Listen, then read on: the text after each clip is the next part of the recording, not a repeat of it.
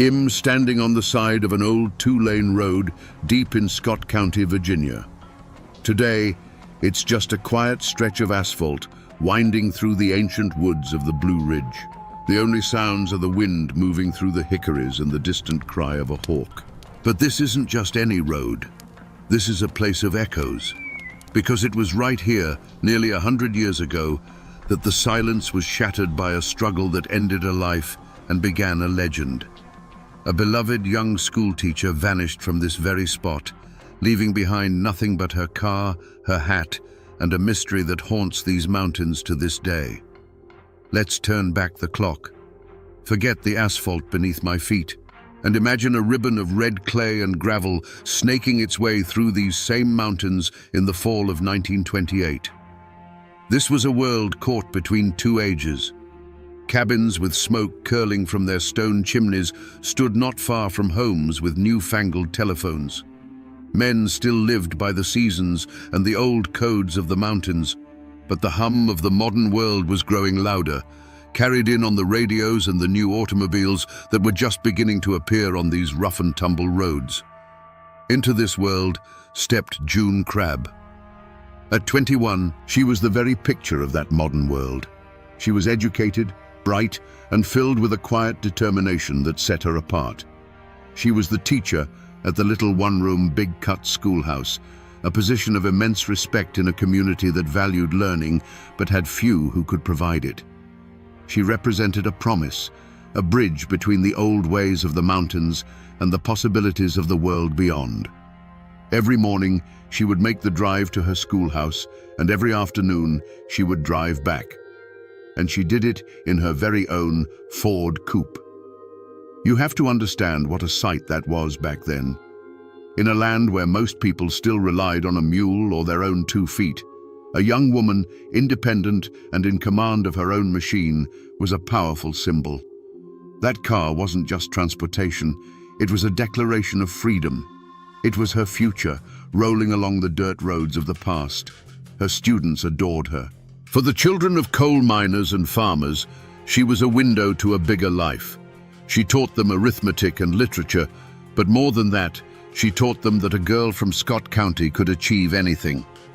At home, she was a beloved daughter. Her family, especially her father, saw in her the fulfillment of a dream, that their children would have more opportunities than they ever did. June Crabb wasn't just a person. She was the pride of her family and a beacon for her community. But this land, for all its beauty, held a deep and abiding sense of isolation. The forests that surrounded these roads were dense and ancient, capable of swallowing any secret. It was a place where everyone knew each other's business, yet the most important things often went unsaid. The very independence that made June a symbol of progress also made her a solitary figure on that lonely drive home, a single point of light traveling through miles of deep, dark woods. On the afternoon of Friday, September 14th, she dismissed her students for the weekend, gathered her books, and started her Ford coupe for a journey she had made countless times before, completely unaware it would be her last. Now, I'm not a detective from 1928. I don't have access to the original evidence bag, but local archives, God bless them, they keep everything. And in the files for this case, there are detailed descriptions and, in some accounts, a grainy photograph of the most important clue found at the scene. It's a simple thing, really. A lady's cloche hat, the kind every fashionable young woman wore in the 1920s. Looking at a picture of it, you can almost feel the felt. It's unassuming, maybe with a small ribbon or a simple pin. But this hat is the key to understanding the first terrifying moments of June's disappearance. Her school books were on the seat, her paycheck was in her purse, but her hat was on the floorboard of the car, reportedly scuffed and slightly crushed, as if it had been knocked from her head in a sudden violent motion. You see, back then, a hat wasn't just an accessory. It was an essential part of a woman's public identity. A respectable young teacher like June would no more leave her car without her hat than she would without her shoes. Its presence on that floorboard was a silent, desperate scream. It told the searchers, and it tells us now, that this wasn't an elopement. This wasn't a young woman running away. She was taken, ripped from her car, fighting for her life. This simple, forgotten object transforms the scene from a mystery into a portrait of violence and raises the chilling question, who in this tight-knit community would dare to lay hands on June Crab? The truth is, the deepest dangers in these mountains rarely come from a faceless stranger passing through. The real threats have names and faces and history. And while the lawmen looked for some wandering tramp, the whispers in the hills told a different story.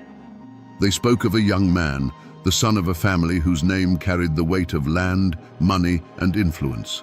A young man who walked through the world as if he owned it, because in many ways he and his family did. He'd taken an interest in June Crab. It was the kind of attention a hawk pays a songbird. He saw her independence not as something to be admired, but as a challenge. He saw her beauty as something he was entitled to. By all accounts, he made his intentions known, expecting her to be flattered by the attention of a man from such a powerful clan. But June Crab was not a prize to be won, and she was not easily intimidated. She turned him down. Politely, the stories say, but with a firmness that left no room for argument. And for a boy raised to believe the world owed him everything, that simple no, delivered in plain sight of the community, was a public slap in the face. It was an insult to his pride, and more importantly, to the pride of his family name. The tension began to simmer then. A resentful stare held a second too long at the town mercantile, a muttered comment about the city girl teacher and her fancy automobile. It wasn't just a personal rejection anymore. To him and to his kin, June Crab and everything she represented, her education, her confidence, her refusal to bow to the old order of things, was a threat. The conflict wasn't over a single word. It was a clash between the old power of blood and land and the new power of a woman's own will. And in the heart of Appalachia in 1928, that was a conflict that could only fester and grow, like a poison ivy vine climbing the side of an old stone wall. These old mountain stories don't live in dusty court records. They live in people. They're passed down from grandmother to granddaughter, whispered over quilting frames and snapping beans on the porch.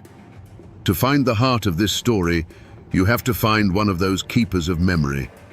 I found one, an elderly woman living in a small white house not 5 miles from where June Crab's car was found. Her mind is as sharp as a newly honed axe, and her great-aunt was one of June's closest friends. She sat me down in her living room, a room filled with the quiet ticking of a grandfather clock and the scent of lemon oil and old wood. She told me the official story of the jilted lover was close, but it missed the most important part. It wasn't just a private rejection. It was a public humiliation, the kind a powerful family in these parts would never, ever forgive. It happened at the church social, just a few weeks before, she said, her voice a soft, papery rustle. The young man from that powerful family, full of corn liquor and arrogance, cornered June by the dessert table. He wasn't asking for her company. He was telling her she would grant it. In front of half the county, he tried to put his hand on her, to claim her like a piece of property. And June, in her quiet, dignified way, moved his hand off her arm and put him in his place. Her great-aunt said she didn't yell or make a scene. She just used words, calm, clear, and sharp as glass. She told him that her time and her person were her own, and not for him to command.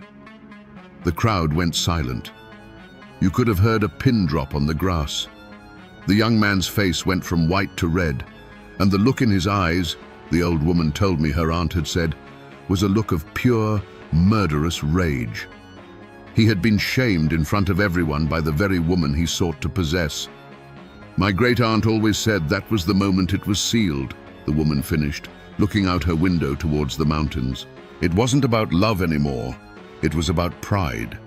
And around here, a man's pride, especially a man from a family like that, well, it's a dangerous and fragile thing. She said his pride had been so badly broken, the only thing that could mend it was to break her. That public shaming at the church social was a lit fuse. For the young man, the laughter he imagined behind cupped hands, the knowing glances exchanged between neighbors, it was all a torment. But for his father, the patriarch of the clan, it was something far worse. It was a stain on the family name, a challenge to the authority they had held in these mountains for generations. In their world, power wasn't just held, it had to be seen to be held. And a young schoolteacher, an outsider in their eyes, had openly defied them and walked away unscathed. Shame in that world was a living thing. It sat at the dinner table with them, a silent, unwanted guest. It followed them into town, and it demanded to be cleansed. The discussions that followed were not about forgiveness or letting things go. They were quiet, cold, and took place in the shadows of the porch after dark. They were discussions of honor, of lessons that needed to be taught. The phrase that would have been repeated in one form or another was simple and deadly. She can't be allowed to get away with that. June likely felt the shift in the air, a friendly nod in town that was no longer offered, the sudden silence that fell when she entered the general store. Friends of her family may have even offered veiled warnings, telling her to be careful on her drive, to not stop for anyone. But June Crabbe was cut from a different cloth. She would not be scared away from her school, from her students, or from her life. She would not let a bully's pride dictate her path. Her courage, the very thing that made her so remarkable, was now painting a target on her back. The decision, when it was finally made, wasn't likely a shouted, furious thing. It was probably a quiet nod between father and son, a confirmation. The goal wasn't just to scare her. That time had passed. The goal was to erase the insult, to reassert their dominance in a way that would be so final, so absolute, that no one would ever dare challenge their family's honor again. They knew her schedule. They knew every curve and hollow of Fincastle Road. They knew the place where the woods grew thickest and the nearest house was miles away. The plan was set. The trap was baited with the mundane routine of a Friday afternoon. The point of no return had been crossed, not in the heat of a public argument, but in the cold, calculated whisper of a family's wounded pride. So I've come back to the spot on Fincastle Road. The modern pavement is a black scar laid over the memory of the old red clay, but the bones of the land haven't changed. And when you stand right here, you understand why they chose this place. The road takes a sharp, blind curve. On one side, the mountain falls away into a steep, wooded ravine. On the other, the forest floor rises up, thick with underbrush and ancient trees that crowd right up to the shoulder. There are no houses, no fields, just the road and the woods. There are no bullet holes in a wall here, no lone chimney standing against the sky. The scars on this landscape are more subtle. They are the tactical advantages of the terrain itself. This blind curve is a natural ambush point, a place where a waiting car could be hidden until the last possible second. The dense wall of trees is a perfect backdrop for a man to step out of, blocking the way. The silence itself is the evidence. Even now, with the world just a few miles away, this spot feels utterly and profoundly isolated. Right here, this patch of gravel on the shoulder of the road. You can almost see the ghosts. You can almost feel the change in the air as a familiar drive home turned into a nightmare. This is where June Crabbe's Ford coupe slowed to a stop. This is where a shadow detached itself from the other shadows of the forest. Each stone on this roadside, each root snaking out from the bank, is a silent testament to the terror of that afternoon. This is the stage, perfectly set for the heart of darkness that was about to unfold. As June rounded that last blind curve, the familiar rhythm of her journey home was broken. Another car, dark and hulking, was stopped sideways, completely blocking the narrow road. It was an unnatural sight, a silent black predator waiting in the path. Her foot moved to the brake, her mind racing through possibilities. Engine trouble, an accident.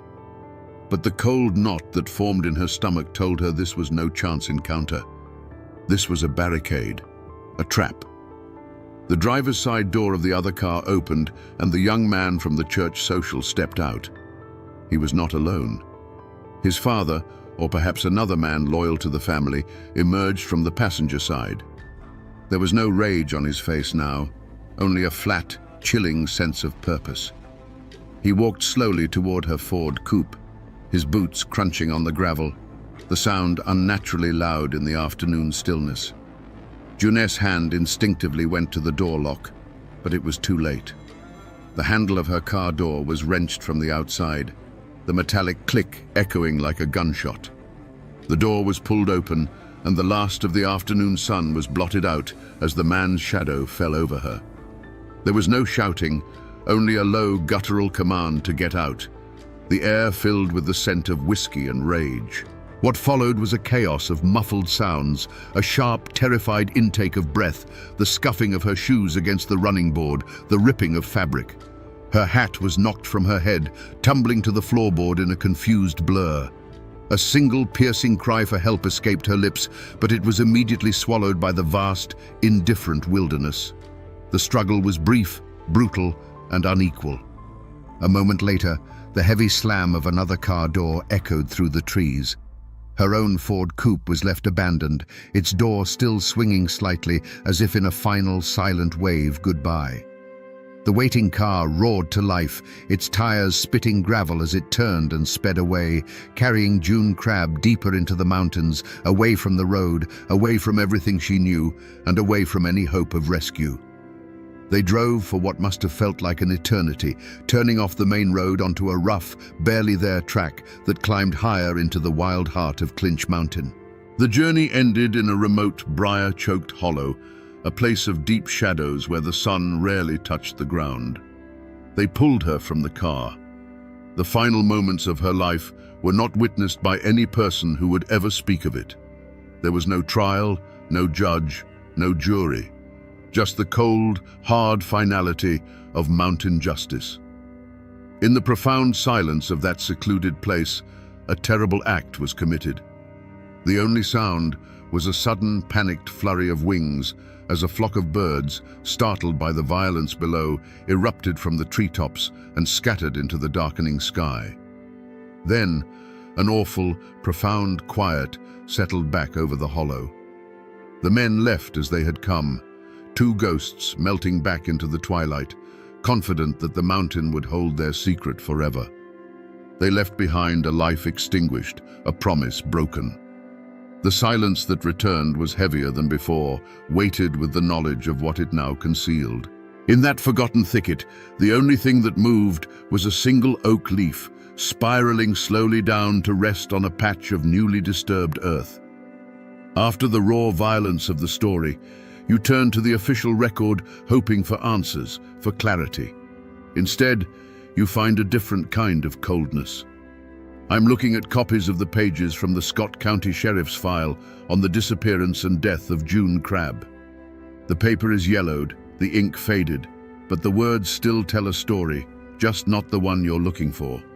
It's a story told in the dry, emotionless language of bureaucracy, a language designed to record facts while stripping them of all their human horror. Take the coroner's inquest, filed after her remains were found. It's a single page. Under cause of death, the report simply states, fractures of the cranium due to blunt force trauma. Just 6 clinical words to describe the brutal end of a vibrant, 21-year-old woman's life. It doesn't mention the lonely hollow, the terror of her final moments, or the year and a half her father spent walking these mountains, praying for a sign. The only humanizing detail is a small note. Remains identified by a gold-filled molar consistent with dental records. A life reduced to a footnote in a ledger. But it's the sheriff's investigative notes that are the most telling, mostly for what they don't say. There are pages and pages detailing the search efforts, listing the names of volunteers and the areas they covered. There are dozens of dead-end leads scribbled down, reports of a suspicious-looking tramp seen miles away, a vague tip about a car from Tennessee. The official narrative being built on these pages is clear. This was the work of a phantom, An outsider who drifted in, did this terrible thing, and vanished. Yet as you read through the file, a glaring omission becomes a roar. The name of the powerful local family, the name everyone in the county was whispering, appears nowhere in these pages. Not once. There's no record of the son being questioned, no mention of the public incident at the church social. The official record is a perfect portrait of a blind eye being turned. It's a meticulously crafted document that leads everywhere except to the one place everyone knew to look. These papers aren't evidence of a failed investigation. They are the evidence of a successful and chillingly effective cover-up. In the weeks and months that followed June's disappearance, the mountains swarmed with men. It was a manhunt of epic proportions, a genuine outpouring of a community's grief and rage. Thousands of volunteers, their faces grim and determined, beat the bushes from sunup to sundown. They were honest, hard-working men, searching for a beloved teacher, hoping to bring a killer to justice. But the official arm of the law, the sheriff and his deputies, seemed to be working from a different map. While the volunteers combed the hollows near Fincastle Road, the sheriff was busy chasing phantoms. Every report of a stranger, a vagrant, or a man with an out-of-state accent was treated as a major lead. Posses were dispatched on wild goose chases, riding 20 miles in the wrong direction to question some poor, itinerant worker who couldn't have possibly been involved. They created a grand spectacle of a law enforcement agency working tirelessly to hunt down an outside evil. It was a brilliant piece of theater. It kept the community busy and directed the collective anger safely away from anyone with a powerful local name.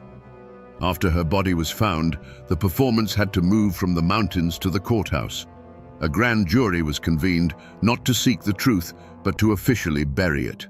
For days, witnesses were brought in, but they were the ones who had seen a suspicious tramp near the railroad tracks or an unfamiliar car on a distant road. The people who had been at the church social, the ones who had seen the public confrontation and the look of murderous rage on the young man's face, were never called to testify. The questions were carefully chosen, the path of inquiry meticulously routed around the truth. The verdict wasn't delivered in a packed courtroom by a jury foreman. It was delivered on the courthouse steps by the county prosecutor, a man who knew which families buttered his bread. He stood before the small crowd of reporters and heartbroken townspeople, his face a perfect mask of solemn regret. He announced that after an exhaustive investigation, the grand jury had found insufficient evidence to issue an indictment. He spoke of trails gone cold and the tragic reality of motiveless, random violence. With those few legal phrases, the case was officially closed. Justice had not been blind. It had been deliberately blindfolded. The law had pursued its course, but it was a course designed to lead to a dead end. As the crowd dispersed in a quiet, defeated murmur, the men from the powerful family, who had been watching from the back, could turn and walk away. The hunt was over. The law had pursued its quarry, and in the end had declared the monster to be a ghost, allowing the real flesh-and-blood killer to retreat back into the safety of the shadows, protected by a wall of money, power, and fear. Every story eventually ends in a quiet place like this. Him standing in an old church graveyard on a hill overlooking the valley, where the wind whispers through cedar trees, and the only sound is the crunch of my boots on fallen leaves. Most of the headstones are old, tilting, and covered in a soft green carpet of moss. But June Crabb's grave is not hard to find. Her family and those who remembered tended to it for years. It's a simple, modest stone with a small carved lamb at the top, a symbol of innocence. The dates carved into the weathered marble tell the whole tragic story.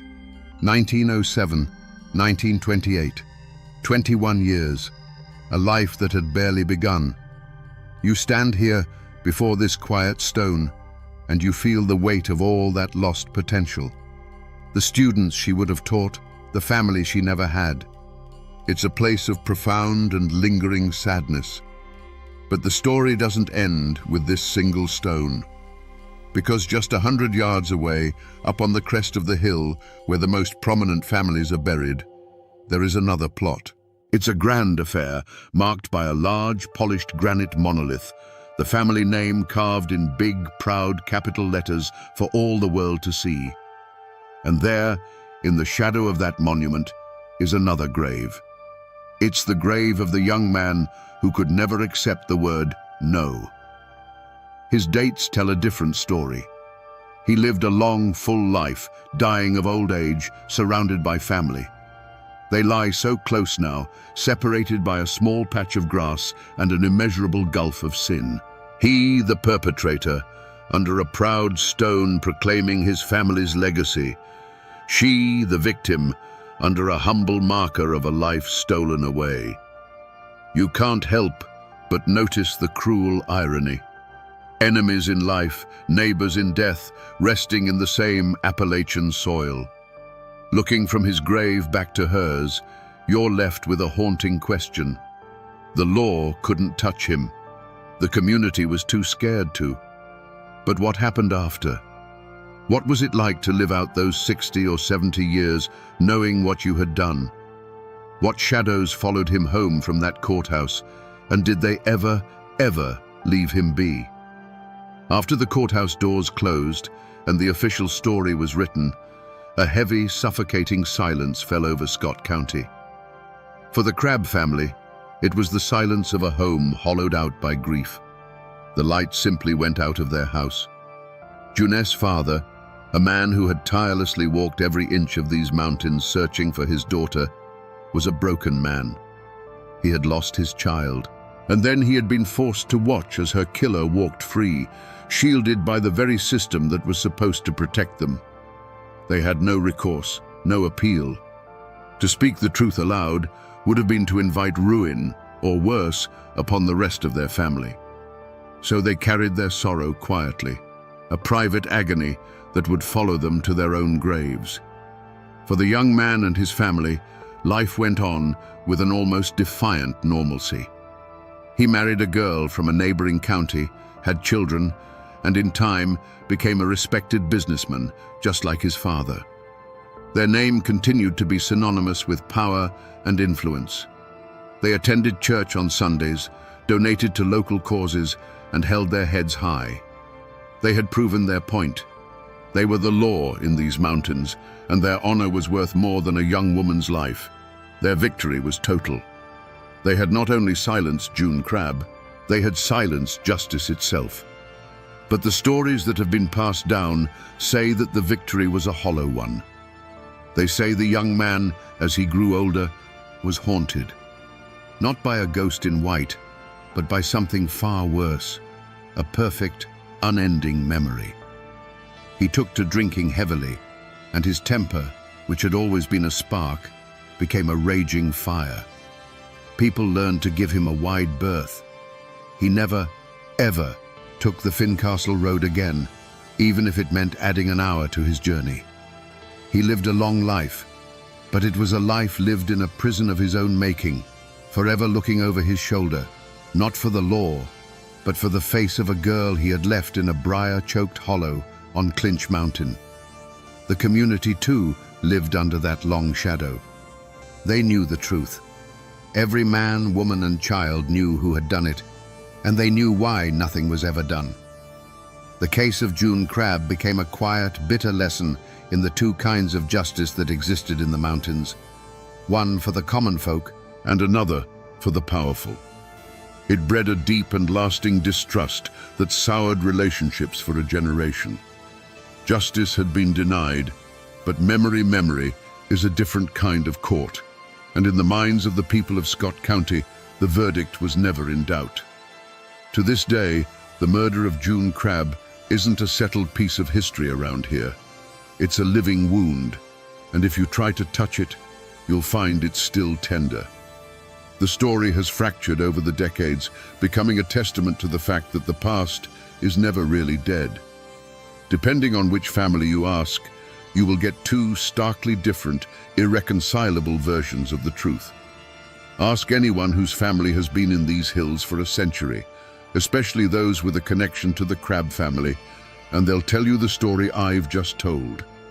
They'll speak of June as a bright light, a symbol of innocence who was sacrificed on the altar of a powerful family's pride. To them, the case is a defining local tragedy, a story of an unforgivable crime compounded by an unforgivable cover-up. It is a cautionary tale about how money and influence can poison the very soul of a community and place a family above the law. In this version, the guilt is absolute, the injustice is clear, and the memory of June is that of a martyr. But there are still a few who hold to a different telling.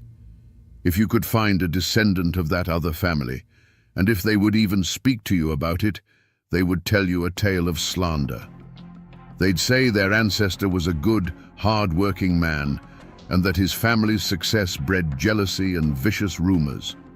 They would dismiss the story of the church social as malicious gossip, a tale spun by lesser men to tear down their betters. They would point to the official record, to the sheriff's tireless hunt for a nameless tramp, as the real truth. In their version, their family is the victim, unfairly maligned for generations by a lie that took root and grew into an unkillable weed. And there you have it. Two stories, two histories, occupying the same small patch of earth. One is a story of absolute guilt, preserved in the whispers of generations of ordinary people. The other is a story of absolute innocence, preserved by a family's defiant pride and backed by the clean, empty pages of the official record. The real, objective truth of what happened in that hollow probably died with the last person who was there. What we're left with are conflicting legacies. It's no longer just a question of what happened. It's a question of who you believe, and the answer says as much about you as it does about the past. When official justice fails in a place this isolated, the people find their own way to keep the truth alive. The story doesn't die. It just changes form. It escapes the dry, dusty pages of the official record and seeps into the local folklore. The hard edges of fact begin to soften and blur, and slowly, surely, a true crime story transforms into a full-blown Appalachian legend. Ask around today about June Crab, and some of the old-timers will tell you about the ghost of Fincastle Road. They say if you drive that lonely stretch of pavement late on a September evening, just as the fog is starting to settle in the hollows, you should watch the shoulder of the road carefully. They say you might see her, a figure in a simple dress, her face pale in the headlights, forever walking that final mile, trying to get home. Some even claim to have heard a single terrified cry carried on the wind, a sound that the mountains swallowed once and have been echoing ever since. But more than just a ghost story, her tragedy became a cautionary tale, a lesson whispered from mothers to daughters for generations. Her name became a warning about the dangers that can hide behind a neighbor's smile, a warning about the deadly fragility of a powerful man's pride. Her murder was no longer just a singular event. It was a living piece of folklore, a map of the hidden dangers that lay beneath the serene surface of their world, a brutal reminder that civilization is sometimes just a thin veneer stretched over something much older and wilder. This is the final stage of a story's life. It's how a community holds on to a truth that was officially denied. They turn the unbearable facts of history into the enduring power of a legend. The names of the guilty men might be spoken only in hushed tones, but the spirit of the story, the ghost of it, remains forever a part of the landscape, a permanent chill in the air on an otherwise quiet country road. So we find ourselves back where we started, on the side of this quiet, lonely road. The sun is lower now, casting long shadows that stretch across the asphalt like dark fingers. But it's not the same place it was when we began this journey.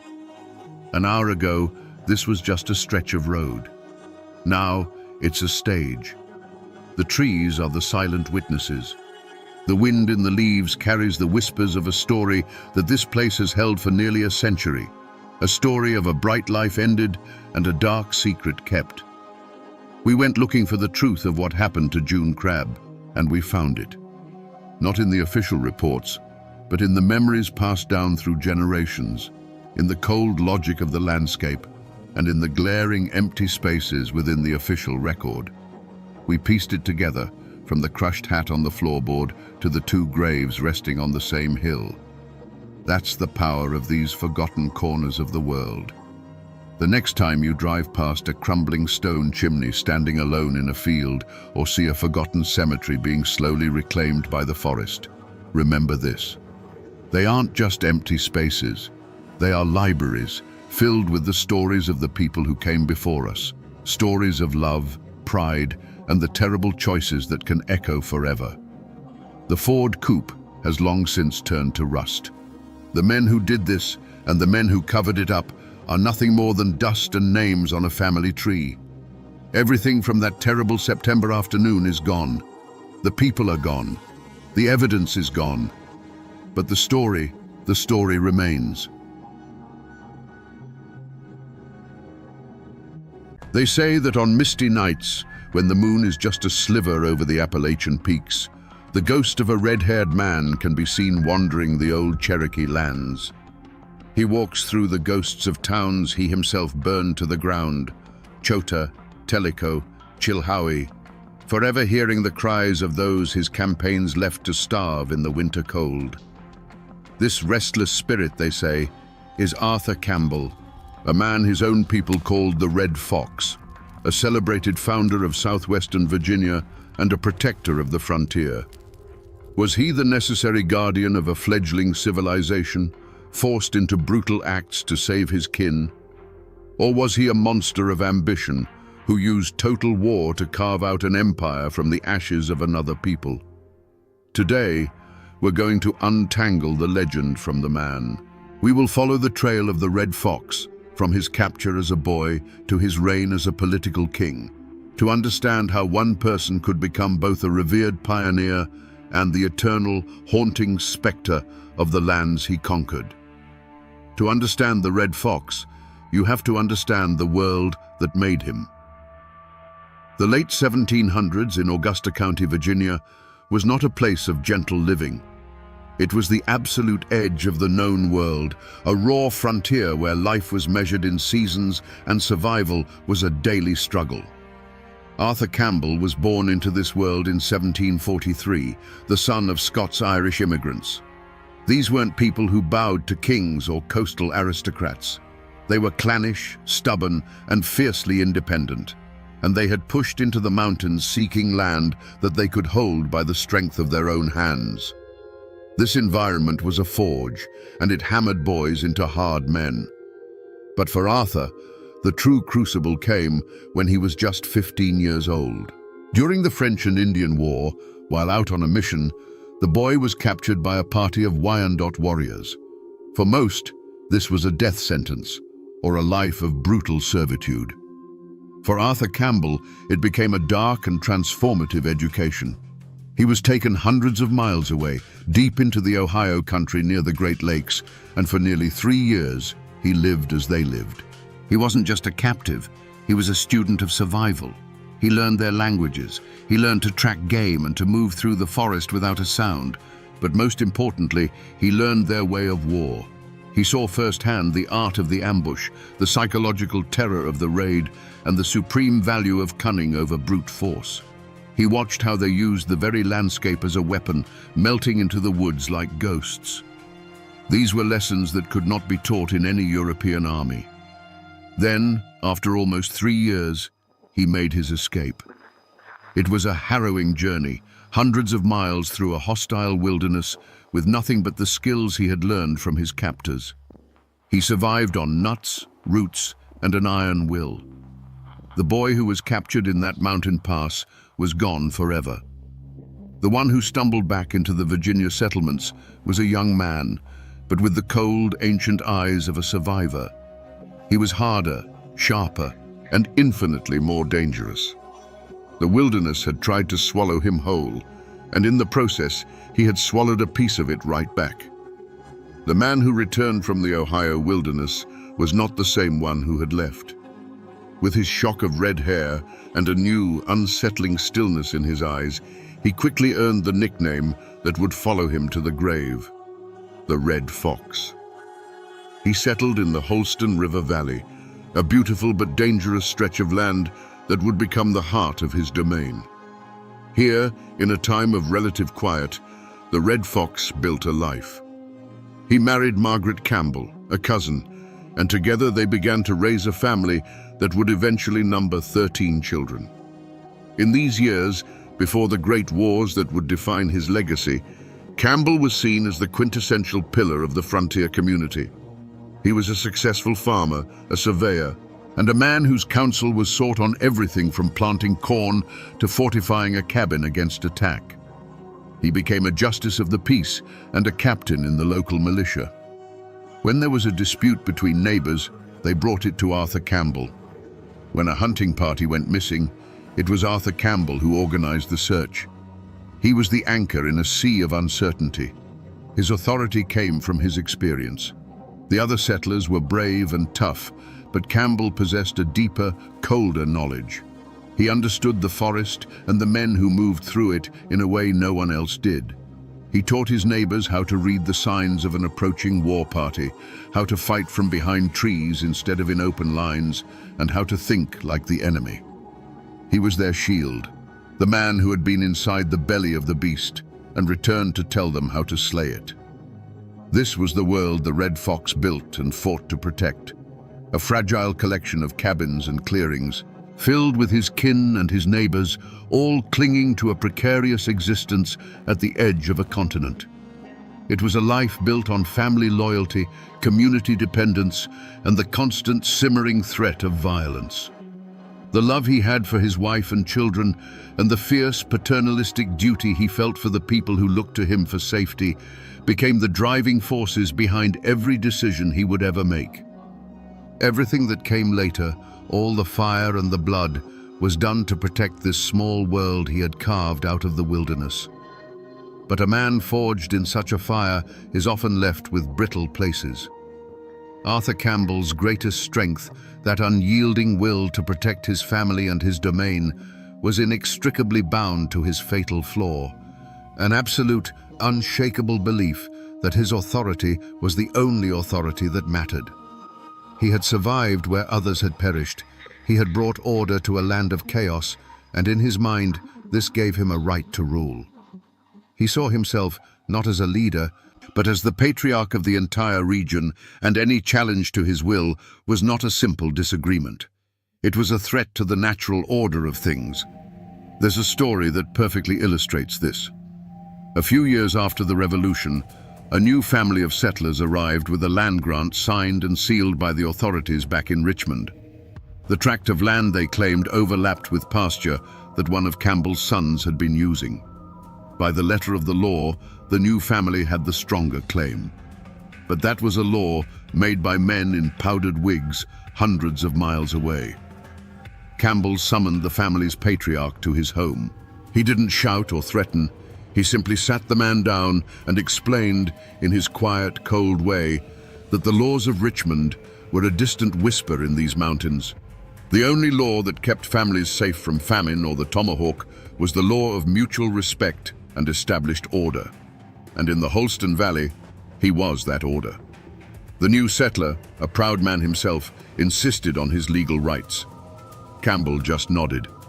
Within a week, the man found no one would trade with him at the local mill. His neighbors, loyal to Campbell, suddenly became distant and cold. When one of his cattle went missing, the search party Campbell organized found no trace of it. There was no violence, no open threat, just a slow, suffocating isolation. The family was gone within the month, their legal grant worthless against the silent, absolute power of the Red Fox. For Campbell, this wasn't about a piece of pasture land, it was about precedent. He believed that compromise was weakness, and weakness invited chaos. He could not bend, he could not yield, because to do so would be to admit that some other power, be it the government in Richmond or a rival on the frontier, had a say in the survival of his people. His authority had to be as solid and immovable as the mountains themselves. This towering pride, this inability to brook any rival or share any power, was the crack in his armor. It had served him well when crushing the will of his enemies or intimidating a lone settler. But it was a flaw that was bound to lead him into a conflict he couldn't control with a quiet word or a silent shunning. It would eventually put him face to face with men as proud and as stubborn as himself, and in the unforgiving calculus of the frontier, such a collision could only be settled with fire and blood. The ink on the treaty that ended the revolution was barely dry, but peace never lasts long in the mountains. The new conflict, however, wouldn't be fought with tomahawks and rifles, but with petitions, politics, and the threat of civil war.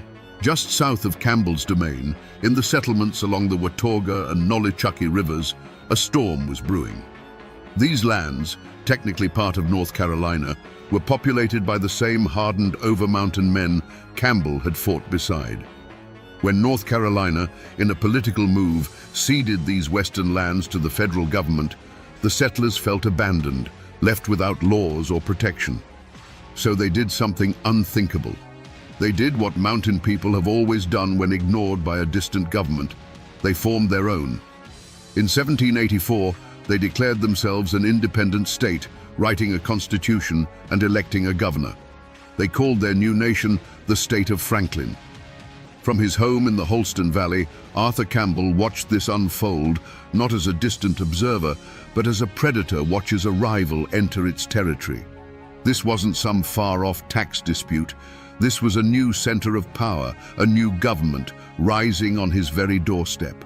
For a man whose entire identity was built on being the supreme, unchallenged authority of his region, this was the ultimate affront. The existence of Franklin, led by the popular war hero John Sevier, was a direct challenge to his throne. It siphoned away influence, it offered an alternative to his leadership, and it threatened to make him a secondary figure in the story of the West. It violated the core principle of his being, that in these mountains, his will was law. This new state was a living, breathing rejection of that idea. Campbell's reaction was immediate and visceral, but it wasn't born of simple anger. It was born of pure, cold ambition. A lesser man might have sided with Virginia and tried to crush the upstart state. But the Red Fox saw a different path. His fatal flaw, his absolute belief in his own authority, saw this not as a threat to be destroyed, but as an opportunity to be seized. If there was going to be a new kingdom on the frontier, he would not be its neighbor. He would be its king. He made a fateful choice. He began to scheme, using his vast influence to convince the citizens of his own Washington County, Virginia, to secede from their state and join the state of Franklin. It was a breathtaking act of treason. He was willing to betray the Commonwealth he served, to risk being hanged as a traitor, all for the chance to absorb this new rival power and weld it into a larger domain under his control. This was the point of no return. He had looked upon the challenge to his authority and, driven by his unyielding pride, decided not just to meet it, but to escalate it into an all-or-nothing gamble for absolute power. News of Arthur Campbell's treasonous scheme traveled fast, like a fire in the dry grass of autumn. It didn't take long for it to reach the capital in Richmond and the ears of a man who knew a thing or two about rebellion, Governor Patrick Henry. The governor's response was swift, a letter that was both a velvet glove and an iron fist. He praised Campbell for his past service to Virginia, acknowledging him as a hero of the Revolution. But he also demanded, in no uncertain terms, an explanation for the rumors of secession. It was a calculated move, a political off-ramp offered by one of the most powerful men in the country. It was a chance for the Red Fox to bow, to claim it was all a misunderstanding, and to pull back from the brink without losing face. But Arthur Campbell did not see a lifeline. He saw an insult. Who was Patrick Henry, a man of speeches and cities, to tell him how to govern his mountains? Campbell replied with a letter of his own, a masterpiece of political deflection. He assured the governor of his loyalty to Virginia, while simultaneously arguing for the natural right of frontier people to determine their own governance. He was playing a dangerous double game, trying to placate Richmond with words while continuing his secessionist machinations in secret. He was convinced that the state government was too weak and too distant to stop him. His pride blinded him to the reality that he was no longer fighting a disorganized tribe or a local rival. He was challenging the authority of a sovereign state. The warnings didn't just come from Richmond. They came from his own people, from the men who had stood with him at Point Pleasant and shivered through the winter campaigns against the Cherokee. Old allies, men whose loyalty he had never had to question, came to him privately. They spoke not of treason, but of practicality. They warned him that he was splitting the county, pitting families against each other who had once stood united against a common foe. They begged him to reconsider, to find a compromise, to not tear apart the very community he had built with his own hands. Campbell heard their words not as the counsel of friends, but as the whispers of cowards. He saw their caution as a betrayal of the bold, frontier spirit that had won them this land in the first place. He dismissed their concerns, sometimes with a cold stare, sometimes with a sharp reminder of who had led them through the darkest days. Each time an old friend urged him to step back, Campbell pushed them away, convinced they had lost their nerve.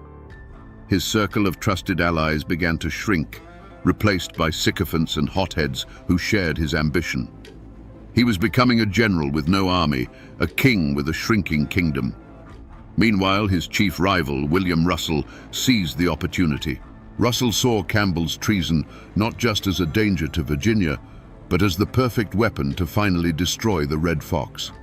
He became the leader of the Loyalist faction in Washington County, organizing opposition, holding his own militia musters, and sending a steady stream of reports to Governor Henry, detailing Campbell's every move. The political feud had now escalated into a Cold War fought in the cabins and courtrooms of the Holston Valley. Every choice Campbell made to further his secessionist plot only strengthened Russell's hand and drove a deeper wedge into the heart of the community. The Red Fox was walking a path of his own making, and it was narrowing with every stubborn step. A violent collision was no longer a possibility. It was a certainty. The Holston Valley had become a powder keg, and everyone could smell the fuse. Militias were drilling on both sides, the Loyalists under William Russell on one green, and Campbell's secessionists on another. Old friends now crossed the road to avoid each other's gaze. Families were split down the middle. The air was thick with the tension of impending civil war. It was in this moment, with the region teetering on the brink of bloodshed, that Arthur Campbell was given one last clear chance to choose a different path. And it came not from a governor or a rival, but from the one person who knew the man behind the legend. One evening, as he sat alone by the fire, poring over maps and lists of men loyal to his cause, his wife Margaret came to him. She was a strong frontier woman, no stranger to hardship or danger, but he could see a profound weariness in her eyes. She carried no political arguments or legal warnings. She carried the weight of their world. She sat beside him and spoke quietly of the fear she saw growing in the community. She told him of the women who stopped her by the creek, asking if it was true that their husbands and sons would soon have to fight their own neighbors. She didn't speak of Virginia or the state of Franklin. She spoke of their own home, of their own children.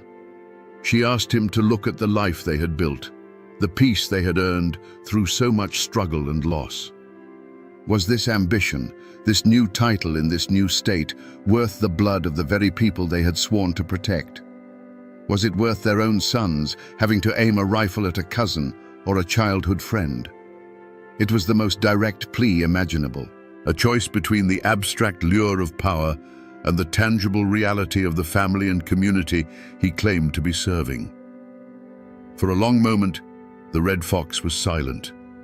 The firelight played across his face, and in the shifting shadows, one could almost see the war raging within him. He looked at his wife, the mother of his children, the woman who had stood by him through everything. He saw the truth in her words. He saw the precipice, the dark chasm of violence that lay just one step ahead. He could pull back. He could send a rider to Russell, call a truce, and begin the hard work of mending what he had broken. He could choose his family over his pride. But then his eyes hardened. To back down now, after going so far, felt like the ultimate defeat. He pictured William Russell's smug satisfaction. He pictured his authority, the very foundation of his identity, crumbling to dust. In his mind, retreat was not a path to peace. It was an invitation for his enemies to destroy him utterly. He turned to Margaret, and the warmth had gone from his voice. "Peace is bought with strength, Margaret," he said, his tone leaving no room for argument. "To show weakness now is to lose everything we have ever fought for." With that, he turned back to his maps. The final crossroads had been reached, and Arthur Campbell had consciously, deliberately, chosen the road to war. The day of the reckoning arrived with the cold bite of a late autumn wind. It was court day in Washington County, the one time when all factions were forced to converge on a single point. But this was no day for civil discourse. Two armed camps had formed on the green outside the small log courthouse. On one side stood William Russell and the Virginia Loyalists, a grim line of farmers and militiamen. On the other, his face as hard and unforgiving as the mountains behind him, was Arthur Campbell and his secessionists. The two groups stared at each other across 100 yards of frozen mud, a space that felt as wide and as deep as a grave. The tension was a living thing, a coiled snake in the center of the green. Men clutched their long rifles, their knuckles white. Words were exchanged, first as low mutters, then as angry shouts that were snatched away by the wind. The final spark came when William Russell, determined to assert the authority of Virginia, took a deliberate step toward the courthouse door, his hand raised. He declared Campbell's assembly illegal and ordered the men to disperse in the name of the Commonwealth. For the Red Fox, this was the ultimate challenge, a public stripping of his power, an act he could not possibly tolerate. In that instant, the world seemed to narrow for Arthur Campbell. The shouting, the wind, the faces of his own men, it all faded into a dull roar. The only thing he could see with perfect clarity was William Russell, his rival, the one man who stood between him and absolute control. The sun glinted off the barrel of a rifle somewhere to his left. He felt the familiar cold weight of the horse pistol tucked in his belt, his hand moving toward it with a will of its own, a lifetime of frontier instinct taking over. He had made his decision weeks ago, in the quiet of his own home. This was just the echo. A single sharp report cracked the cold air and the world erupted. It wasn't a battle, it was a chaotic close-quarters brawl of smoke and thunder. Flashes of orange powder burst from the two lines as a ragged volley was exchanged. Men didn't charge so much as stumble forward, the roar of muskets and pistols deafening. Through the swirling, acrid smoke, Campbell saw only one thing. Russell, his face a mask of fury, trying to bring order to his panicked men. The two leaders locked eyes across the maelstrom. For a frozen moment, the entire conflict, the struggle for the soul of the frontier, was reduced to these two men. Their hands moved in a blur of practiced motion. A final deafening shot echoed off the log walls of the courthouse, louder and more final than all the others. The argument that had torn a county in two, that had pitted neighbor against neighbor and brother against brother, was suddenly, permanently over. A chilling, unnatural silence fell over the courthouse green, broken only by the moaning of the wind and the groans of a few wounded men. The powder smoke, thick and grey like a mountain fog, began to slowly clear, revealing the terrible tableau. Men from both sides stood frozen, their weapons half lowered, staring in shock not at an enemy, but at the undeniable consequences of their own rage. Arthur Campbell stood alone in the center of it all. He slowly lowered his pistol, the barrel still smoking in the frigid air. He had won. The challenge to his authority had been met and utterly vanquished. But as he looked out at the wreckage of his community, at the faces of men he had known his entire life, now twisted in horror and grief, there was no triumph in his gaze. There was only the cold, empty silence of a king who had just burned his own kingdom to secure his throne. The sharp crack of the final shot was followed by a silence so deep it felt like the world was holding its breath. For a long moment, no one moved. The men on the courthouse green, friends and enemies alike, stood like statues of clay, their faces blank with shock. The Red Fox stood at the center of this frozen tableau, the smoking pistol still heavy in his hand. There was no look of triumph on his face, no flicker of rage or regret. There was only a cold, profound emptiness. The metallic taste of gun smoke filled his mouth. The problem of William Russell had been solved. His instincts, honed over decades of survival, took over. He did not run. He did not surrender. To do either would be to admit he had done something wrong, and in his mind, he had simply restored order.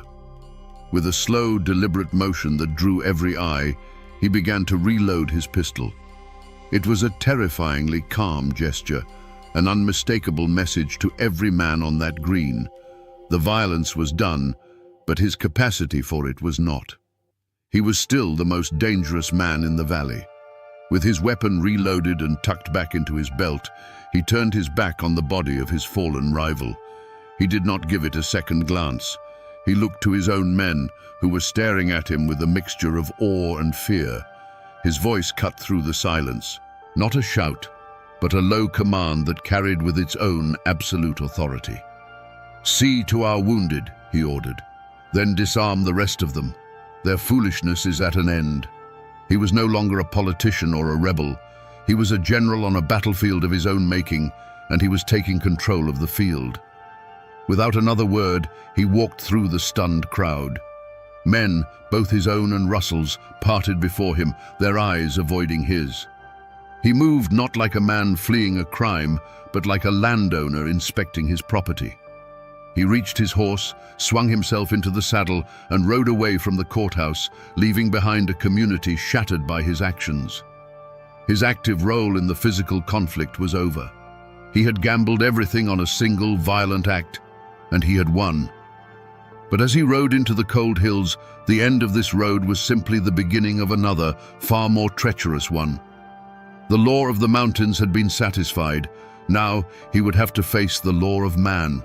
The echo of that final gunshot on the courthouse green did not fade. It settled into the soil of Washington County like a poison, contaminating everything it touched. The single act of violence didn't end the conflict. It transformed a political dispute into a blood feud, a wound that would never properly heal. The men who had faced off against each other went home that day, but they did not go home to peace. They carried the ghost of the confrontation with them, and it sat at their dinner tables and whispered to them in their sleep. For the family of William Russell, the world had been turned upside down. They were now a family without a patriarch, their name forever linked to a public violent death at the hands of their greatest rival.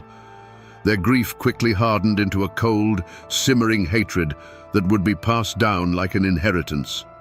Every Campbell they saw, every mention of the Red Fox name, was a fresh twist of the knife. Their honor demanded a balancing of the scales, a debt that they would wait years, even generations, to collect if they had to. But the wreckage was not confined to one side. Arthur Campbell had won the field, but in doing so, he had isolated his own family. They were now the clan of the killer. Respect was replaced by fear, and friendship was replaced by a cautious, resentful distance. His wife, Margaret, now had to live the very nightmare she had foreseen, facing the accusing eyes of her neighbors, her children growing up under the shadow of their father's violent legacy. They were safe, yes, but they were surrounded by a wall of silent condemnation built by their father's own hands. The grand political dream of secession was dead, drowned in the blood on the courthouse lawn. The state of Franklin, seeing the fratricidal violence Campbell's ambition had unleashed, wanted no part of Washington County. Campbell had broken his own community for a prize that no longer existed. The energy of the frontier, once directed outward against the wilderness and external threats, was now turned inward. The project of building a civilization ground to a halt, consumed by suspicion and bitterness. The tragedy of that day wasn't just the death of one man, it was the death of trust. The Red Fox, in his obsessive quest to protect his community's order, had shattered its soul. The news of William Russell's death and the armed insurrection at the courthouse galloped all the way to Richmond. And this time, Governor Patrick Henry could not respond with a mere letter. The Commonwealth of Virginia had been openly defied, its authority challenged by one of its own. A charge of murder was drawn up against Arthur Campbell, and the slow, heavy machinery of the law began to grind its way toward the mountains. But this would be no ordinary trial. It was a clash of two worlds, set to play out in the very log courthouse where the blood had been spilled. The trial was a spectacle of tension. On one side stood the prosecutor from Richmond, a man of books and statutes, who spoke of malice aforethought and seditious conspiracy. He laid out a clear, legalistic case. Arthur Campbell, in his lust for power, had raised a private army, defied the state, and murdered its loyal representative. To the world outside the mountains, the case was open and shut. But the prosecutor wasn't speaking to the world. He was speaking to a jury of 12 grim-faced frontiersmen, men who had known both Campbell and Russell their entire lives. When Arthur Campbell spoke in his own defense, he did not plead or make excuses. He stood before the jury not as a criminal, but as their patriarch, their war leader, explaining a difficult but necessary decision. He didn't speak the language of the law, he spoke the language of the mountains. He argued that William Russell's actions were a direct threat to the stability and survival of their entire community. He wasn't just a political opponent, he was an agent of chaos. In the unwritten, brutal constitution of the frontier, a direct challenge to the established leader in a time of crisis was a declaration of war. He framed his act not as murder, but as a battlefield necessity, the regrettable but unavoidable removal of a threat to prevent a wider, bloodier conflict. He looked into the eyes of the jurors, many of whom he had led through fire and snow, and silently asked them, "Which law do you truly live by? Theirs or ours?" The community, and the jury with it, was ripped in two. The Russell clan and their allies saw a cold-blooded murderer on trial and demanded the gallows. But many more saw something else. They saw the Red Fox, the man who had kept their families safe for decades, being judged by a distant, alien set of rules that didn't understand their world. The jurors were caught in an impossible position. To convict Campbell would be to defy the most powerful man they had ever known, a man whose clan could make their lives a living hell. To acquit him would be to sanction a killing and invite the eternal vengeance of the Russell family. In the end, after a tense deliberation, the verdict was read in the silent, crowded courtroom. Not guilty. A gasp went through the room, a mixture of outrage from one side and profound, grim relief from the other. Arthur Campbell simply nodded, his expression unchanging, and walked out a free man. But was justice served? Not by any modern standard. The verdict was not a statement of innocence, it was a verdict of fear and loyalty. It was a declaration that in the Holston River Valley, the law of Virginia was merely a suggestion. The true law was the will of the Red Fox. The court had washed its hands of the matter, but in doing so, it had left the blood debt unpaid, leaving it to fester in the shadows, waiting for a different kind of judgment. William Russell's story, of course, ended on that frozen patch of ground outside the courthouse. He paid the ultimate price in his feud with the Red Fox, his life cut short by a pistol ball. But it would be a mistake to remember him as a simple martyr, a righteous man cut down by an unhinged villain. The truth, as it always is in the mountains, is far more complicated. Russell was no saint. He was a formidable rival, cut from the same hard, ambitious cloth as Campbell himself. Their feud was a clash of two mountain lions fighting for the same territory. When Campbell began his treasonous plot, Russell didn't just see a threat to Virginia. He saw his ultimate opportunity to finally break the Red Fox's power. He was not just a patriot defending his state. He was a political predator moving in for the kill. And in a bitter twist of frontier justice, William Russell achieved in death what he could not guarantee in life. His violent, public end became a symbol of Campbell's tyrannical overreach. The sheer brutality of the act horrified the very people Campbell was trying to lead. Any romantic notions of creating a new frontier republic were washed away in the blood of a neighbor. The state of Franklin, witnessing the fratricidal chaos, recoiled from the idea of admitting Campbell's fractured county into their union. The secession movement died right there on the courthouse green alongside the man who had opposed it. So, who truly won that day? Arthur Campbell walked away a free man, but his grand political scheme was left in ashes, and his reputation was forever stained with a kinsman's blood. He had won the personal duel, but lost the political war. William Russell lay in a cold grave, but his cause, the cause of keeping Washington County tethered to Virginia, had triumphed. His death ensured the very outcome he had fought for. It was a messy, unsatisfying, and tragic end for both men, proving that on the frontier, sometimes even the victor loses everything that matters. Arthur Campbell lived for another 2 decades after the trial, a wealthy and powerful old man who died in his bed in 1811. He was, by all accounts, a success. He had built a dynasty, amassed a fortune in land, and outlived nearly all his enemies. But the victory he had secured on the courthouse green was a bitter one, and its poison seeped into the long years that followed. He was no longer the beloved patriarch of the Holston Valley. He was its feared and isolated king, ruling over a kingdom of silent resentment. The community did what mountain communities always do after a deep trauma. They buried it under a blanket of silence. The courthouse shooting was not spoken of in public. It became a dark secret that everyone knew, but no one acknowledged. A ghost at every wedding and funeral. People had to live together, to raise barns and fight fires side by side, so they forced a fragile peace. But the trust was gone. The old bonds of unquestioning loyalty had been severed, and in their place grew a quiet, watchful suspicion. The legacy of that day was carried most heavily by the next generation.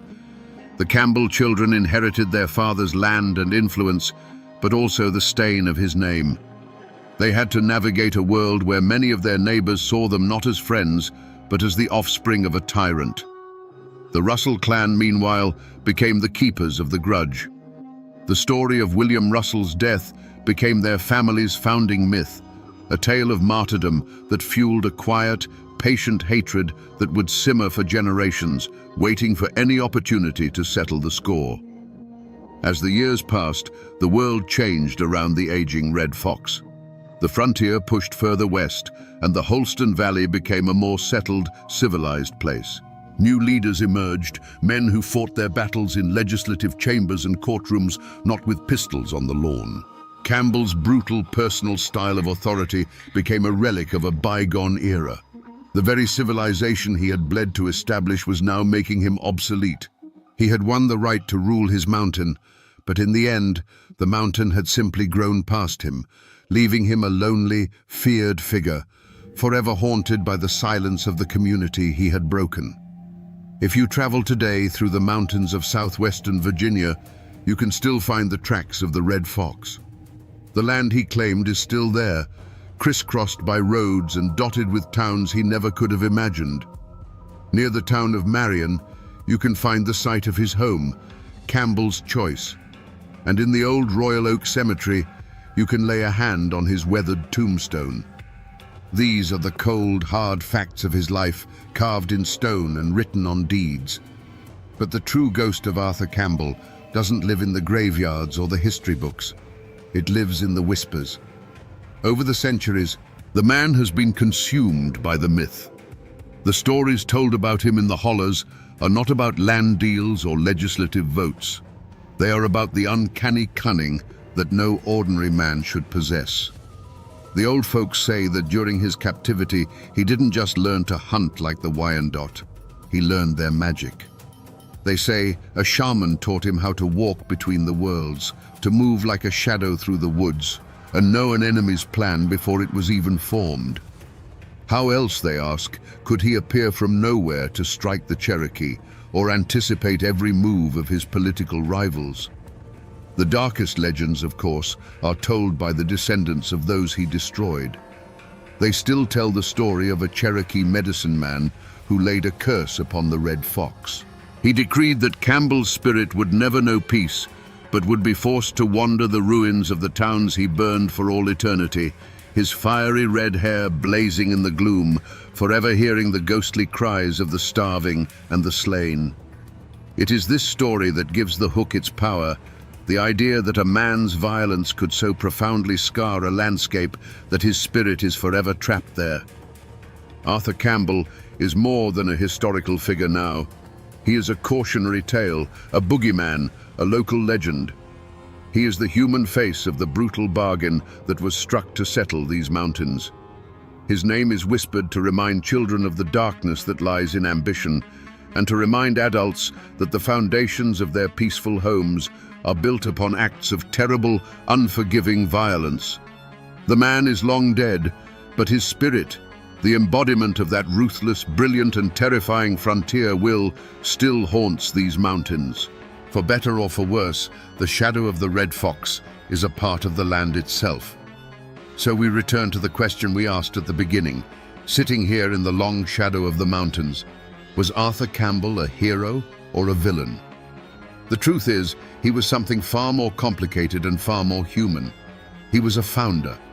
He was one of those hard, uncompromising men who carved a civilization out of a wilderness. Such work is never clean. To his people, he was a shield. To the Cherokee, he was a specter of destruction. To his rivals, he was a tyrant.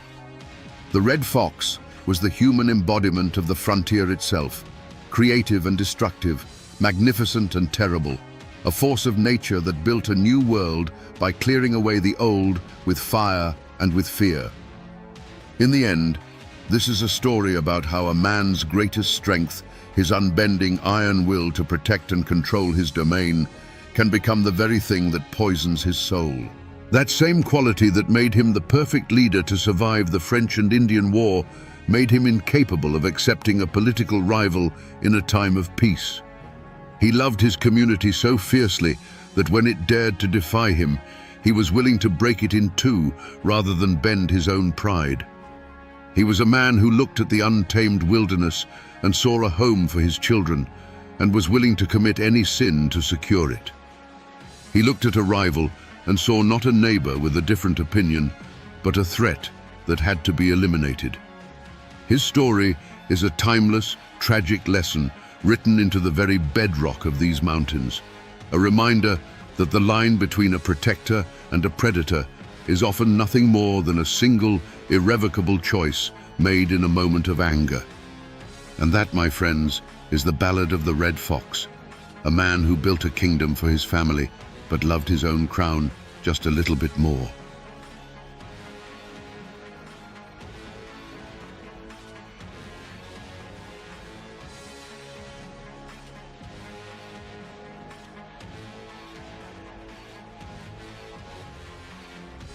The judge pronounced the sentence, 1 year in the county jail. A dead silence fell over the packed Virginia courthouse. Then, the patriarch of the most powerful clan in these mountains, Floyd Allen, rose to his feet. His eyes blazed as he uttered the words that would become a signal for slaughter. "Gentlemen, I ain't a-goin'." A split second later, the courtroom exploded in a firestorm of bullets. When the gun smoke cleared, the judge, the sheriff, and the prosecutor lay dead. The newspapers called it an act of savage barbarism. But was it a cold-blooded ambush, or the last desperate stand of a man defending his honor? Today, we will try to find the truth behind the 90 seconds of hell that forever scarred these mountains. To understand the blood that was spilled, you first have to understand the world that was about to be lost. This was Hillsville, Virginia, at the dawn of the 20th century. Tucked deep in the Blue Ridge Mountains, this wasn't just a town, it was a fortress of tradition, a kingdom unto itself. Here, the hollows held the morning mist like secrets, and the rugged peaks stood as silent guardians against a world that was changing too fast. This was a land governed not by laws written on paper in some distant capital, but by the unwritten code of the mountains. The people here were cut from a different cloth. They were the descendants of Scottish-Irish settlers, a folk as hard and unyielding as the rock beneath their feet. They were fiercely independent, deeply suspicious of outsiders, especially the Flatlanders and their government. For them, the ultimate authority wasn't a judge or a sheriff, it was the family, the clan. Loyalty was the highest virtue, and honor was a currency more valuable than gold. An insult to one was an insult to all, and a man was expected to defend his name with a steady hand and a loaded gun. And in this world of shadow and stone, no clan cast a longer shadow than the Allans. They were the embodiment of the mountain spirit, powerful, proud, and absolutely uncompromising. They weren't just a family, they were a force of nature, with dozens of kin and supporters who looked to them for leadership, protection, and justice. When the Allans spoke, Carroll County listened. At their head stood the patriarch, 56-year-old Floyd Allen. Don't picture some simple farmer. Floyd was a titan of the mountains, a wealthy landowner, a savvy businessman who owned a general store and a sawmill. He was known for his immense strength, his quick temper, and a will made of iron. He never backed down from a fight, and he never broke a promise. To the people of Carroll County, he was more than a man. He was their king. The Allans lived by a simple, terrifying creed, an oath that was whispered with a mix of fear and admiration across the county. It was the foundation of their power and the very core of their identity. No Allan will ever go to jail. This wasn't just a boast. It was a declaration of sovereignty, a promise that they would answer to their own code of honor before they ever answered to the laws of the Flatlanders. But the outside world, with its telegraphs, its railroads, and its centralized government, was creeping closer. The authority of the state was pressing in on this isolated kingdom, seeking to replace the ancient law of the clan with the modern law of the land. The world of the Allans and the world of Judge Thornton Massey were two massive millstones, grinding slowly, inevitably, toward each other. It was only a matter of time before someone got crushed between them. Great tragedies often begin with the smallest of things, a spark in a tinder-dry forest. For the Allans, that spark was a clumsy gesture at a local corn festival. Floyd's young nephew, Wesley Edwards, tried to kiss a girl. It was a foolish, youthful act, but in the mountains, where a woman's honor is fiercely guarded, it was a profound offense.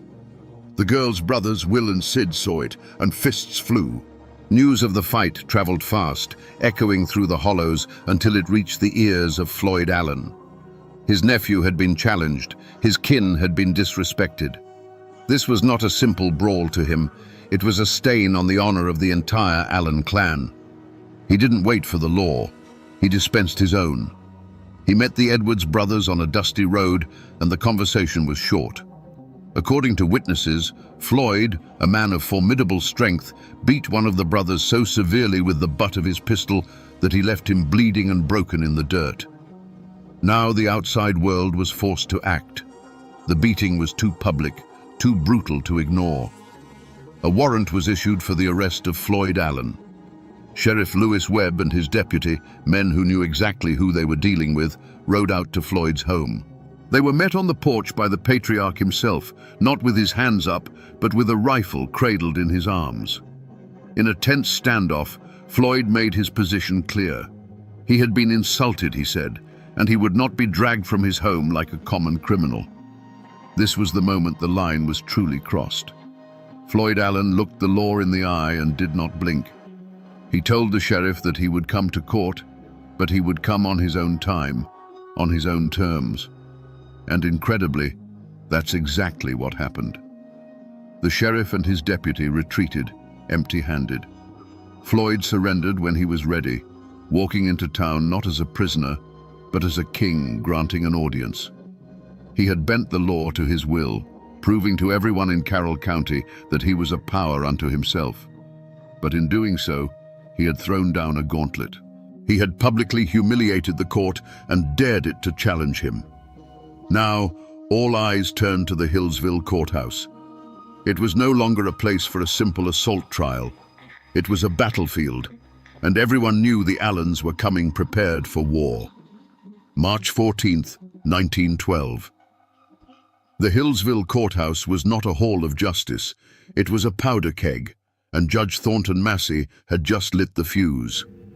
As the sentence, 1 year in jail, hung in the electrified air, Floyd Allen rose. He looked not at the judge nor the jury, but at the entire system that dared to put a chain on him. "Gentlemen," he said, his voice low and steady, "I ain't a-goin'." He turned to leave, a king dismissing his court. Sheriff Webb lunged forward to grab his arm, a single fatal motion that broke the spell. In that instant, a single sharp crack of a revolver split the silence. To this day, no one knows for sure who fired it. Was it Floyd? Was it his son Claude, leaping to his father's defense? Or was it a deputy trying to enforce the law? It no longer mattered. That first shot was a signal. It was the first drop of rain that unleashes a hurricane. The courtroom didn't just erupt, it detonated. From every corner of the room, revolvers and rifles appeared as if from thin air. The Allens and their supporters, strategically placed among the crowd, unleashed a devastating crossfire. For those trapped inside, it wasn't a gunfight, it was the end of the world. The air turned into a deafening thunderclap of noise, punctuated by the flash of muzzles and the high-pitched whine of ricochets. The solid wood of the benches and the judge's dais splintered, chewed to pieces by an invisible hail of lead. The men who represented the law were the first to fall. Judge Massey, who had just sealed Floyd's fate, sought cover behind his bench. A moment later, his gavel fell silent forever. Sheriff Webb, the man who had taken that fateful step forward, crumpled to the floor. His last act on this earth was to pull his own revolver and send a bullet tearing into Floyd Allen's thigh, a final defiant gesture of the law he served. Prosecutor William Foster fell nearby, and a juror, a farmer named Augustus Fowler, was trying to scramble for the door when his escape was cut tragically short. Panic turned the crowd into a human stampede. People screamed, clawing their way towards the doors, trampling one another in a desperate bid for survival. A thick, choking cloud of gunpowder smoke filled the room, turning the scene into a blind, suffocating hell. Witnesses said it felt like an eternity, but the storm of bullets lasted no more than 90 seconds. When the last echo of gunfire faded, a ringing silence descended. The smoke began to clear, revealing a tableau of silent horror. Dark, ugly pockmarks scarred the courthouse walls, 57 of them, each one a testament to the madness that had just passed. Through the haze, figures moved with purpose. Floyd Allen, wounded but alive, was lifted by his kinsmen and carried from the building. The Allen clan mounted their horses and vanished back into the mountains, leaving a blood-soaked courthouse and a nation in shock. When the last of the Allen clan galloped out of sight, a profound, ringing silence fell over the Hillsville courthouse. It was a silence heavier than any sound, broken only by the whimpers of the wounded and the terrified gasps of the survivors. The air, thick with the acrid stench of gunpowder, now carried a new, coppery smell. On the blood-soaked floorboards, the law of the Commonwealth of Virginia lay dead. The judge, the sheriff, the prosecutor, the very symbols of the state's authority, had been executed in their own sanctuary. The news of the massacre didn't just spread, it shot out of Hillsville like a bullet, hitting the telegraph wires and exploding across the nation. Newspapers from Richmond to New York screamed with headlines that painted a picture of a savage war against civilization itself. They called the Allens mountain degenerates, barbaric clansmen who had risen up against the rule of law. The story tapped into a deep-seated fear of Appalachia as a wild, untamed frontier. There was no room for nuance in these reports. There was only shock, horror, and a thunderous call for vengeance.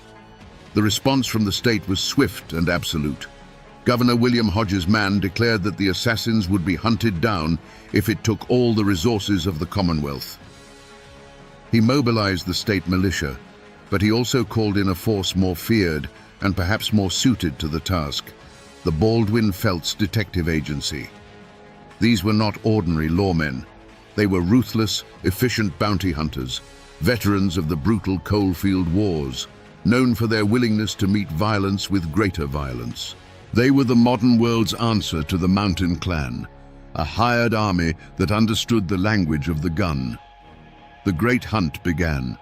The mountains, which had always been the Allens' fortress, had now become their cage. The Baldwin Felts detectives, methodical and relentless, swarmed into Carroll County. They brought with them the tools of the modern age, photographs of the wanted men, a network of informants, and the promise of a hefty reward that could turn a neighbor into a betrayer. They combed every hollow, searched every cabin, and squeezed the community with a grip of fear. For the Allens, there was nowhere left to run. One by one, the fugitives were captured or surrendered. The net tightened until finally, acting on a tip, detectives found their ultimate prize. Hiding in a lumberjack's shack, wounded and exhausted, were Floyd Allen and his son, Claude. The king of Carroll County, the man who swore he would never see the inside of a jail, was now in shackles. The wolf hunt was over. The wolves were caged. And now they would face the victor's justice. The trial of the Allen clan was never going to be held in Hillsville. The influence of their name was too strong, the memory of the massacre too raw. To ensure a conviction, the state moved the proceedings to the city of Wytheville. But this change of venue did more than just move the trial. It ripped the Allens out of their world and placed them in the heart of their enemies. It wasn't a trial, it was a reckoning. The courthouse was surrounded by armed militia. Reporters from across the country filled the press benches, eager to send back sensational stories of the Appalachian savages. The court of law had become a theater of vengeance, and the public demanded a bloody final act. In the center of this storm sat Floyd and Claude Allen. They were not the wild-eyed murderers the newspapers described. Witnesses from the trial remembered them as composed, stoic, and utterly unbowed. They sat like fallen kings, their faces carved from mountain stone, showing no fear and no remorse. They listened to the testimony against them with a quiet dignity that was, in its own way, a final act of defiance. They had lived by the code of the mountains, and they would not grovel before the code of the Flatlanders, even with their lives hanging in the balance. The prosecution painted a picture of a cold, calculated conspiracy, an ambush designed to assassinate the law itself. Their lawyers argued that it was a spontaneous eruption of violence, a tragic misunderstanding that spiraled out of control. But in a courtroom filled with rage and grief against the testimony of dozens of terrified survivors, their words were meaningless.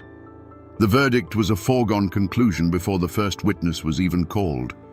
The jury, drawn from a world that neither knew nor understood the Allens' way of life, deliberated for only a short time. The verdict came back: guilty. Guilty of murder in the first degree. The judge, his voice heavy with the weight of the state's authority, sentenced Floyd Allen and his son Claude to die. Not by the gun, the weapon of their world, but by the electric chair. A cold, scientific answer to the hot-blooded code of the mountains. The other clan members involved were handed sentences that would see them waste away for decades behind bars, their power broken, their families scattered. The sentence was met with applause in the courtroom and celebrated in newspaper headlines as a triumph for civilization. The law had been challenged, and the law had won. But back in the misty hollows of Carroll County, the whispers told a different story. To many, this wasn't justice. It was an execution carried out by a foreign power. The state had not just punished murderers, it had made an example of men who dared to live by their own rules. And so the question that hangs over this story remains, even a century later. Was it justice that was delivered in that Wytheville courtroom? Or was it simply the final brutal act of a war between two worlds, where the victor got to write the law and call it by whatever name they chose? The years have passed, and the gun smoke over Hillsville has long since cleared, but the echo of those shots has never truly faded. On March 28, 1913, Floyd Allen walked to the electric chair. As they strapped him in, he looked at the witnesses and spoke his own epitaph, words as hard and unyielding as the man himself. "Gentlemen, I'm dying like a man. I'll get there before you do." Minutes later, his son Claude sat in the same chair, meeting his end with the same mountain stoicism. The state had its final victory. But the Allen story didn't end there. Floyd's brother, Sidner, became a legend of survival. Riddled with 11 bullets during the shootout, he not only lived, but escaped, hiding in the mountains for months. When he was finally caught, he was sentenced to 35 years in prison, but he outlasted the outrage. He was eventually pardoned, a man who stared death in the face and walked away. The other clan members served their long sentences, returning to a world that had moved on, forever branded by those 90 seconds of violence. If you go to Hillsville today, you won't see the original courthouse. It was torn down decades ago, but for years its replacement stood on the same ground, and the old-timers would tell you that the spirit of that day lingered. They said that for a long time you could still trace the bullet holes in the old building's walls, silent mouths speaking of the chaos. The graves of Floyd and Claude Allen can still be found in a family cemetery. Their stones a quiet, somber testament to the clan's vow. They are not just graves, they are a landmark, a place where the past feels close enough to touch. The rest of the world has largely forgotten the Carroll County Courthouse massacre. It's become a dusty footnote in the history books. But here, in these mountains, it is not forgotten. It has seeped into the soil and become folklore. The story is told not as history, but as a cautionary tale about pride, honor, and the terrible price of defiance. The Allen name still echoes through these hollows, a name that for some means murder and mayhem, but for others, still whispers of a fallen king who dared to stand against the world and kept his promise that he would never, ever go to jail. The mountains remember. So we come back to the question that hung in the gunsmoke of that Virginia courthouse. Were the Allens cold-blooded killers who planned a massacre from the start?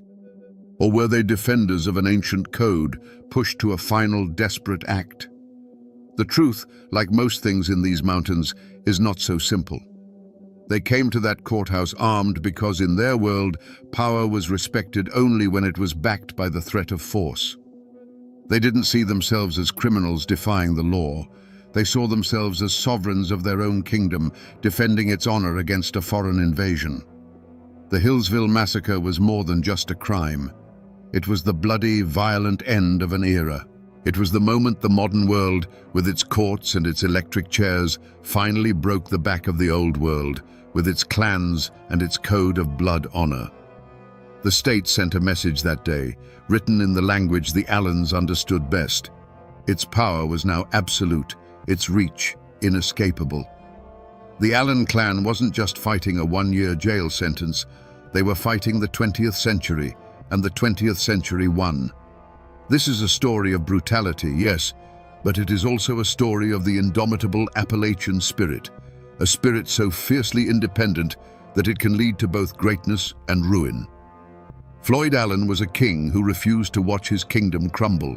He and his family were not heroes, but their tragic, violent story has become a dark legend, a warning of what happens when pride and honor demand a price that can only be paid in blood. And while the law won the war that day, the story of the clan who swore they would never go to prison and kept that oath at the cost of everything still haunts these hills.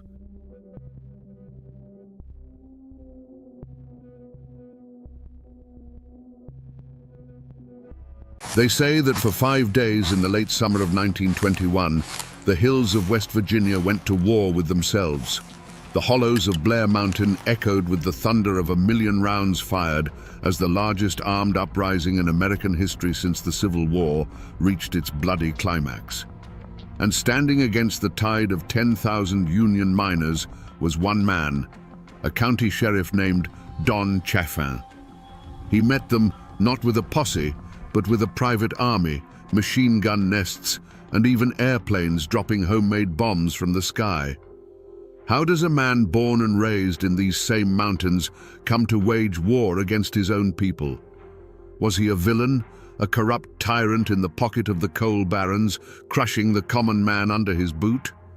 Or was he, in his own mind, the last line of defense for law and order, a king protecting his county from an invading mob? The truth, as it always does in Appalachia, lies buried deep in the shadows between fact and legend. Today, we dig for it. We trace the path that turned a small-town lawman into the absolute ruler of Logan County. Don Chafin was no outsider. He was born in 1887, a son of Logan County, with roots that ran as deep in that rocky soil as any oak tree. The Chaffins were one of the founding families, their name carrying weight long before the first coal tipples scarred the landscape. He grew up breathing mountain air, learning the unwritten laws of the hollows, that loyalty to kin was absolute, that an insult to your name had to be answered, and that the only justice you could truly count on was the one you made for yourself. He was one of them, fluent in the language of both the front porch and the family feud. But the world Chaffin was born into was dying. The old Appalachia of scattered homesteads and fierce independence was being swallowed whole by an industrial giant.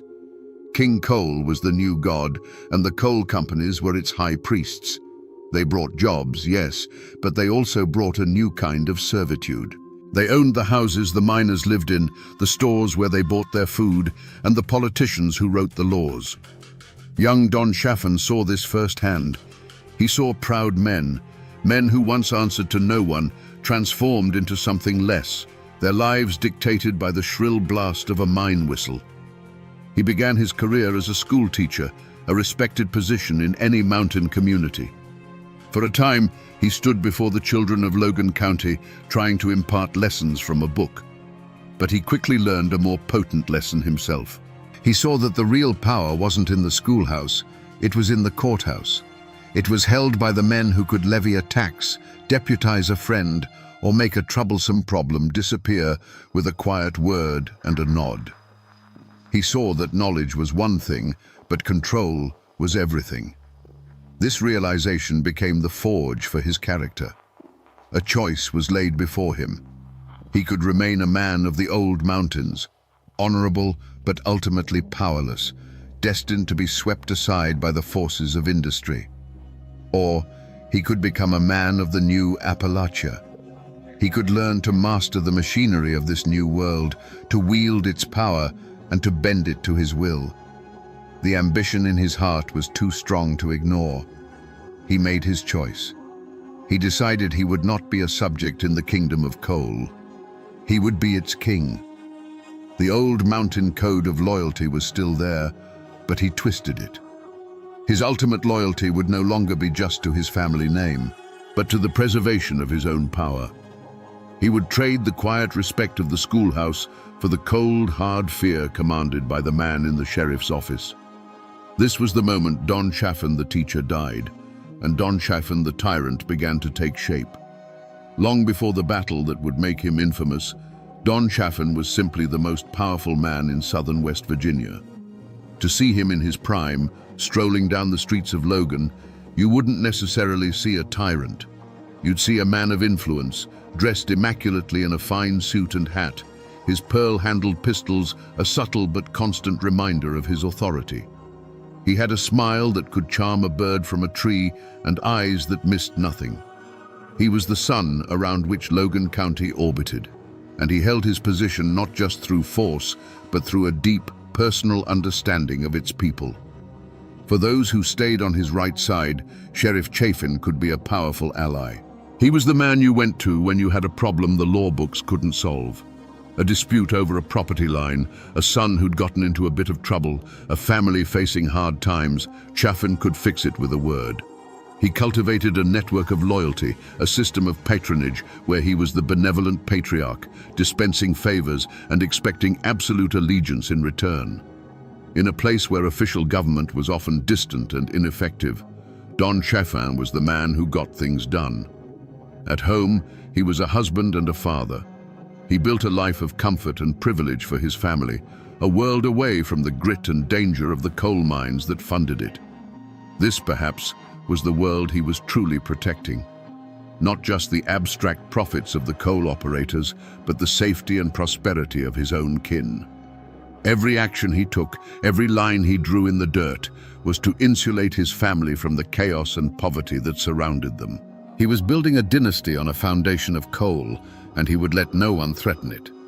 This was the kingdom Don Chaffan built, a county sealed off from the outside world, running on his rules. It was a place of brutal, enforced order. The coal trains ran on time, the company payrolls were met, and the union agitators were kept on the other side of the county line. To the coal barons in their distant city offices, it was a perfect model of efficiency. To the miners who kept their heads down and did their work, it was a life, a hard life, but a predictable one. Don Chaffan ensured that predictability, and in the turbulent world of the coal fields, that was a powerful commodity. But every king has a weakness, and Don Chaffan's was a profound and blinding one. He could not tolerate a single challenge to his authority. It wasn't just pride, and it was more than mere stubbornness. It was a fundamental belief that Logan County was a direct extension of his own will. In his mind, he had built an orderly kingdom from the chaos of the mountains, and any voice of dissent was not just a disagreement, it was an act of treason. He saw the world in absolutes. You were either with him, or you were an enemy to be crushed. This flaw was on display long before the miners marched. You saw it in the cold, efficient brutality of what became known as the Logan County system. When a man suspected of Union sympathies stepped off the train, there was no debate. There was no argument. Chaffan's deputies, his private army, would simply surround him. The choice was never about ideas, it was about survival. Leave now on the next train, or be carried out after a beating that would serve as a lesson to anyone else foolish enough to try. This wasn't law enforcement. It was the purging of an infection. For years, this iron-fisted approach was the very source of his strength. The coal operators paid him a fortune precisely because he was uncompromising. He was the wall that kept the union out, the guarantee that their profits would continue to flow, uninterrupted by strikes or demands for better pay. His fatal flaw was the very thing that made him rich and powerful. He built his castle on the bedrock of his own intolerance. But a wall built to keep out a few men cannot hold back a flood. Chaffan's vision was fatally narrow, limited to the borders of his own county. He failed to understand that the union movement was becoming something more than just a few organizers he could intimidate. It was an idea, spreading like wildfire through the desperate and oppressed coal camps. He believed he could beat that idea into submission, just as he had beaten individual men. He could not conceive of a world where his control was not absolute. He could not imagine a negotiation, a compromise, or a shared power. In Don Chaffan's mind, there was only room for one king in Logan County. And as the anger in the surrounding coalfields began to smolder and grow, this fatal crack in his armor was about to be struck by the force of an entire army. He was a man who knew only how to push back, and he was about to be pushed by a force greater than any he had ever known. The spark that lit the Appalachian powder keg didn't land in Logan County. It landed a few counties over, on the stone steps of the McDowell County Courthouse, and it came in the form of an assassination. The target was a man named Sid Hatfield, the chief of police of Matawan. To the Union miners, Hatfield was more than a lawman. He was a folk hero, a living legend. Where Don Chaffan was the symbol of company control, Hatfield was the symbol of defiance. He was the one lawman who had stood with his people, famously facing down Baldwin Felt's agents in a bloody shootout that became known as the Matawan Massacre. He was proof that not every man with a badge was for sale. On August 1st, 1921, Hatfield arrived at the courthouse in Welch to face trumped-up charges, a legal trap set by his enemies. He was unarmed, walking beside his wife, trusting in the sanctity of the law he represented. As he climbed the steps, Baldwin Felt's agents, The very same men he had fought in Matewan were waiting. They opened fire in broad daylight, cutting him down in a hail of bullets right in front of his wife. His friend Ed Chambers was executed alongside him. It was not a gunfight. It was a public execution. The news spread through the coal camps, not like a whisper, but like a physical blow. This was the ultimate act of treachery. It was one thing to be cheated at the company store or beaten by deputies in a dark hollow. It was another to see your one hope for justice within the system murdered on the very steps of a courthouse. The message sent by the coal operators was clear and brutal. There is no law for you here. There is no protection. We can kill your heroes in the open, and nothing will be done. For Don Chaffin, this act was happening in another county, perpetrated by men not directly on his payroll, but in the hearts and minds of the miners. It was all part of the same corrupt, violent machine of which he was the master architect. Their rage, their grief, and their years of simmering desperation finally crystallized into a single, unifying purpose. The system had declared war on them, so they would declare war on the system.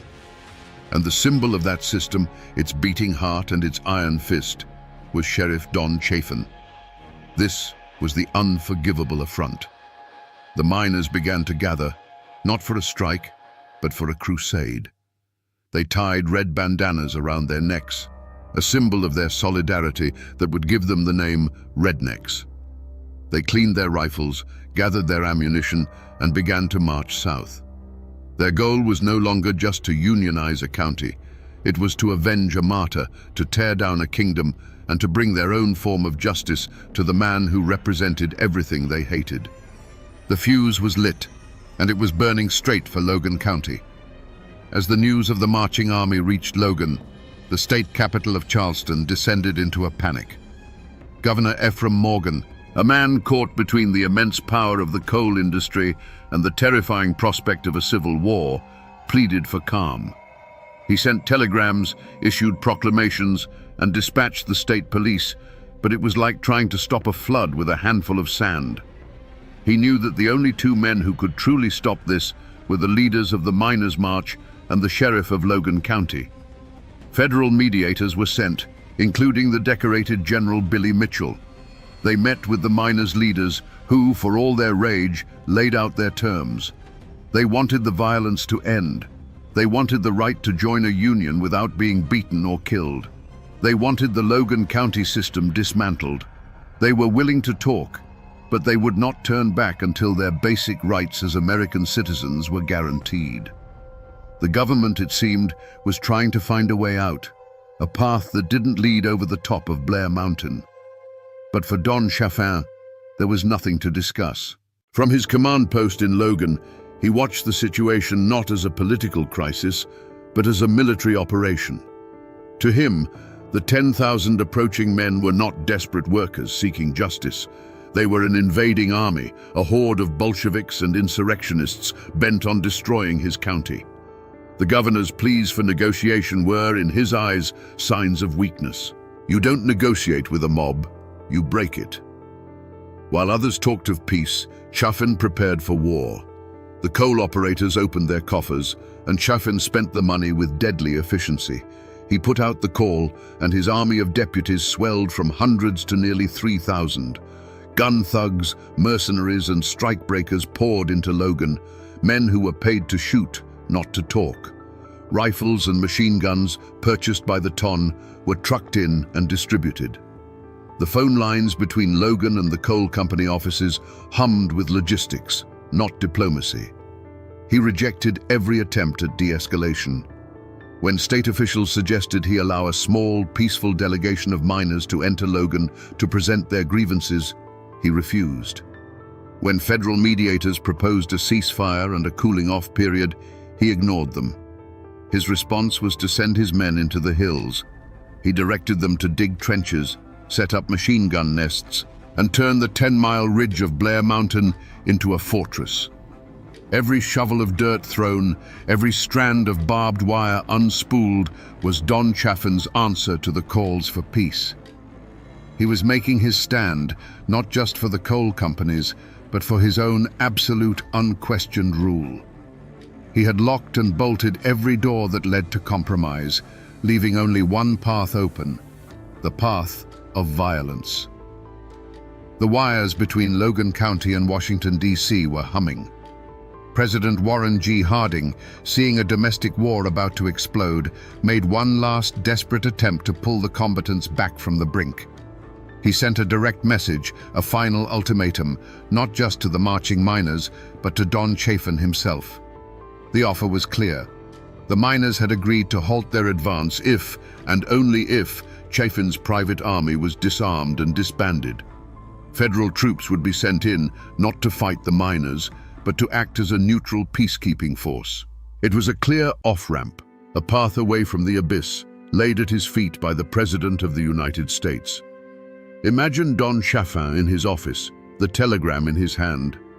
The air is thick with the smell of gun oil and nervous sweat. Outside, the town of Logan is an armed camp, his men preparing for the fight of their lives. For a moment, he must have weighed his options. On one side was the full might of the federal government, a power that could crush him without a second thought. Accepting the deal would mean survival. He would lose his private army, yes, and his absolute power would be broken, but he would live. He would see his family again. The war would be over before a shot was fired.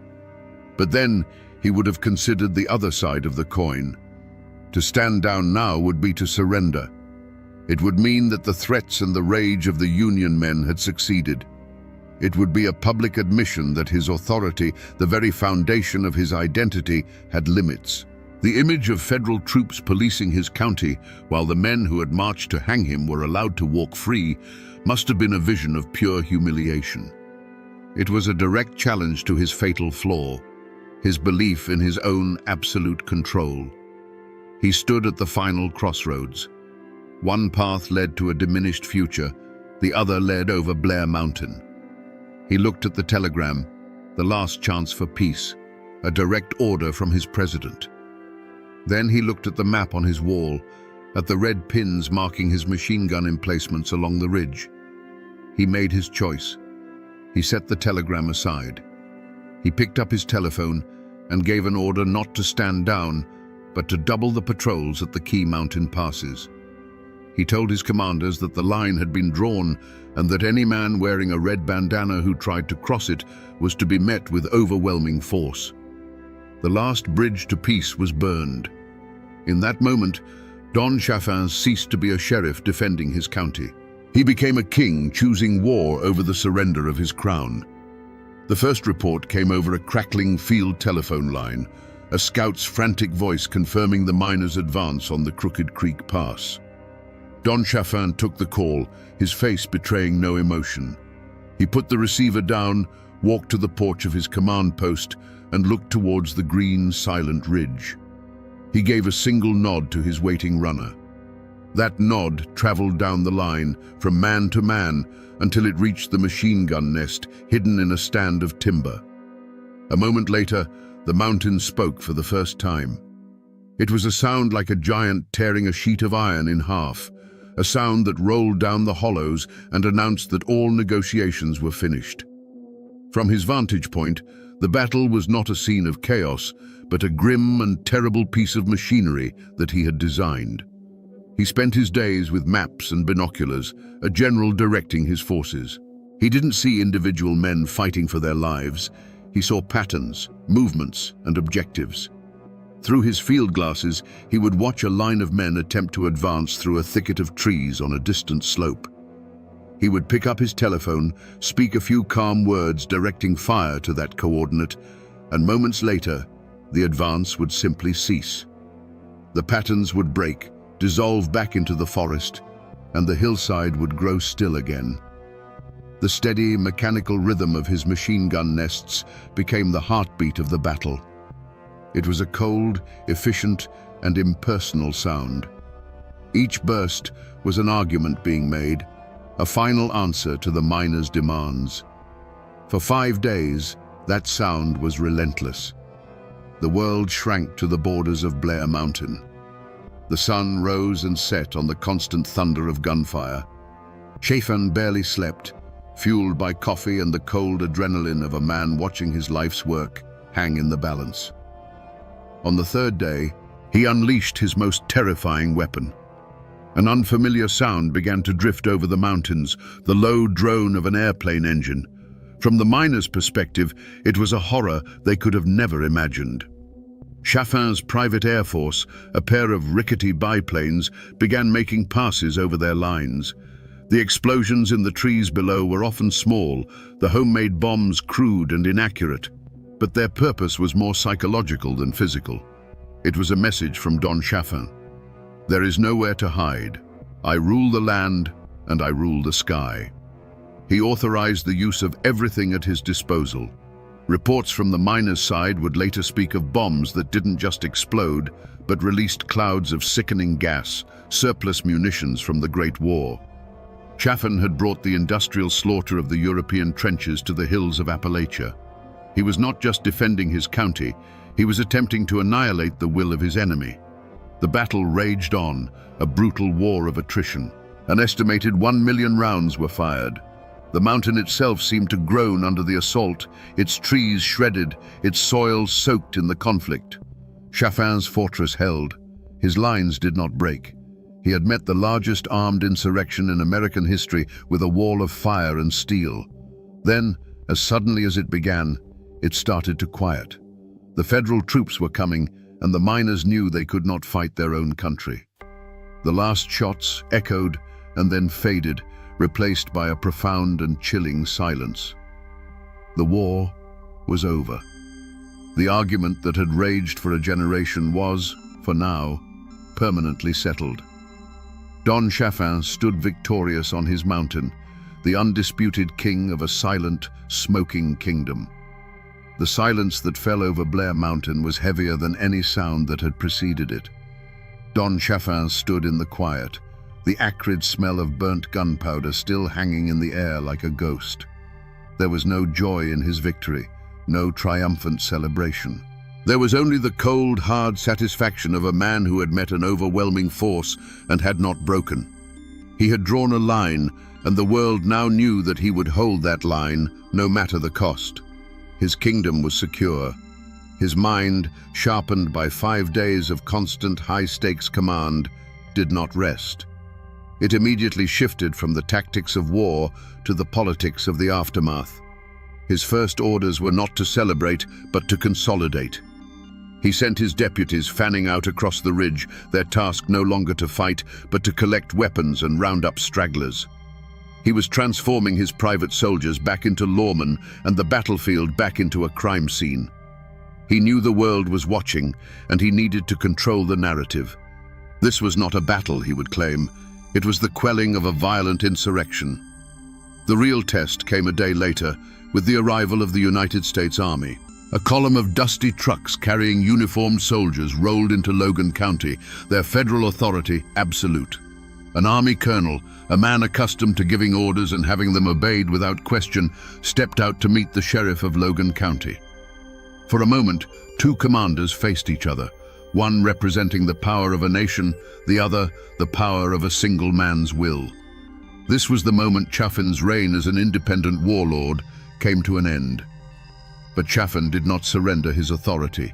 He merely transferred it.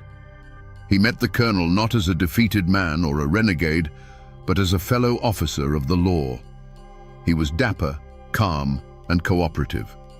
He presented himself as the beleaguered hero who had single-handedly held back anarchy until the cavalry arrived. He offered maps, intelligence, and the full cooperation of his office. He smoothly transitioned from the man who had waged a private war to the loyal local official assisting the federal government. He had won his battle. He had stopped the march. He had broken the miners' army. Now, standing before the might of the United States, he holstered his authority and stepped back into the role of Sheriff Chaffin. His active part in the shooting was over. The road had ended, not in a jail cell or a shallow grave, but in a handshake with the very government he had, for 5 bloody days, effectively ignored. The cost of Don Chaffin's victory was paid in a currency he would never have to touch: the broken lives of the men he defeated and the families they left behind. The war on Blair Mountain was over, but the war on the miners had just entered a new, more insidious phase. As federal troops disarmed the miners, Chaffin's deputies and the state police moved in behind them, armed not with machine guns, but with lists of names. Hundreds of miners were arrested and indicted on charges ranging from conspiracy to murder and even treason against the state of West Virginia. For the families in the coal camps, the silence that followed the battle was not one of peace, but of dread. A knock on the door of a company shack in the middle of the night meant a husband and father being dragged away to jail. It was followed, almost inevitably, by an eviction notice nailed to the flimsy door. Fired, blacklisted, and homeless, the families of the Union men were cast out, left to fend for themselves in a world where every official, every company man, was now their enemy. The defeat on the mountain was a single event. The suffering it caused rippled outwards for years, creating a quiet, desperate poverty that clung to the hollows like a winter fog. The dream of a Union in southern West Virginia, a dream that had seemed so close, was dead and buried on the slopes of that mountain. Chaffin's victory didn't just crush an army, it crushed a spirit. The United Mine Workers of America was effectively broken in the region for more than a decade. The grip of the coal operators, once challenged, now tightened into a stranglehold. Fear replaced hope. Miners who had once talked openly of their rights now spoke in whispers, terrified that a stray word could cost them their jobs and their homes. Chaffin's system of control was now absolute, reinforced by the memory of what happened to those who dared to challenge it. The tragedy was not just the miners' own, it belonged to the entire community.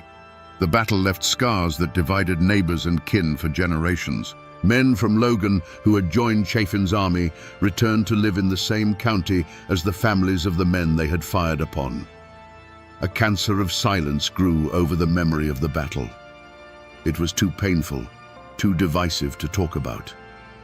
Don Chaffin had not just defended Logan County, he had plunged it and the surrounding region into a long, dark winter of fear and submission, leaving behind a wreckage of lives that would take a generation to clear.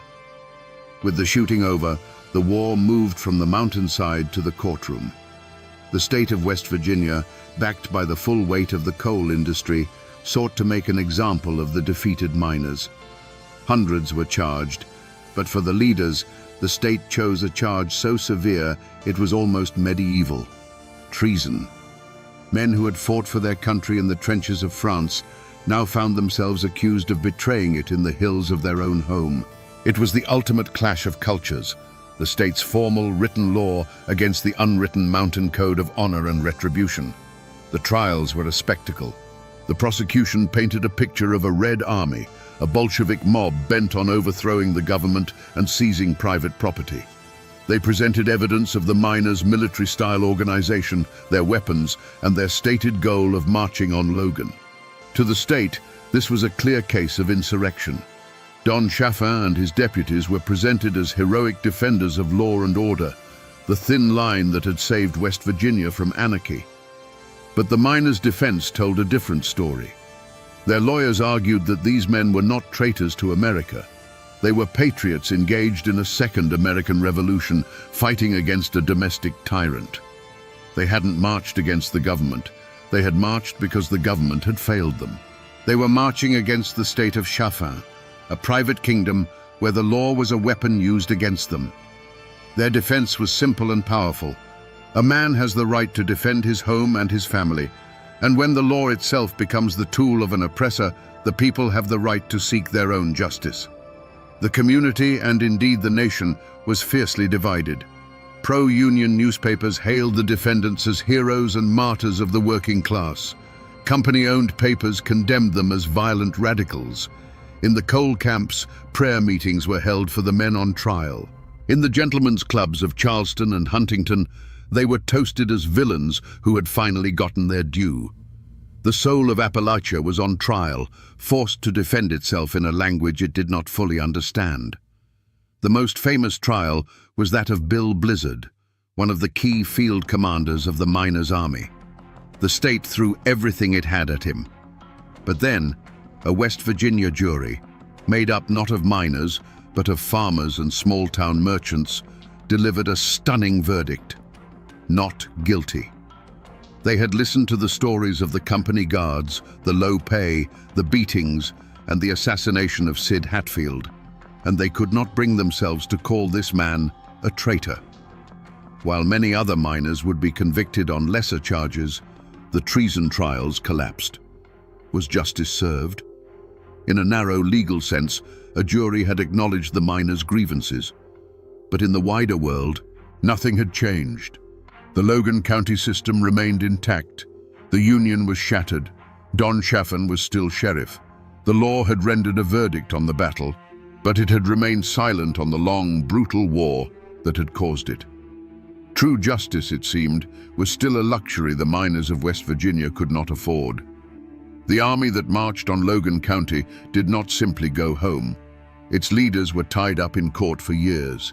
Its members were scattered, blacklisted, and broken. The United Mine Workers of America, the great boogeyman that Don Chaffin had waged a war against, was effectively banished from the southern coalfields. In the immediate aftermath, it seemed Chaffin's victory was absolute. The entity that had provoked him into his dramatic stand was, for all intents and purposes, dead. The Union was a ghost, its name only spoken in hushed and fearful whispers in the dark corners of the coal camps. But you can defeat an army of men. It's much harder to kill an idea. The Battle of Blair Mountain, for all the miners' losses, had been a national spectacle. Newspapers across the country had told the story of the private army, the machine gun nests, and the airplanes bombing American citizens on their own soil. The brutal reality of the West Virginia coalfields was laid bare for all to see. Chaffin had won the fight, but in doing so, he had exposed the sickness of the system he was defending. The miners had lost the battle, but they had won the argument in the court of public opinion. The seeds planted on Blair Mountain took a decade to grow, but they grew in the dark. The Great Depression and the election of Franklin D. Roosevelt changed everything. With the passage of the National Industrial Recovery Act and later the Wagner Act, the federal government did what 10,000 rifles could not. It guaranteed the right of every American worker to organize and bargain collectively. The very thing the miners had fought and died for was now the law of the land. In the mid-1930s, the UMWA organizers returned to southern West Virginia. This time, they came not as an invading army, but with the full backing of federal law. They walked into Logan County, the heart of Don Chaffin's old kingdom, and signed up thousands of miners without a single shot being fired. The Logan County system was finally broken, not by force of arms, but by a simple change in the law. The miners' cause, the great antagonist that had risen against Chaffin, had ultimately triumphed. He had won the battle, but history was already siding with the men he had beaten. Don Chaffin had won his war, but he couldn't outrun the changing world. You see, for all his power in West Virginia, he was still just a county sheriff in the eyes of the federal government. His downfall came not from a bullet from a miner's rifle, but from a federal indictment.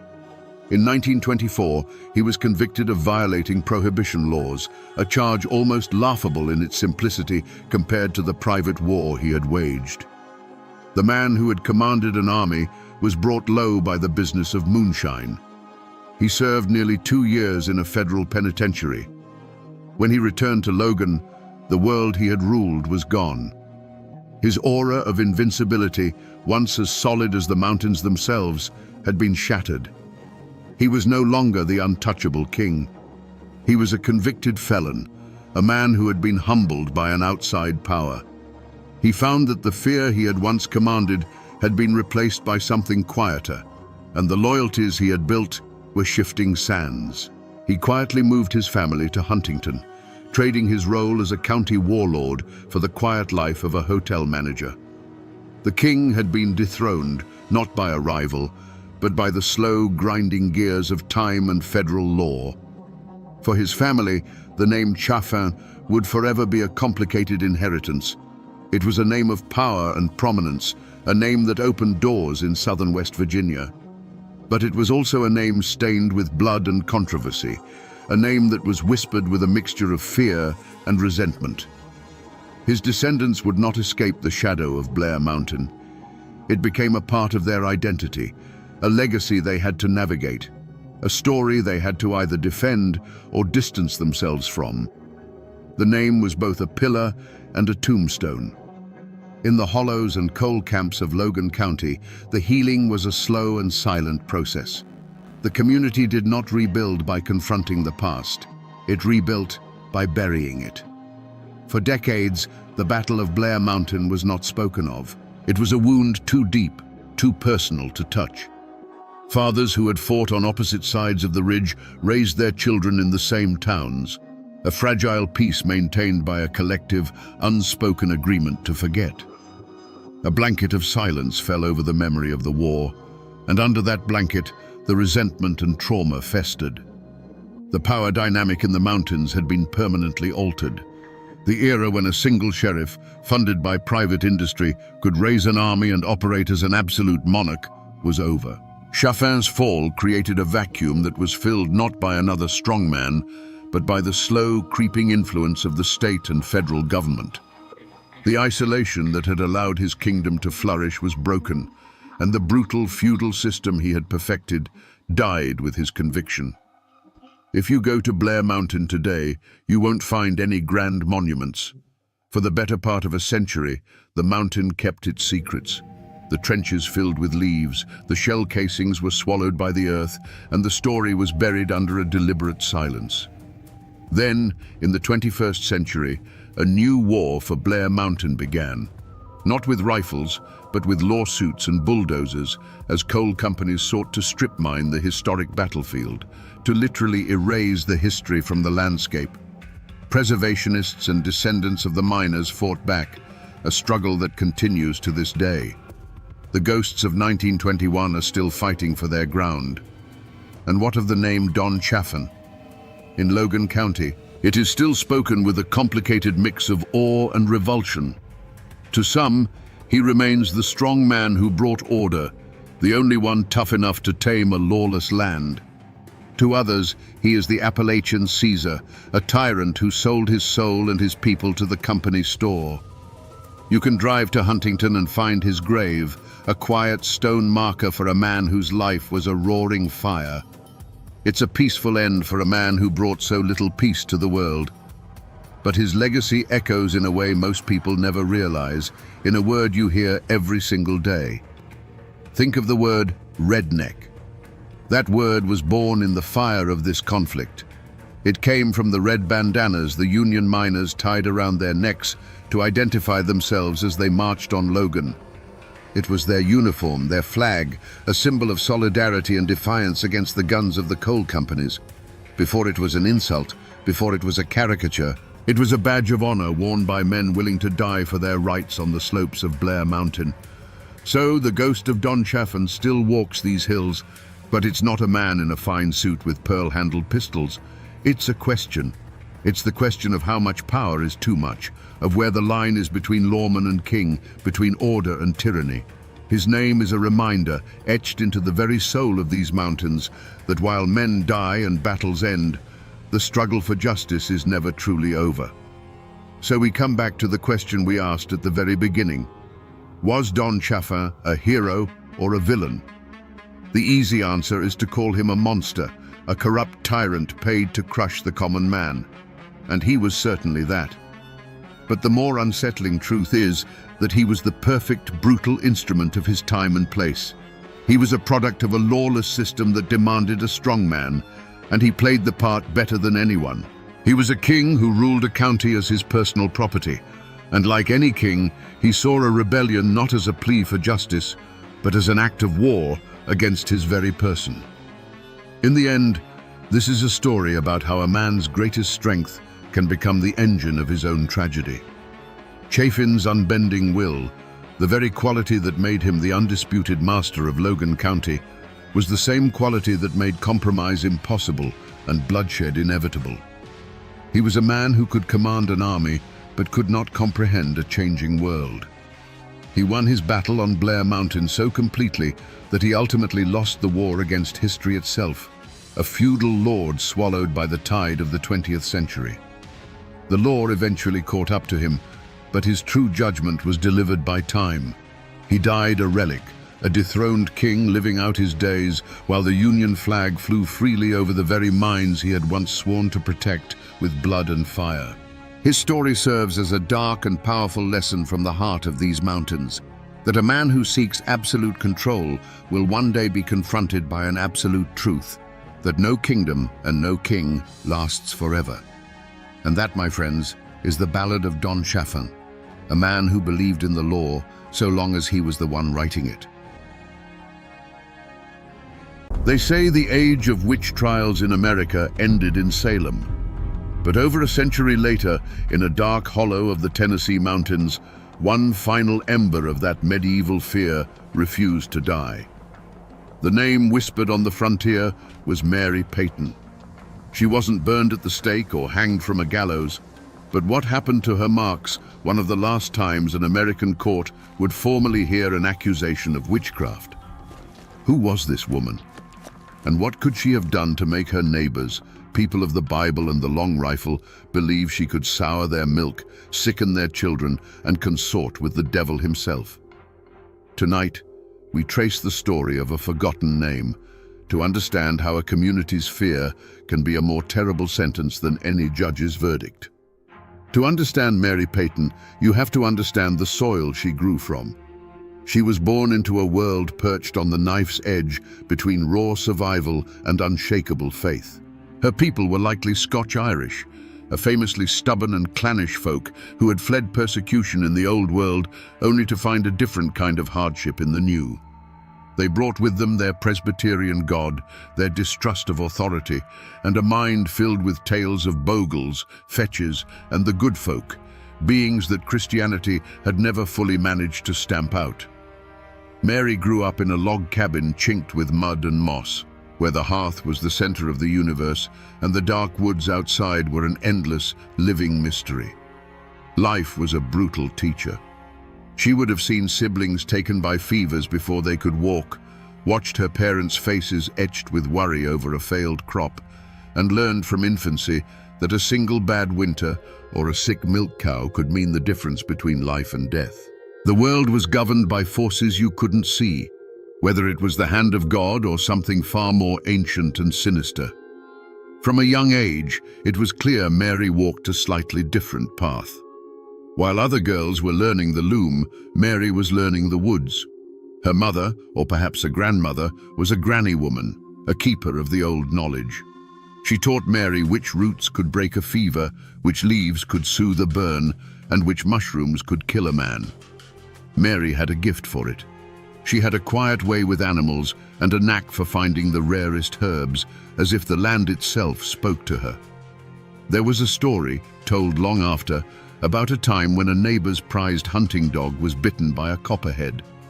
The dog's leg swelled to twice its size, its breathing grew shallow, and the man had all but given it up for dead.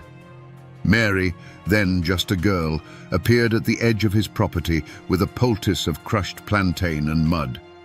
Without a word, she applied it to the wound. The next morning the swelling was down, and within a week the dog was chasing rabbits again. The man was grateful, but he was also unnerved. It just wasn't natural, the way she knew. This event forged the code Mary would live by. She learned that her knowledge was a double-edged sword. It could heal, but it could also create fear. Her code was one of fierce self-reliance and guarded silence. She came to trust the certainty of the seasons more than the fickle nature of people. She understood that in these mountains, a woman who knew too much, who lived too much on her own terms, was a person who invited whispers. And so, she was shaped not just by the hardships of the frontier, but by its deep-seated paranoia. She was a true daughter of Appalachia, resourceful, tough, and intimately connected to the land. But that very connection, the source of her strength and her identity, was the same thing that would one day be used to brand her as an outcast. A vessel for the very evil her neighbors feared was lurking just beyond the firelight. But before the whispers turned to accusations, Mary Peyton had a life. For years, she was a quiet, respected fixture in her small corner of the mountains. In a place with no doctors for 100 miles, Mary was the one you went to when a child's cough turned into a death rattle in the middle of the night, or when a woodsman's axe wound wouldn't stop bleeding. She was, for all intents and purposes, the community's healer, a necessary shadow at the edge of their society. Imagine a young husband, wild-eyed with panic, pounding on her door in the dead of winter. His wife's first child is coming, but it's turned sideways and the labor has gone on for 2 days. The air in their cabin is thick with fear and the scent of blood. Mary would arrive with her leather satchel of dried herbs and roots, a figure of calm in the storm. She wouldn't speak of God or the devil. She'd speak of raspberry leaf tea to ease the pain and the right pressure to apply to the mother's back. Hours later, through her skill alone, the cabin would be filled not with the sounds of mourning, but with the cry of a newborn. Her payment wasn't in coin, but in kind. A sack of meal, a cured ham, a length of homespun cloth, tokens of a desperate gratitude. She asked for little and kept to herself, tending the garden behind her small, well-kept cabin. The place was a world of its own, every inch filled with purpose. Bundles of yarrow, goldenrod, and ginseng hung drying from the rafters, their earthy scent mingling with the constant aroma of wood smoke. Glass jars filled with salves and tinctures lined the shelves. This was the world she had built, a life of quiet competence and solitude after her husband had passed years before. This life, however, was built on a foundation of trust as thin as a winter's first ice. The very people who sought her help in the darkness of the night would sometimes look away when they passed her on the path in the bright light of day. They needed her knowledge, but they did not understand it. It was a power that came not from the preacher's Bible, but from the earth itself, and this made them uneasy. Mary Peyton lived in that fragile space between reverence and fear, a respected healer who was only one failed crop, one sick child, one unexplained misfortune away from being something else entirely. Mary Peyton's greatest strength was also the seed of her undoing. It wasn't pride in the way a rich man feels it, but an unbending, almost defiant self-possession. She trusted the evidence of her own eyes and hands far more than she trusted the pronouncements of preachers or the gossip of her neighbors. In a society held together by conformity and shared belief, Mary's refusal to bend her own knowledge to fit the fears of others was a quiet but constant act of rebellion. She had no patience for foolishness, and she would not pretend otherwise. This flaw was laid bare on a crisp autumn Sunday. A new circuit preacher had arrived in the settlement, a young man with more fire in his sermons than wisdom in his eyes.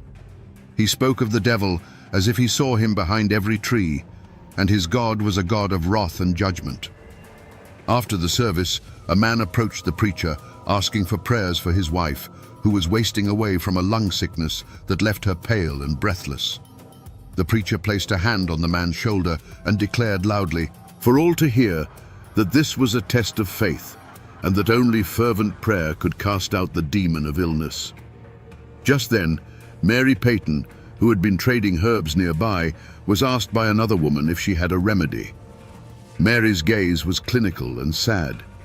She knew this sickness. It was consumption, a slow, merciless drowning from within. She looked from the desperate husband to the proud preacher and spoke in a voice that was not loud, but cut through the air like a cold knife. "Prayer may comfort the spirit," she said, her words measured and clear, "but it will not clear the rot from her lungs. God put the healing roots in the earth for us to use. To let a woman die while ignoring his gifts is the true sin." The silence that followed was heavy and absolute. The preacher's face flushed with a furious red. In one sentence, Mary had not only dismissed his authority, but had framed his piety as a form of willful, deadly ignorance. She hadn't just offered a different opinion, she had challenged the very foundation of his power in front of the entire community. He saw her not as a healer, but as a rival, a purveyor of an older, darker knowledge that stood in direct opposition to his word. That day, Mary didn't just make an enemy of a powerful man, she showed everyone the crack in her armor. She had demonstrated that she stood apart, governed by her own code, her own wisdom. She would not bow, she would not flatter, and she would not pretend to believe what she knew to be untrue, even for the sake of peace. That stubborn, unwavering honesty in a world fueled by fear was the most dangerous flaw of all. The spark landed in the Miller cabin. Their youngest boy, a child who had been healthy and strong just a month before, was seized by a wasting sickness. A fever burned like a coal behind his eyes, and he grew thinner each day until his skin was like parchment stretched over bone. Desperate, the Millers did as the circuit preacher commanded. They prayed, they fasted, they looked for sin in their own hearts. But the boy only worsened. Then other things began to happen. Their best milk cow went dry overnight. A batch of bread made from their dwindling flour soured in the oven. Driven half-mad by grief and the preacher's fiery whispers, Thomas Miller finally broke. He didn't come to Mary's cabin asking for a cure. He came looking for a culprit. He found her by the creek bed, gathering river stones, her back to the path. He wasn't alone.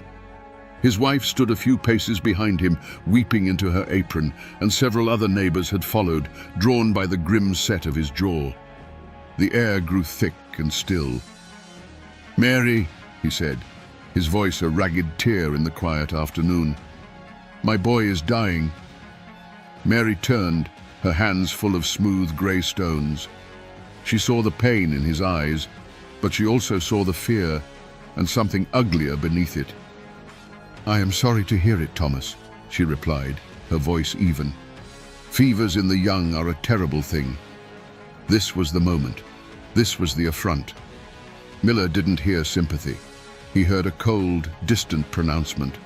His desperation, stoked by the preacher's paranoia, curdled into accusation. "You can fix it," he choked out, taking a step closer. "You brought back the Jennings dog from a snake bite. You set my own brother's leg when it was shattered. You can stop this. Lift your hex, Mary. In God's name, lift it." The plea was an accusation, a public branding. He was asking her to confess to being the source of his misery. And here, Mary Peyton's unbending nature sealed her fate. She did not try to soothe him. She did not offer a poultice or a comforting word. She saw his fear as an insult to her life's work, a victory for the ignorance she so despised. Her expression hardened.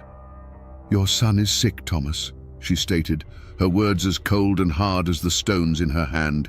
"He is not cursed, and your fear is a worse sickness than any fever."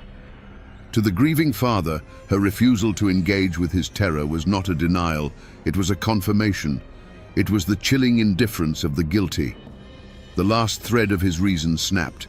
He pointed a trembling finger at her, and his voice rose to a shout that echoed through the holler for all to hear. "Witch! You are a witch!" The word, once spoken, could never be taken back. It hung in the air, a poison that had finally found its victim. The word witch, once spoken aloud, is a poison seed. It landed on the fertile ground of the community's fear and put down immediate thorny roots.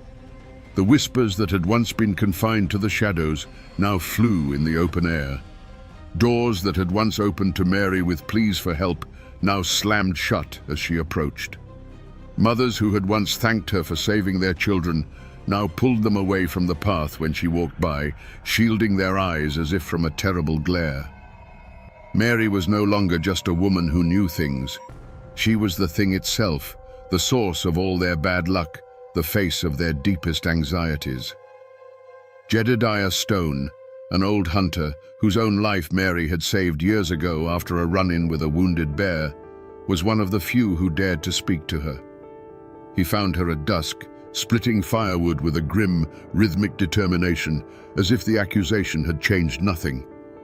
"Mary," he began, his voice low and rough, "you're a sensible woman. Too sensible for your own good, maybe. But you need to put an end to this. Go to the Millers. Take them a sassafras tea. Tell them you're praying for the boy. You don't have to mean it. Just say the words. Give their fear something to chew on besides you." Mary stopped, the axe held motionless in her hand.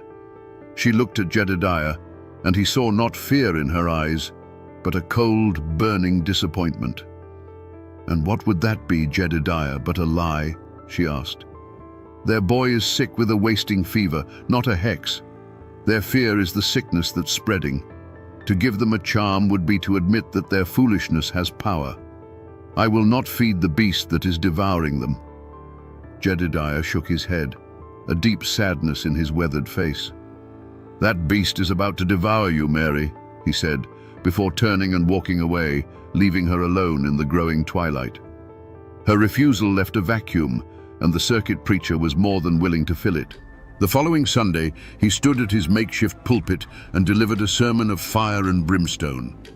He never spoke Mary Peyton's name, but he didn't have to. He spoke of a serpent in their midst, a canker of old-world evil that masqueraded as a helping hand.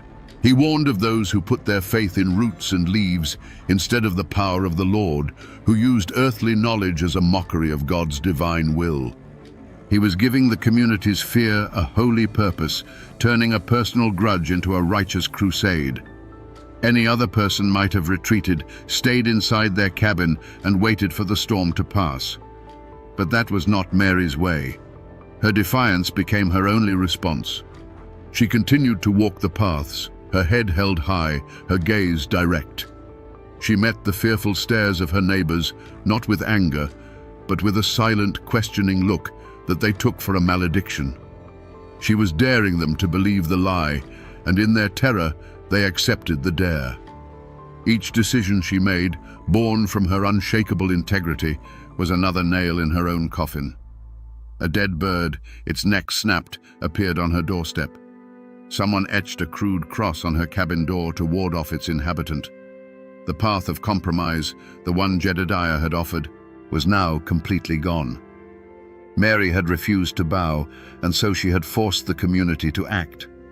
A confrontation was no longer just possible, it was a certainty. They needed a judgment, a final verdict to quell the terror she, in her stubborn silence, seemed to confirm. The law, in those days, often had a human face. It arrived not in a uniform, but in the worn, homespun coat of Justice of the Peace Thompson, a pragmatic man who had seen more trouble stirred by religion than by rum. He didn't believe in witches, but he absolutely believed in mobs. He came to Mary's cabin not as a judge, but as a man trying to put out a fire before it consumed the whole forest. He found her inside, methodically grinding dried willow bark, the air thick with its sharp medicinal scent. He sat at her small, rough-hewn table, a place of healing now at the center of a storm of hate. "Mary," he said, getting straight to the point, his voice lacking the preacher's fire or Miller's hysteria. "I've known you for 20 years. You've mended more bones and cured more fevers than any woman in this county. But reason has left these people. They're scared, and the preacher is fanning the flames. Thomas Miller has made a formal accusation. I have to hold a hearing." He leaned forward, his hands clasped on the table. "But it doesn't have to come to that. There's a wagon train heading west in 2 weeks. I can buy this plot from you myself for a fair price. You could be in Kentucky by summer. Start over where nobody knows this story. This is not an order, Mary. It is an offer, a way out, a road to peace." It was the last most sensible off-ramp. An exile, yes, but a safe one. A chance to live, to continue her work somewhere the soil wasn't so poisoned with fear. For a long moment, Mary was silent.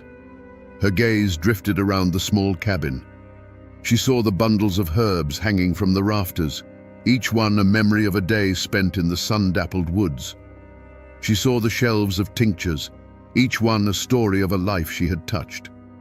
This cabin, This small plot of land, this was not just a place. It was the physical record of her entire existence. To leave it would be to erase herself. To flee would be to sign a confession in the dust of the road behind her. She finally met the justice's gaze, and her eyes, though weary, held no hint of surrender. "And what name would I use in Kentucky, Mr. Thompson?" she asked, her voice quiet but unshakable. "Whatever name I chose, the one they gave me here would follow. I would arrive not as a healer, but as a woman who ran from a charge of witchcraft. Their lie would become my truth." She stood up, her hands stained with the dust of the willow bark. "I have done no wrong. This is my home. I will not be driven from it by the fears of ignorant men. Let them have their hearing." In that moment, she made her choice. She chose her name over her life, her integrity over her safety. She turned away from the last road to peace and set her feet firmly on the path that led directly to her reckoning. The hearing was held not in a courthouse, but in the settlement's largest cabin, which also served as its church. The space was packed shoulder to shoulder, the air hot and suffocating, thick with the smell of unwashed wool, nervous sweat, and the cloying righteousness of the mob. To Mary, sitting alone on a simple stool in the center of the room, it felt less like a place of judgment and more like a cage built of hostile eyes. Justice Thompson sat at a rough-hewn table, his face a mask of grim resignation. But the real judge and jury were the dozens of familiar faces that now stared at her as if she were a complete stranger, a monster that had been living among them undetected. The world seemed to narrow, the buzzing whispers fading into a dull roar in her ears as Thomas Miller stood to speak. He did not shout. His voice was a low, trembling thing, filled with a grief so profound it had become poison.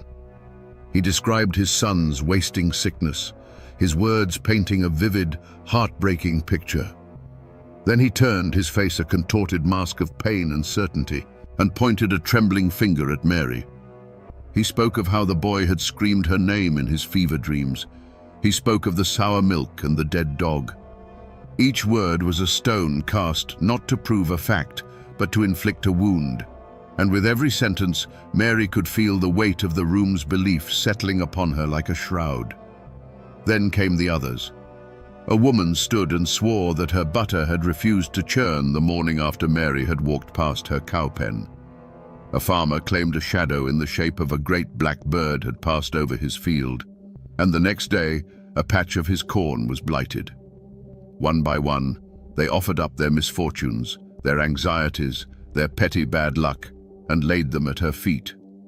It was a litany of fear, a ritual of communal exorcism where every coincidence was proof and every suspicion was evidence. Mary listened, and the world outside the cabin walls, the world of cause and effect, of seasons and sickness, seemed to fall away, replaced by this suffocating new reality built entirely of their terror. The circuit preacher rose, his shadow falling long across the room. He did not need to present evidence. His role was to provide the divine narrative. He wove their disparate tales of woe into a single terrifying tapestry of satanic influence. He spoke of the serpent in the garden, the wolf in sheep's clothing. He looked directly at Mary, his eyes burning with a zealot's fire, and declared that God's people had a duty to cast out the instruments of darkness from their midst. It was the final, crushing blow. The argument that had been building for weeks was suddenly, permanently over. He had given them permission to hate and a holy reason to do it. Finally, Justice Thompson turned to her. "Mary Peyton," he said, his voice heavy, "do you have anything to say in response to these accusations?" The entire room held its breath. The silence was a physical thing, pressing in on her.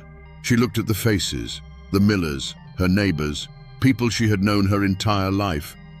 She saw no room for reason, no crack in their certainty where the truth might take root.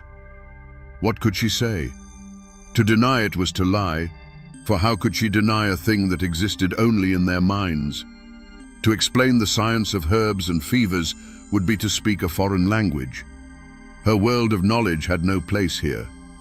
So she said almost nothing.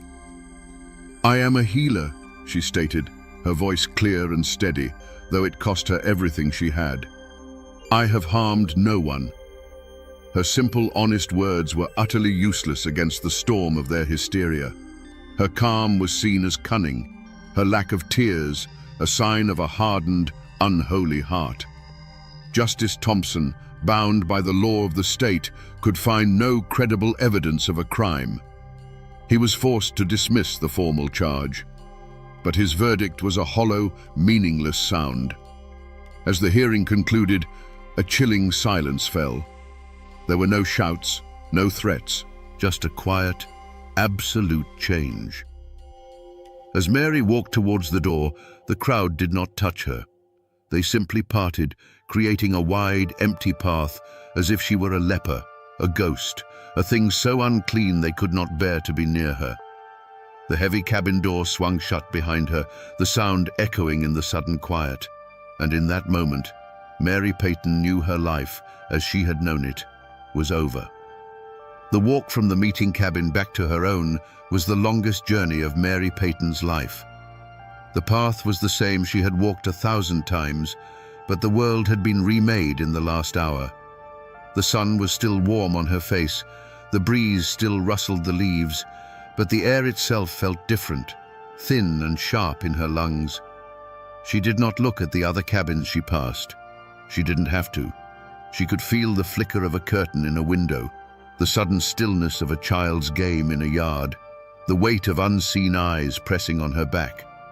She was no longer a neighbor. She was a haint, a living ghost walking through a town that had already buried her. When she reached her own door, her hand hesitated for a moment on the latch. This small cabin, once her sanctuary and her workshop, now felt like the only solid ground left in the world. She stepped inside, and the scent of drying herbs and wood smoke greeted her like an old friend. But there was no comfort in it now. It smelled of a life that was already over. With a final weary movement, she slid the heavy wooden bolt across the door. The sound, a solid, definitive thud, was the sound of a tomb being sealed. She was not locking the world out. She was locking herself in. There was no storm of weeping, no rage that shook the walls. What settled over Mary was a profound and chilling emptiness. She looked at her hands, the hands that had set bones and delivered babies and eased the final passage of the dying. They were the same hands, but their purpose had been stolen from them. Her knowledge, the intricate map of the natural world she carried in her mind, was now a useless treasure. The people she had served had chosen the comfort of a simple lie over the complexity of a difficult truth. It was a betrayal so deep it felt less like an injury and more like the slow onset of a mortal chill. As dusk bled into a moonless night, Mary sat in her single chair, unmoving, while the shadows in the cabin grew long and deep, consuming the jars of salves and the bundles of herbs until they were just shapes in the darkness. Every creak of the logs, every skittering sound on the roof was now a potential threat. The familiar night sounds of the mountains had become the footsteps of her neighbor's hatred. She hadn't fled. She hadn't been captured or struck down. Her final stand had been a simple refusal to run. And now, the sentence had begun. It was not death, but a living burial, a condemnation to absolute suffocating loneliness. The road had ended right here, at her own hearth. The tragedy did not end at Mary Peyton's bolted door. It seeped out. A slow poison poured into the community's well. A week after the hearing, the Miller boy died. The fever finally consumed him in the dead of night. But his passing brought no release, no vindication for his parents. Their victory over the witch now tasted like ash in their mouths. They had done the unthinkable, cast out a neighbor, and for what? Their son was still gone. Their cabin became a place of profound, hollow grief, haunted not by a hex, but by the terrible question of whether they had destroyed an innocent woman for nothing. Thomas Miller, once a solid and respected man, became a ghost himself, his eyes vacant, his shoulders stooped under a weight far heavier than sorrow alone. The wreckage spread. As autumn deepened, bringing with it the croup and the lung fevers, the community felt Mary's absence like a missing limb. A farmer's wife, who had spoken at the hearing of souring butter, watched her own daughter struggle for breath with a cough that Mary could have soothed with a simple mullein tea. But who could she ask for help now? The other granny women in the surrounding hollows, hearing the story, grew cautious. Their knowledge, once a source of pride, was now a liability. They offered only the simplest remedies, their hands trembling, terrified that a failed cure would earn them the same brand that had been put on Mary. The social fabric, once woven tight by necessity and shared hardship, began to fray.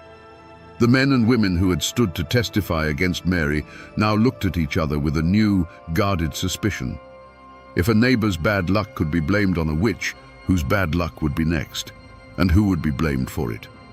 Jedediah Stone, the old hunter, no longer shared his kills with the families who had spoken against Mary. A quiet, bitter line had been drawn through the heart of the settlement. The unity of the mob had shattered, leaving behind only the sharp-edged fragments of distrust and resentment. The community had sought to purge a single, perceived evil from its midst. Instead, they had invited a dozen real ones to take its place. They had sacrificed their healer on the altar of their fear. They had traded a woman's life for the illusion of control, only to find themselves more vulnerable than ever. The tragedy was not just Mary Peyton's. It was the deep, self-inflicted wound of a people who, in trying to cast out a shadow, had managed only to extinguish a light. The true hex was not one Mary had cast, but one they had cast upon themselves, and its curse was one of silence, guilt, and a fear that had now truly taken root. In a dusty ledger, under the heading of the year 1802, a brief entry was made by Justice of the Peace Thompson. It likely read something to the effect of, "Accusation of maleficium against Mary Peyton, dismissed for want of evidence." With a dip of his quill and a scratch of ink, the official, written law of the state of Tennessee had spoken. On paper, Mary Peyton was an innocent woman. But that piece of paper was 1,000 miles from the truth that now governed her life. This was the heart of the conflict, the true trial. It was the modern world, with its rules of evidence and its presumption of innocence, clashing directly with the ancient, unwritten code of the mountains. The state's law demanded proof, a witness who saw her cast a spell, tangible evidence of a poison. The mountain code required only a sick child, a curdled pail of milk, and a collective, unshakable fear. The law saw a citizen with rights. The community saw a supernatural threat that had to be contained by any means necessary. The community's reaction to the dismissal was not relief or sober reflection. They saw the verdict as a profound failure of the so-called civilized world to protect them. To them, Justice Thompson wasn't a man of reason. He was a fool, blinded by newfangled laws that didn't understand the real dangers lurking in the shadows of the world. The dismissal didn't exonerate Mary in their eyes. It proved that the devil was a cunning lawyer, able to use the very laws of man to shield his servants from righteous punishment. The circuit preacher seized on this narrative. From his pulpit, he likely spoke of the weakness of earthly courts when faced with a spiritual war. The verdict, he would have argued, was not a reason to welcome Mary back, but a command for the faithful to take up the burden that the law had dropped. They were now God's own jury, and their sentence of shunning was not an act of cruelty, but a holy quarantine, a sacred duty to wall off the source of infection from the rest of the flock. And so, was justice served? By the cold letter of the law, yes. Mary Peyton was not fined, imprisoned, or executed. But in the court of survival and belief, the court that truly mattered in that isolated hollow, she had been found guilty and sentenced to a punishment that the law had no name for. The system had protected her body from the mob, but it was powerless to protect her spirit from their certainty. The verdict, meant to be the final word, was just a whisper lost in the roar of their fear, a perfect, tragic illustration of how true justice can be strangled by the hands of those who believe they are serving it. And what of the men who lit the fuse? What justice did the turning of the years bring to them? The answer, like the rest of this story, is not a simple one. The circuit preacher, the man who gave the community's fear its voice and its holy justification, met no grand downfall. He was a force of nature, a wildfire that sweeps through a dry valley. His work in that hollow was done. By the next spring, he was gone, having moved on to other settlements, other souls to save, carrying his brand of righteous fire with him. He likely never gave Mary Peyton another thought. He left behind a community fractured by his sermon and faced no consequence for it at all. The fate of Thomas Miller was a quieter, more personal form of justice. He had won his battle. The witch had been cast out. But the victory was a hollow, desolate thing. It did not bring his son back. It did not bring him peace. Instead, he became a man haunted not by a curse, but by his own conviction. He had poured all of his grief and rage into the vessel of one woman, and when it was over, he had nothing left. He grew gaunt and silent, a man hollowed out by his own victory. Some neighbors whispered that the real curse was the one he had invited into his own soul, a poison of guilt and doubt that he would carry to his grave. There was no clean resolution, no satisfying final act where the villains received their just deserts. One antagonist simply vanished, an agent of chaos who moved on to his next stage. The other became his own jailer, trapped in a prison of sorrow and regret. It shows a difficult truth. In a tragedy fueled by fear, there are no real winners. The line between accuser and victim blurs until all that is left is the wreckage. The story was never about a single witch. It was about a sickness of the spirit, and it claimed everyone it touched. The winter that followed the hearing was a harsh one, and Mary Peyton's cabin remained a dark, silent island in a sea of snow. No smoke rose from her chimney. No tracks marked the path to her door. When spring finally came and the world thawed, a quiet and terrible curiosity began to grow. It was Jedediah Stone, the old hunter, who finally put his shoulder to her door. The bolt, weakened by damp, gave way with a splintering crack. The silence inside was absolute. Mary was found in her chair, a figure of bone-thin stillness, having quietly wasted away in her self-imposed tomb. She had not starved for lack of food, but for lack of a world to live in. Her legacy had no bloodline to carry it. It was tied instead to the land she had occupied. No one dared to claim her cabin. It was left to the elements, a monument to the community's great and terrible secret. For years it stood as a warning, its roof slowly sagging, its walls surrendering to the relentless embrace of ivy and honeysuckle. Her garden, a living library of cures, went wild, a chaotic riot of potent herbs that no one else had the knowledge to use. The place became well and truly haunted, a spot children dared each other to run past at dusk, a physical reminder of the price of fear. The community did not heal, it scarred over. The name Mary Peyton was almost never spoken aloud again. It became a taboo, a heavy stone of shared guilt and shame dropped into the well of their collective memory. The Miller family, broken by the tragedy, eventually packed their wagon and moved west, seeking a place where they were not known as the people who had cried witch. The silence they left behind was filled not with peace, but with a brittle and anxious piety.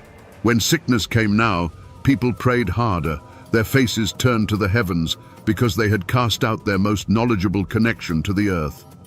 The power dynamic in the hollow had shifted permanently. The preacher had moved on, but his legacy of fear remained. The delicate balance between folk wisdom and frontier faith had been shattered. In casting out their healer, they had elevated their fear. They had traded a woman of knowledge for a ghost story. The community was left poorer, more isolated, and more vulnerable, not to the dark arts, but to the simple, brutal realities of a world that Mary Peyton had, in her own quiet way, understood better than any of them. Even today, if you know which overgrown path to take, you can find the place where Mary Peyton's cabin once stood. There is nothing left now but a stone chimney fall, a silent monument half swallowed by the woods. Around it, you can still find plants that have no business growing together, a tangled ghost of her garden, with foxglove and ginseng still pushing up through the weeds. The land itself seems to hold a memory, a quiet that feels older and heavier than the surrounding forest. The real Mary Peyton, the healer with the steady hands and the unbending will, was buried twice. Once in the cold earth, likely in an unmarked grave, and again under the weight of a legend she would never have recognized. Over the generations, her story was sanded down, its complex truths worn away until all that remained was a simple, sharp-edged tool used to frighten children. Old Witch Peyton, they called her. She became the monster who lived in the ruins, the creature who would snatch you if you stayed out after dark. Her tragedy was repurposed into a local ghost story. Her name became a permanent scar on the landscape. The little valley where she lived is still known by some old-timers as Peyton's Hollow. They might not know the full story of the Hearing or the Miller Boy, but they know it's a place to be wary of, a place with a history. The name itself is an echo, a fragment of a warning passed down through time.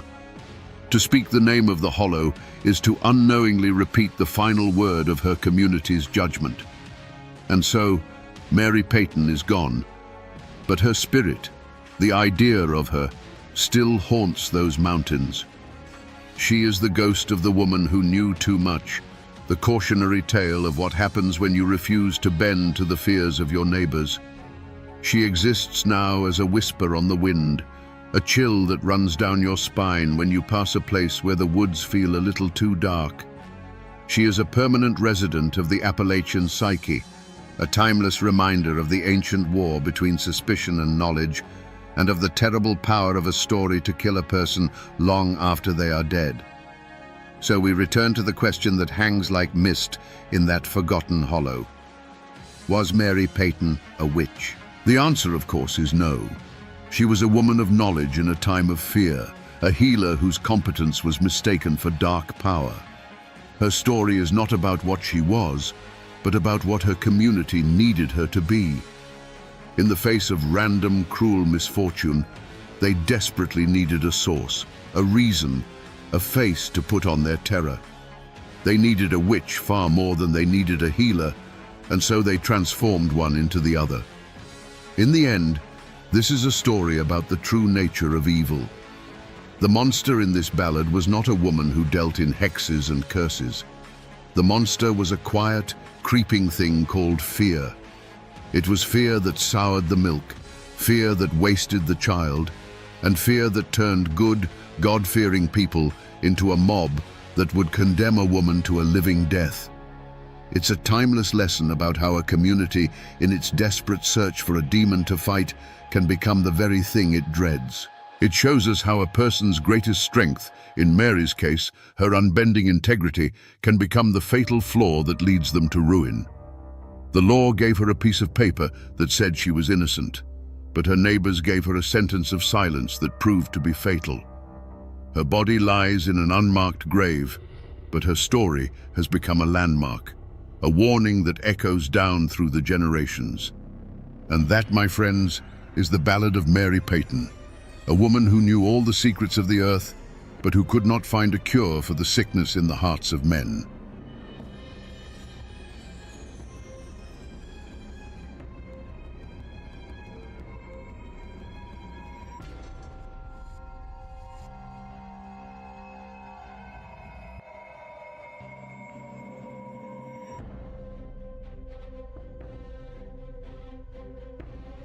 For 3 days, the law in Blackwater County was gone. A posse of the county's toughest men stood helpless at the mouth of the Black Hole, a jagged maw in the mountainside that seemed to breathe a cold older than memory. They were waiting for one man, Sheriff Banquo Fletcher, who had walked into that absolute darkness 3 days prior, hunting a killer the rest of them were too terrified to pursue. Now, silence was their only answer. Did the legendary lawman finally meet his match? Not in a man, but in the earth itself. Today, we go back to that moment of terrifying uncertainty to uncover the truth of the man who walked into a legend and came back forever changed. The 2 men who died weren't just company guards, they were Blackwater County men. The first was Thomas Miller, a man whose face was a roadmap of his 50 years in the mines. His hands were thick with calluses, but they were gentle with his grandchildren. He'd taken the guard job to get out of the deep shafts, hoping for a few quiet years before he retired. The second was David Eames, barely 20 years old, with a quick smile and eyes full of plans to marry his sweetheart and buy a small plot of land downriver. They weren't heroes or gunslingers. They were just ordinary men, trying to earn a living in a world that offered few easy paths. Their world was one of stark contrasts. The green, ancient mountains held communities bound by blood and tradition, where folks lived by the seasons and the grace of God. But cutting through this old world were the black veins of the new one, the coal mines. Company towns sprung up overnight, filled with the soot of the tipple and the clang of steel on rock. Life was hard, pay was low, and the company store kept everyone in a state of perpetual debt. This friction between the old ways and the new money created a constant, simmering tension. The payroll wagon was a symbol of it all, a tempting prize moving through a land of desperate men. Standing watch over this fragile piece was Sheriff Banquo Fletcher. Before he became a legend, he was simply the law. He was a constant, predictable presence, as much a part of the landscape as the hawk circling the ridge. You'd see him at the general store, not saying much, but listening to everything. He knew whose cow had gone missing, whose son was running with the wrong crowd, and which feuds were simmering just below the surface. He was the community's anchor, a man who believed in a simple, unshakable truth. There was right and there was wrong, and it was his job to stand on that line. But Fletcher was more than just a badge. He was born of these hills, and he understood their silent language. He felt the weight of every family's troubles, every whispered fear. This connection to his people was his strength, but it was also a heavy burden. He saw the desperation the coal companies bred, and he knew it would eventually boil over into violence. He was one man holding back a flood, and he knew it. His quiet, solitary life was a reflection of the immense responsibility he carried on his shoulders alone. The world that was, before Silas Kane pulled the trigger, was one of fragile order. It was a community holding its breath, praying that the simmering tensions wouldn't erupt into open flame. Thomas Miller and David Eames were part of that order, men doing their duty. Sheriff Fletcher was its ultimate guardian, but their peaceful world had a shadow, a dark place where the law didn't reach and fear held sway. The murder of those 2 guards wasn't just a crime, it was a challenge. It was Silas Kane declaring that the old rules were dead and that even the mountains couldn't protect you anymore. The scene of the attack was on a lonely stretch of road winding through a deep cut in the mountain, a place where the sun struggled to reach the forest floor even at midday. The payroll wagon sat askew, one wheel splintered in a ditch. The 2 horses stood unnaturally still in their harnesses, their heads bowed, their coats trembling despite the cool air. A profound and terrible silence had fallen over the hollow, broken only by the drip of water from moss-covered rocks. The payroll box was gone, its hasp broken and discarded in the mud. The bodies of Miller and Eames lay where they fell, covered by canvas blankets that couldn't hide the dark stains seeping into the earth. When Sheriff Fletcher arrived, he didn't join the quiet, grim-faced huddle of men who had discovered the wagon. He moved away from them, his grey eyes scanning not the wagon, but the woods surrounding it.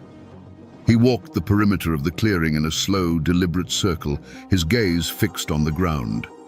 He was reading the forest floor like a page in a book, taking in every bent twig, every disturbed patch of last year's leaves.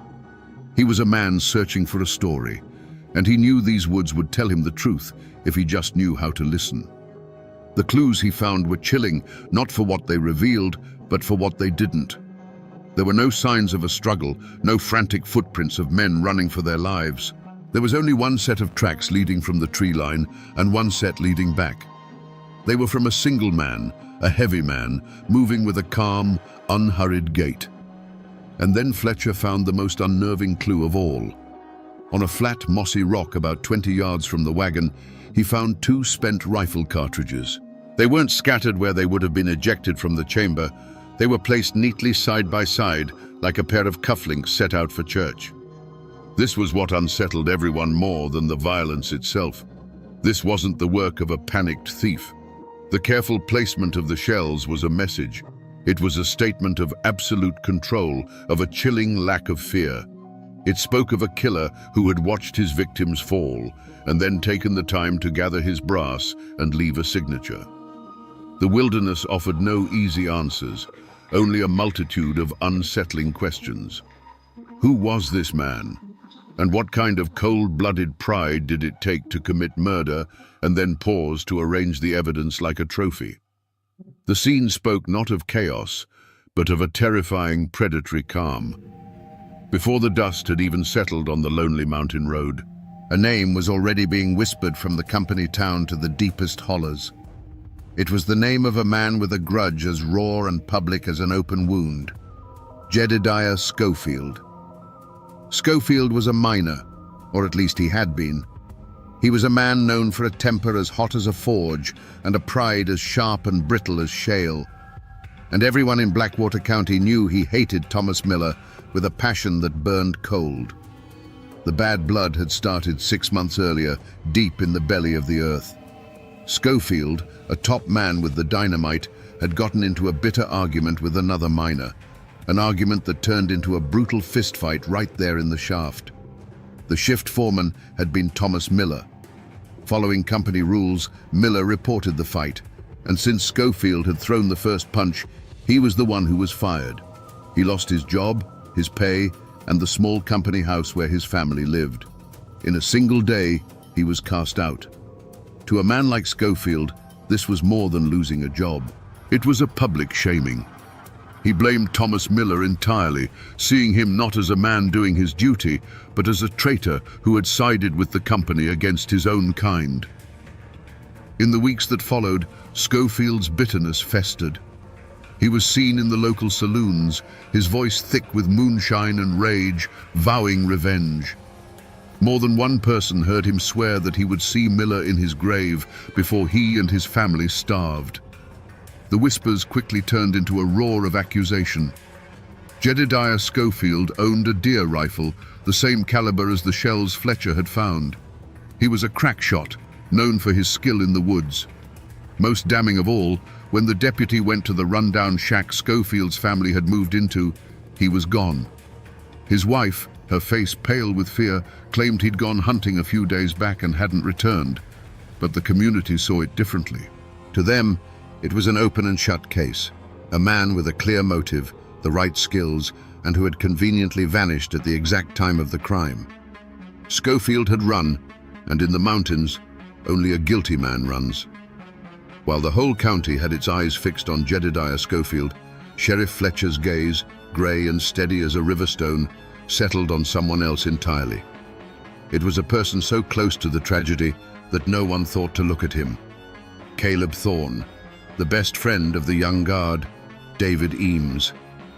Caleb and David had been inseparable since they were boys, their bond forged in the creeks and woods of Blackwater County. They were 2 sides of the same coin, sharing every secret and every dream of a life beyond the coal dust. No one seemed more devastated by David's death than Caleb. No one, that is, except Sheriff Fletcher. He had seen grief in all its forms, and Caleb's felt wrong. It was too loud, too theatrical. At the funeral, Caleb wept with a noise that drowned out the quiet sorrow of the boy's own mother. But Fletcher, standing at the back of the cemetery, noted that for all the performance, the man's eyes were sharp and restless. He wasn't looking at the grave, he was watching the crowd. Fletcher knew that true grief turns a man inward, but Caleb Thorne was looking outward, like a man checking to see if his story was being believed. Beneath that mask of sorrow was a secret that was rotting Caleb from the inside out. He wasn't just a simple mine worker. He was a gambler who had fallen in deep with a dangerous crowd from the railroad camps. He owed a debt so large it was a death sentence, and the men he owed were not known for their patience. The company payroll wasn't just a target of opportunity for him, it was his only way out. His best friend, David Eames, hadn't just been a friend.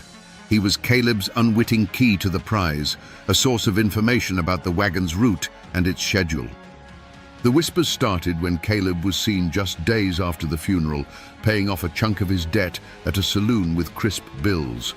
When questioned, he claimed he'd won a lucky hand at cards. But the story felt thin, and his behavior, when re-examined, painted a darker picture.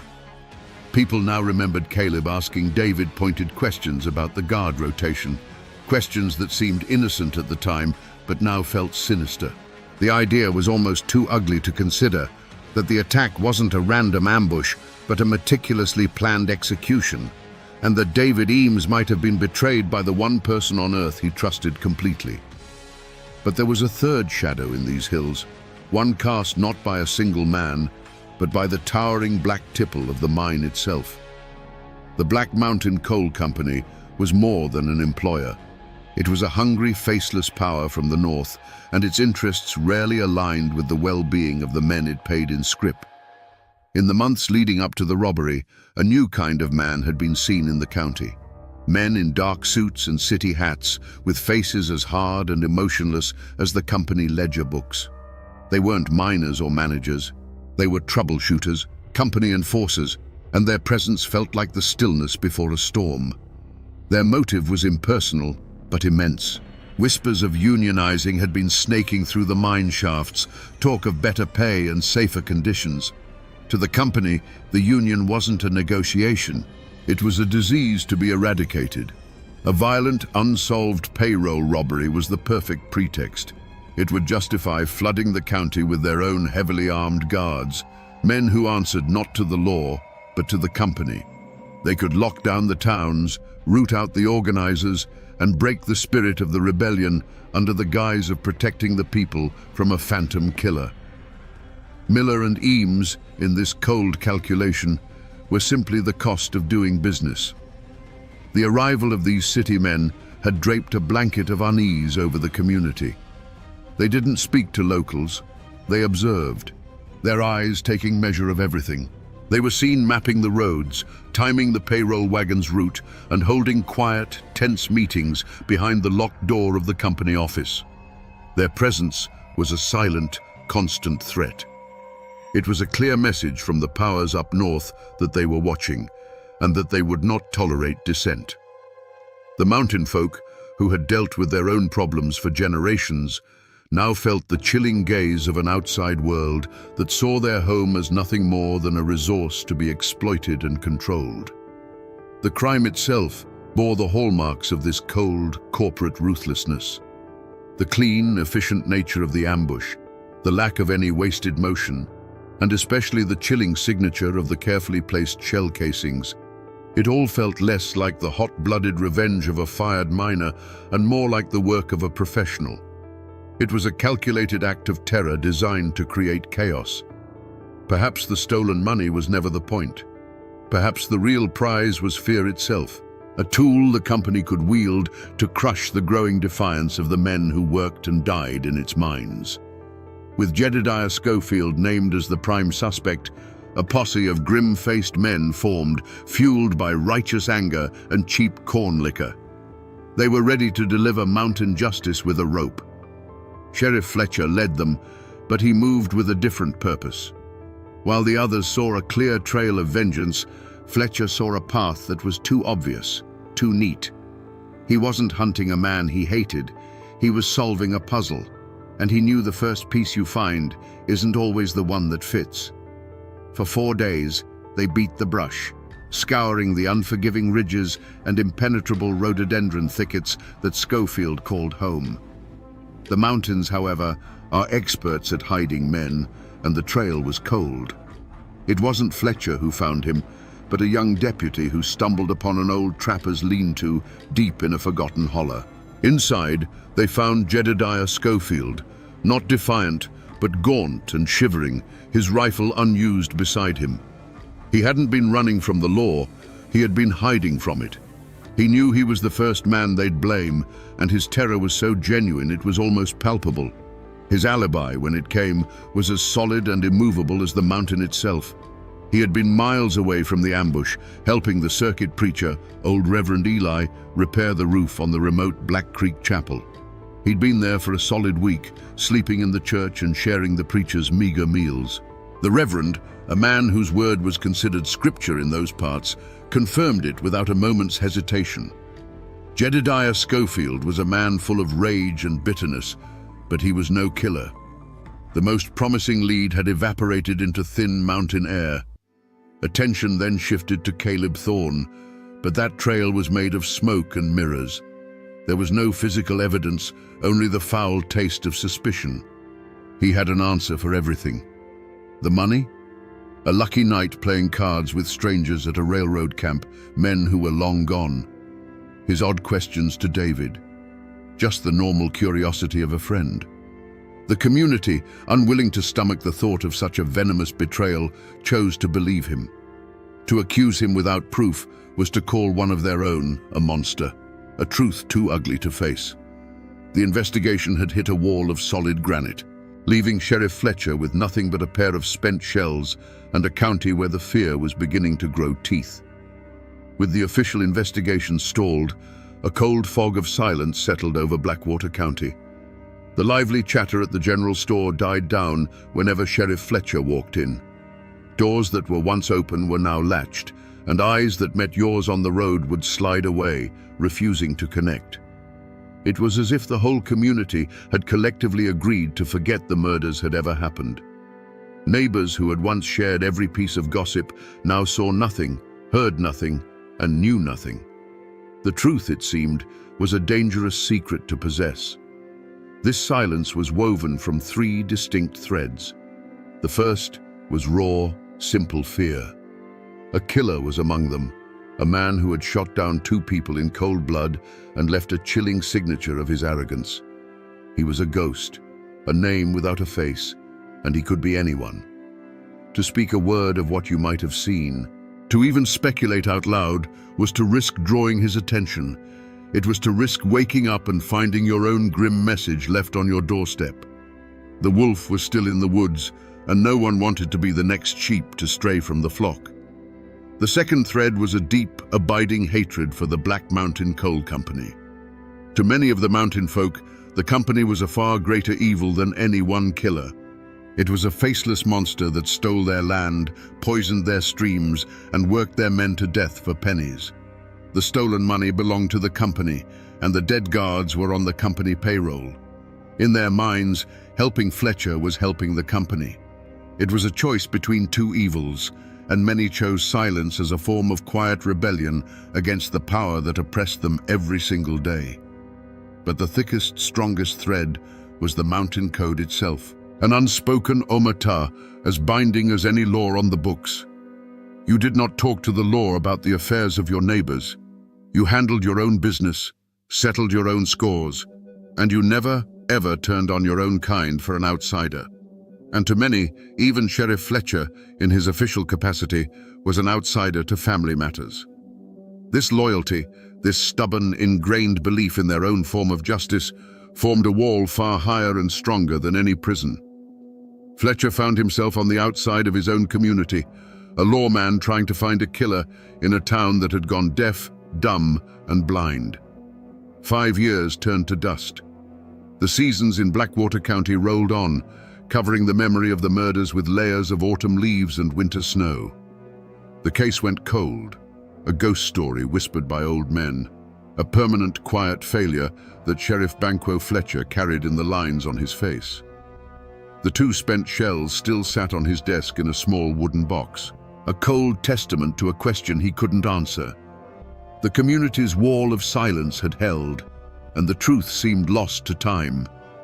The clue that broke it all came not from a clever deduction or a piece of new evidence, but from the rambling memory of an old woman on the edge of the next world. Granny Elspeth lived in a one-room cabin perched like a hawk's nest on a ridge overlooking the very road where the ambush took place. Her mind, the folks in town said, was a tangled thicket of memories and mountain lore, and her words were often dismissed as the wind in the pines. Fletcher, however, made a point of checking on the old woman, bringing her salt and flour when the snows were deep. On one such visit, sitting by her hearth, he listened as she drifted through the past. She spoke of the hard winter of '08, of a blight that killed the chestnut trees, and then, without any change in her tone, she said something that made the air in the tiny cabin stand still. "Such a shame about that young Eames boy," she murmured, her eyes fixed on the fire. "He was always so polite. I saw him walking up the road that very morning with his friend, Caleb Thorne. They was laughing, heads together like they was sharing a secret. Not an hour later, I heard the guns. For Sheriff Fletcher, it was as if the last 5 years had collapsed into a single blinding instant. Caleb Thorne's alibi had been rock solid. He had been at the mine, working a full shift. Multiple men had sworn to it. But Granny Elspeth, whose cabin sat miles from the mine entrance, had seen him on the murder road with the victim just before he died. It wasn't a confession she offered, but a simple, unvarnished memory, one that nobody had ever thought to ask for. The old woman, dismissed by everyone, had been the only witness. In that moment, the entire case was reborn. Fletcher realized the horrifying truth. Caleb's alibi hadn't been solid. It had been constructed. He had paid or threatened his fellow miners to lie for him, a conspiracy of silence bought with stolen payroll money.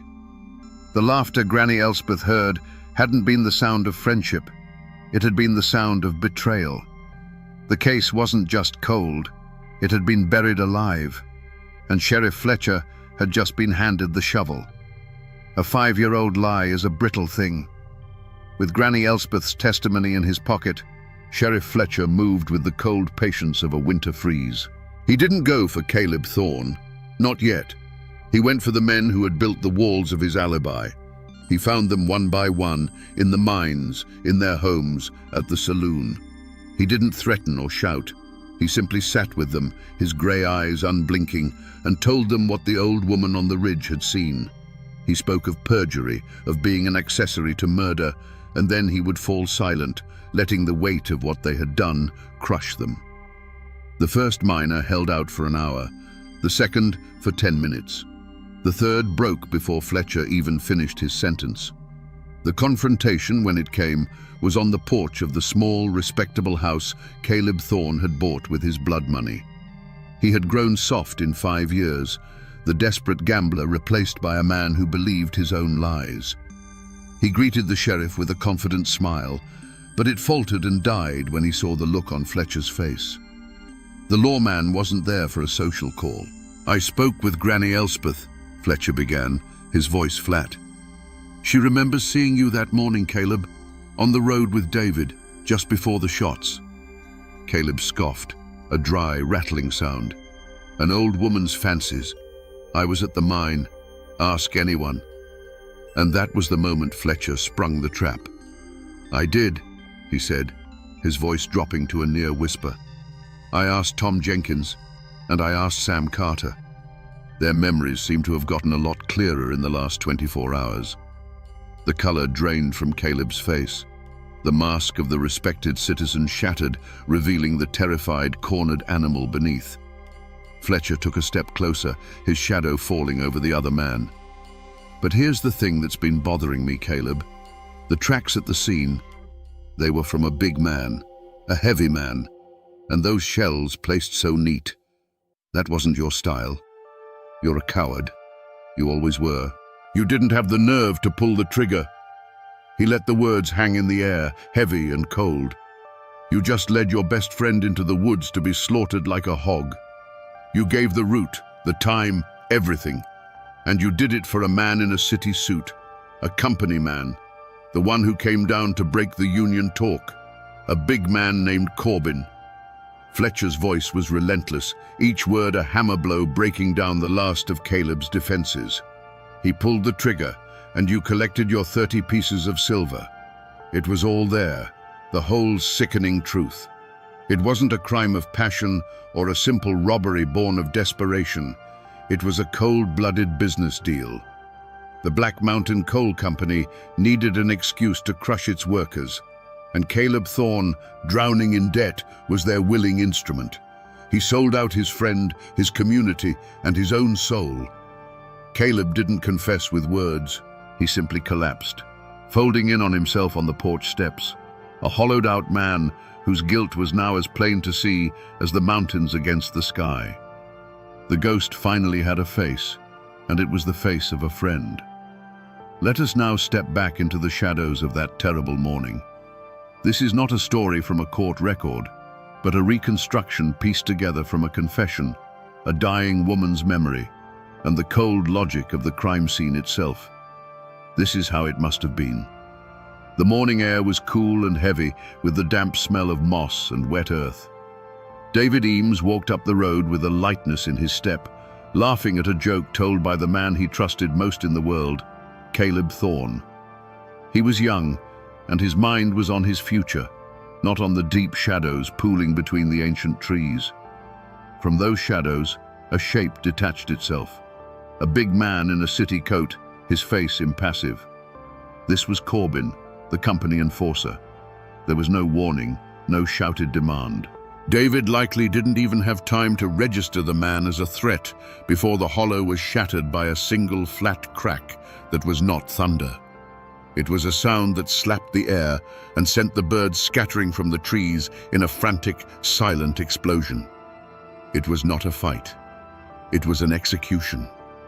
For David, there would have been a moment of searing confusion, a feeling of the world tilting on its axis, and perhaps, in his last second of sight, he would have seen his best friend's face contorted, not with surprise, but with a terrible, knowing guilt. Thomas Miller, a man who had survived 30 years of rockfalls and dynamite blasts, was a professional.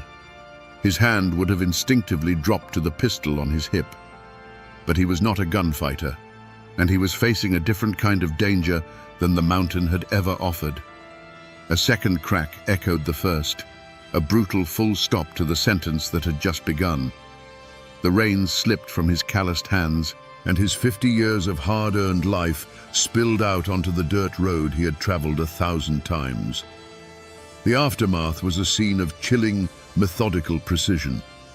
The big man, Corbin, moved with an unhurried grace. He walked to the mossy rock and deliberately placed the two spent shells side by side, a gesture of pure, contemptuous power. It was his signature on a piece of human wreckage. The sharp tang of gunpowder hung in the air, a profane incense in the cathedral of the woods. Then, from deep in the rhododendron, came a different sound, a wretched, heaving gasp. It was the sound of Caleb Thorne, the Judas, being sick in the bushes, his body finally rebelling against the monstrous thing his greed had unleashed. When they were done, the payroll box was opened, and the money exchanged hands. One man walked away with a clean kill and a broken union. The other stumbled away with a lifetime of guilt and blood on his hands that no amount of money could ever wash clean. After the sound of their departure faded, the woods fell silent again. But it was a new kind of silence. It was heavier, broken, and for a long, long time, the birds did not return to their song. The Blackwater County Courthouse had never seen a trial like it. The wooden benches groaned under the weight of the entire community, a sea of grim, weathered faces. It was a pressure cooker of old grief and new anger. At the defendant's table sat two men who were worlds apart. Caleb Thorne was a ghost, a hollowed-out man who stared at the floorboards as if they held the secrets to his damnation. Beside him, cool and impassive, sat Corbin, the company man. Flanked by lawyers from the city with slicked-back hair and alligator-skin briefcases, he looked not like a man on trial for his life, but like a landowner inspecting a property he was about to foreclose on. The trial became a battle not over facts, but over which world held more truth. The county prosecutor presented a simple, brutal story of betrayal, backed by the tearful, coerced confessions of the miners who had lied for Caleb. He put Granny Elspeth on the stand, her voice frail, but her memory clear as a mountain spring. But Corbyn's lawyers were masterful. They painted a picture of a backwards, ignorant community engaged in a conspiracy against the company that fed them. They portrayed Granny Elspeth as a senile old woman, the miners as liars trying to save their own skins, and Caleb Thorne as a desperate man who would say anything to lessen his own sentence.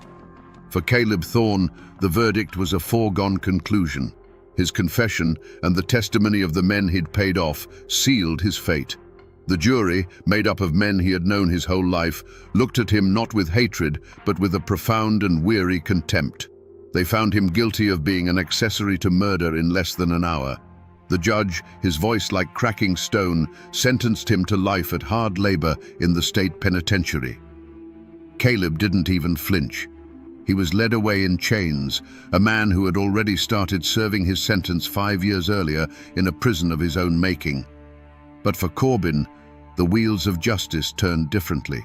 They were greased with company money. His lawyers produced train tickets, hotel registries, and sworn affidavits from businessmen in Knoxville, all placing him 100 miles away on the day of the murders. It was a perfect, ironclad alibi, constructed with the same cold precision as the crime itself. Faced with the contradictory testimony of mountain folk on one side and documented, official-looking proof on the other, the jury was paralyzed by doubt. The word of a dozen miners could not outweigh a single stamped piece of paper from the city. After 2 days of deliberation, they delivered their verdict. For the murder of Thomas Miller and David Eames, the jury found the defendant, Mr. Corbyn, not guilty. A wave of stunned silence washed over the courtroom, followed by a low, collective growl of disbelief. Corbyn showed no emotion. He simply adjusted his tie, shook his lawyer's hands, and walked out of the courthouse a free man, leaving the people of Blackwater County choking on a brand of justice that felt more like poison. The law had punished the traitor, but the man who pulled the trigger had vanished back into the world of money and power from which he came, as untouchable as a shadow. For the families of Thomas Miller and David Eames, the verdicts brought no peace, only a quiet, permanent ache. The community wrapped its arms around them, but their losses carved out a silence that could never be filled. David's sweetheart, a girl whose future had been so bright, never married. She grew into a quiet, sad-eyed woman who always wore a locket with his picture, her life a long, slow testament to a promise that was broken by a bullet. The Millers, once a boisterous and central family in the county, drew into themselves, their grief a constant, unspoken presence at their dinner table. They had received the law's answer, but it did nothing to quiet the echoes of the guns. Jedediah Schofield, the man who had been tried and convicted in the court of public opinion, was legally a free man, but his reputation never fully recovered. In the Hollers, where memories are long and suspicion is a survival instinct, the stain of the accusation lingered. He was no longer the hot-tempered miner. He was the man they almost hung for the payroll. The whispers followed him, poisoning his relationships and curdling his already bitter spirit. He became a solitary man, his anger at the world turning inward, leaving him isolated by a crime he did not commit. He was a second kind of victim, his life forever altered by the lie that had almost cost him everything. Caleb Thorne's fate was a slow erasure. He was sent to the state prison, a brutal place of rock quarries and sun-baked fields from which few men returned whole. His name in Blackwater County became a curse, a cautionary tale told to children about the evils of greed and betrayal. His family, unable to bear the shame, sold their small plot of land and moved away in the dead of night, their name vanishing from the county records as if they had never existed. Caleb Thorne simply ceased to be a person, becoming a number in a ledger, a ghost haunting the prison walls until he was forgotten by all but one man. And Corbin? He vanished like a wisp of smoke. The Black Mountain Coal Company, its union problem now brutally solved, transferred him out of the state. He left no records, no forwarding address, no trace. He was a phantom, an instrument of corporate will who had done his job and been recalled. For the people of Blackwater County, his acquittal was a bitter lesson in the nature of power. It proved what they had always suspected, that there were two kinds of law in the world. There was their law, the law of the mountains, and there was the company's law, the law of money, which could make a murderer disappear in broad daylight. This case changed Banquo Fletcher. The sight of Corbin walking free carved something deep into his soul. It taught him that the courthouse could deliver a verdict, but not always justice. He grew quieter, more solitary, his methods more relentless. He had seen the law fail, and in that failure he seemed to find a harder resolve. He would deliver his man to the courthouse if he could, but he would deliver justice no matter what. The memory of Corbin's smug, emotionless face would fuel his hunt for every outlaw that followed, a cold fire that would one day lead him to the mouth of the black hole in pursuit of a different killer and a different, darker kind of judgment. If you travel the back roads of Blackwater County today, you can still find the scars left by this story. The old company road is paved now, but the deep cut where the ambush happened remains, a place where the shadows lie a little thicker and the air feels a little colder. In the town square, the old courthouse still stands, its brick facade a silent witness to the flawed justice it once dispensed. But the most tangible remnants lie in the church graveyard, on a hill overlooking the valley. There you will find two simple, weathered stones side by side. One for Thomas Miller, a husband and father, the other for David Eames, a son and brother. Their names, carved in stone, are a permanent record of a debt that was never fully paid.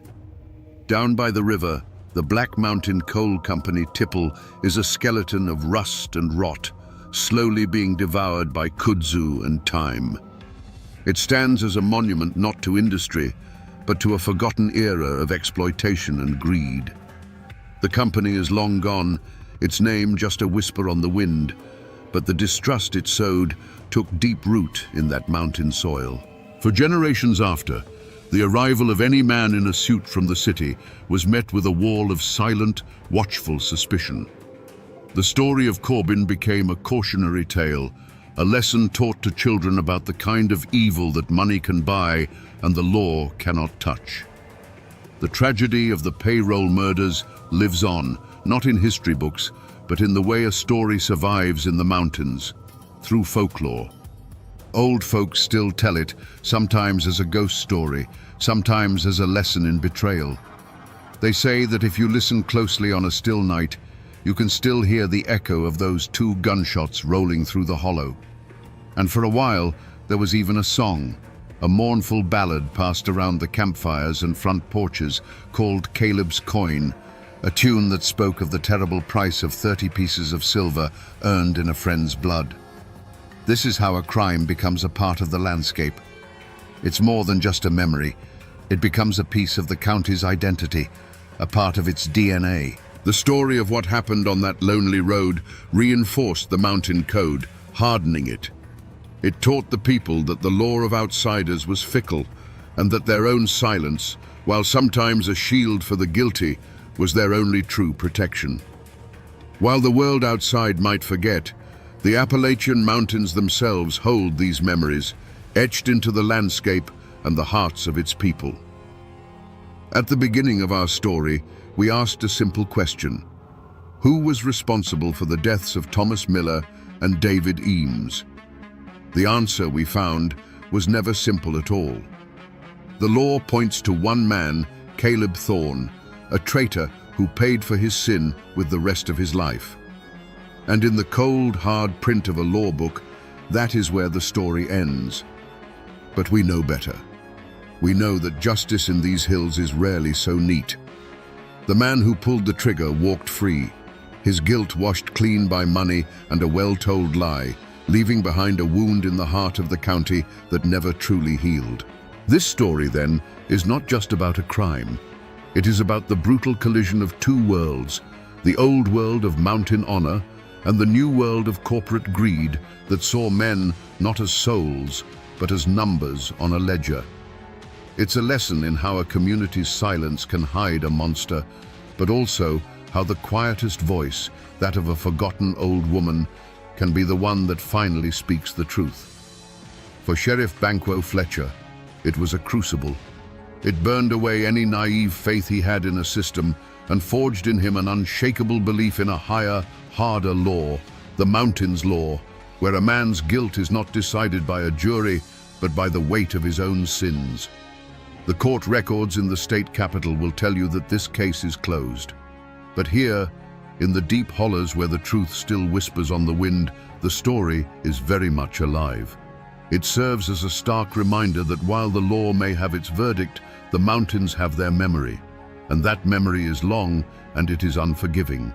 And now, my friends, you know the rest of the story, or at least as much of it as the mountains are willing to give up.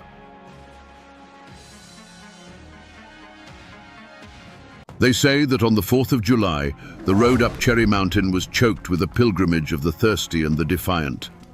Thousands of people, judges and outlaws, preachers and laborers, climbed that steep North Carolina slope, drawn by a single promise.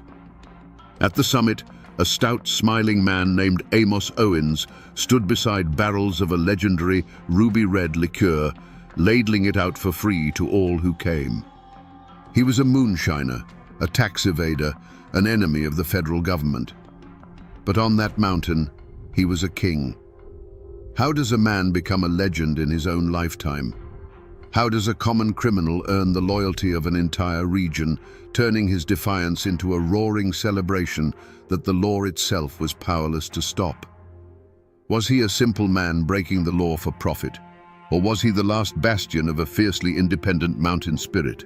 Today, we're going to pour a glass of history and trace the life of the one and only Cherry Bounce King, to understand the man who built a kingdom from corn, wild cherries, and an unbreakable will. To understand a man like Amos Owens, you have to understand the ground he was raised on. He was born in 1822 in Rutherford County, North Carolina, a place where the Blue Ridge Mountains begin to claw their way toward the sky. This wasn't just a landscape, it was a fortress. The people who settled these hollows were mostly Scotch-Irish, folks who carried a deep and abiding distrust of distant governments in their bones. They had fled kings and landlords once, and they weren't about to bow to a tax collector from Washington, D.C. Life here was a constant struggle against rock, weather, and isolation. A family's wealth wasn't measured in dollars, but in the yield of their corn patch, the health of their livestock, and the strength of their kin. Corn was life, but it was heavy and difficult to transport over rugged mountain trails. Turning that corn into whiskey was simple economics. It was a way to concentrate a year's worth of hard labor into a portable, profitable, and potent form. For these mountain families, the smoke from a copper still wasn't the sign of a crime. It was the smell of survival. This world operated on a code older than any federal law. Your word was your bond. Your family was your nation.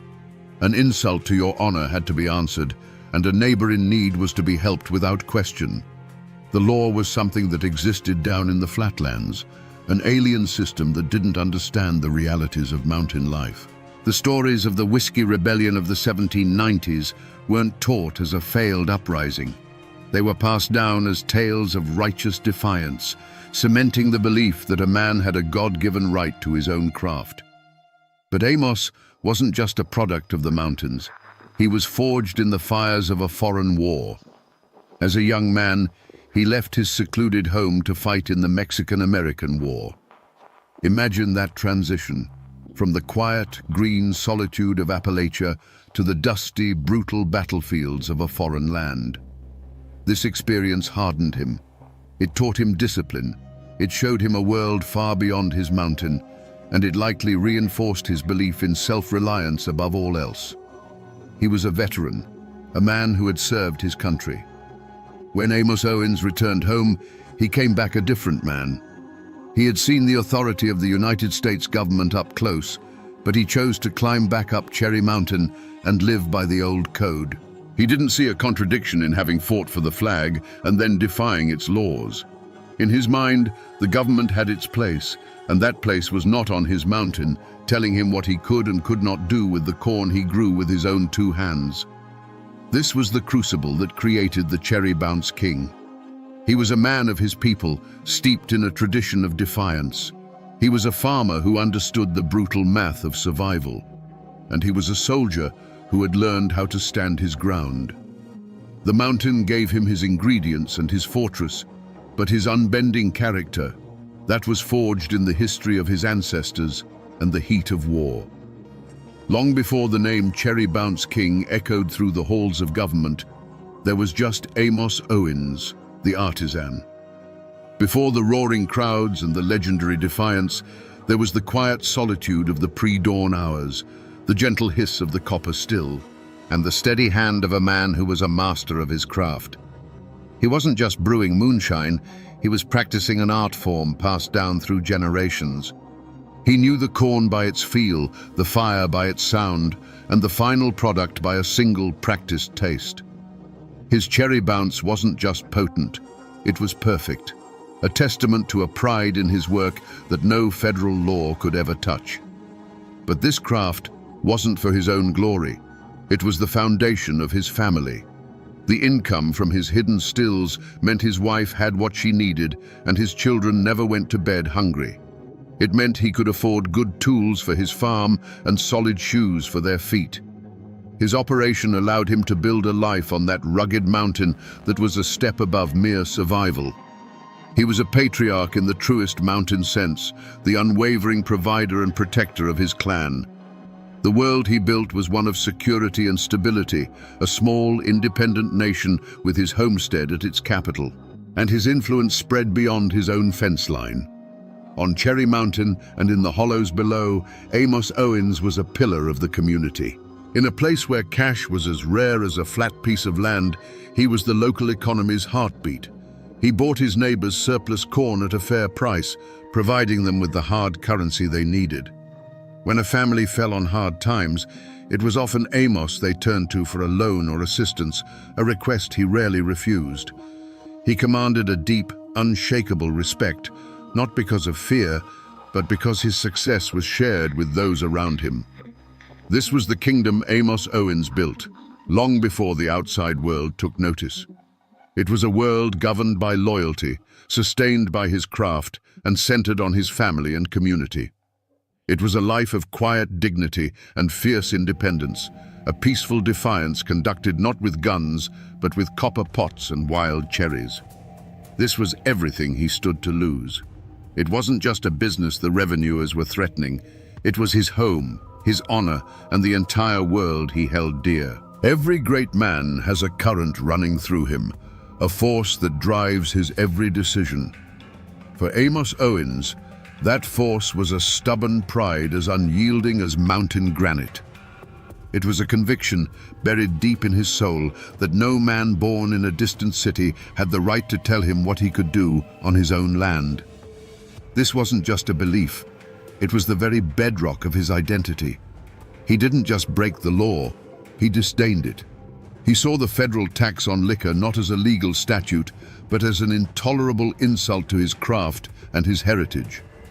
This pride wasn't a quiet, internal thing. It was loud, bold, and defiant. While other moonshiners operated in the shadows, speaking in whispers and moving by moonlight, Amos Owens built a lighthouse. His legendary 4th of July and Christmas celebrations, where he gave away his cherry bounce by the barrelful, were the ultimate expression of this flaw. These weren't just parties, they were public declarations. He was telling the world, and specifically the federal government, I am here. This is my craft, and I am not ashamed of it. Come and get me if you dare. There's a story, told and retold until it's become gospel in those parts, that perfectly captures this audacious spirit. After one of his many arrests, Amos was brought before a judge who, tired of their game, levied a particularly steep fine against him. The courtroom fell silent, expecting the old moonshiner to protest or ask for time to pay. Instead, Amos simply nodded, reached deep into the pocket of his overalls and pulled out a thick wad of cash, bills still smelling faintly of corn mash and wood smoke. He counted out the full amount, placed it on the bench without a word, and walked out a free man. It was not an act of submission, it was an act of mockery. He was using the profits of his crime to pay the penalty, reducing the judge's sentence to a mere business expense. This pride, this absolute refusal to bend, was his greatest strength in the eyes of his neighbors. It's what made him a folk hero. But it was also the crack in his armor. It made him visible. It made him a target. A lesser man might have laid low after a raid, moved his still, and sold his product quietly. But Amos' pride wouldn't allow that. He would rebuild, bigger and better, and the smoke would rise from his chimney stack on Cherry Mountain like a defiant flag, a signal to the law that he had not been beaten. His flaw, then, was his inability to compromise his own code. He was a king on his mountain, and kings do not bow. This stubborn streak ensured that his conflict with the government would never be a quiet, hidden affair. It was destined to become a public spectacle, a long and drawn-out war of attrition. He was daring the lightning to strike, forgetting that in the world of federal law, the storm always gathers eventually. For years, the dance between Amos Owens and the law had a familiar, almost comfortable rhythm.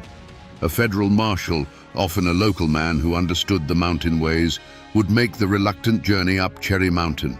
Stills would be broken, a warrant would be served, and Amos would go along peacefully. It was a ritual, a game of appearances, where the law made its point, and Amos paid his tax in the form of a fine. He always rebuilt, and the marshals always knew he would.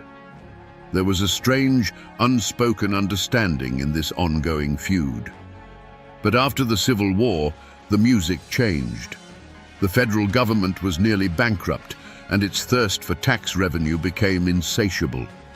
The Bureau of Internal Revenue was empowered, unleashing a new breed of agent upon the mountains. These weren't local men playing a part. They were strangers with cold eyes and a fervent belief in federal authority. They saw the mountains not as a different world with its own rules, but as a den of tax cheats who were robbing the US Treasury. Their mission wasn't to play a game, it was to win a war. The spark that lit the fuse came on a crisp autumn morning. A team of these new, determined revenuers stormed Cherry Mountain. This raid was different. It wasn't just about the equipment. With grim efficiency, they found Amos's aging cellar, a cool space dug into the mountainside where his finished product, his art, was stored. They didn't confiscate it. With axes and sledgehammers, they systematically smashed every jug and barrel. Years of work, hundreds of gallons of his legendary cherry bounce, gushed out and stained the earth a deep, bloody red. They were destroying his legacy, pouring his very soul into the dirt. Amos Owens, who had always met his arrest with a wry smile, stood and watched this sacrilege in cold silence. This was no longer a matter of business. They hadn't just destroyed his property, they had committed an act of profound disrespect. They had vandalized his art, violated the sanctity of his craft, and declared that his life's work was nothing more than contraband to be annihilated. The unspoken rules of their long dance had been shattered. For Amos, this was a declaration of war. This act was an unforgivable affront precisely because it struck at the heart of his defiant pride. To be arrested was one thing. To be treated as a common criminal whose masterpiece deserved no more respect than ditch water was another. They had challenged his status, his honor, and his identity as the king of his own mountain. In that moment, watching his life's work bleed into the ground, a decision was made. He would no longer be a mere moonshiner who got caught now and then. He would become a symbol. His operation would grow larger, his celebrations more brazen, and his name would become a banner of defiance for the entire region to rally behind. The red stain on the ground where his cherry bounce had been spilled was a line drawn in the dirt. Amos Owens' response wasn't fear, it was fury. He did not retreat into the shadows. Instead, he did the opposite. The smoke from Cherry Mountain, which had always been a steady wisp, now billowed into a column. He built new stills, bigger and more efficient. He hired more men. He doubled his production. He was no longer just supplying a thirsty region. He was building an empire in open defiance of the United States government. The warnings started as quiet whispers. His own wife, who had stood by him through dozens of arrests, saw the new hardness in the eyes of the federal men who rode through the nearby towns. She would plead with him at night, by the firelight, her voice full of a fear he'd never heard before. "Amos," she would say, "this is different now. It's not a game anymore. They don't just want a fine. They want to see you broken." He would listen, pat her hand, and tell her that a man who bows to a bully invites him to kick again. The whispers grew louder in the community. Friends who had celebrated his audacity now pulled him aside with worried looks.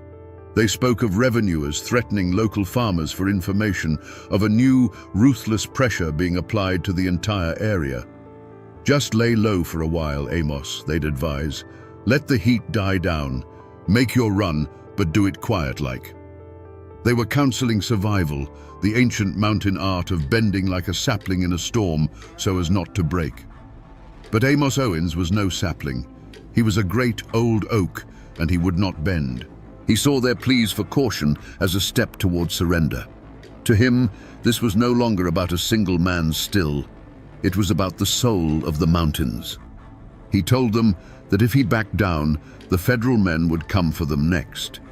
He preached his gospel of defiance, arguing that the only way to meet a threat is to stand taller and look it square in the eye. His pride had now transformed into a righteous cause.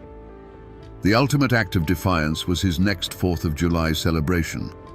Where others saw a reason for caution, Amos saw a stage. He sent out word. The party on Cherry Mountain would be bigger than ever before. It became a public spectacle, an open challenge broadcast across the state. He wasn't just inviting his friends and customers. He was taunting the Bureau of Internal Revenue. He was turning his defiance into a beacon, daring them to try and extinguish it in front of thousands of his supporters. With every warning he ignored, every plea for moderation he dismissed, the path forward narrowed until there was only one way it could go. He had become a symbol, a living embodiment of the mountain spirit, and the government could not allow such a symbol to stand. He was isolating himself on a peak of his own making, a king so confident in his fortress that he could no longer see the army gathering at its gates. A violent outcome was no longer a risk. It was a certainty he himself was inviting. The day before the 4th of July dawned clear and bright over Cherry Mountain. The air was already electric with anticipation. Wagons were being moved into place. Barrels of cherry bounce were rolled out from the cellar, and the sound of hammers echoed as a stage was built for the fiddlers. This was to be Amos Owens' masterpiece of defiance, the grandest celebration he had ever hosted. But as the sun reached its zenith, a lone rider was seen making his way steadily up the mountain path. It wasn't a posse. It was the familiar, weary face of an old federal marshal, a man who had arrested Amos more than once in the bygone days of their gentleman's feud. He didn't come with warrants or weapons. He dismounted, met Amos near the Great Log Hall, and spoke not as a lawman, but as one man to another. He explained that the world had changed. The new men in charge in Raleigh and Washington saw Amos not as a local character, but as the leader of an insurrection. They were coming, he warned, not for a token arrest, but to crush him completely. "They're just waiting for this party, Amos," the marshal said, his voice low. "They'll use the crowd as an excuse. They'll say it was a riot. Men are going to get hurt." Then came the final, clear off-ramp, the last chance for peace. "Cancel it," the marshal pleaded, "just for this year. Send everyone home. Show them you're not looking for a fight. If you do this, I can go back and tell them the threat is over. We can go back to the way things were. It's your last chance to put the genie back in the bottle."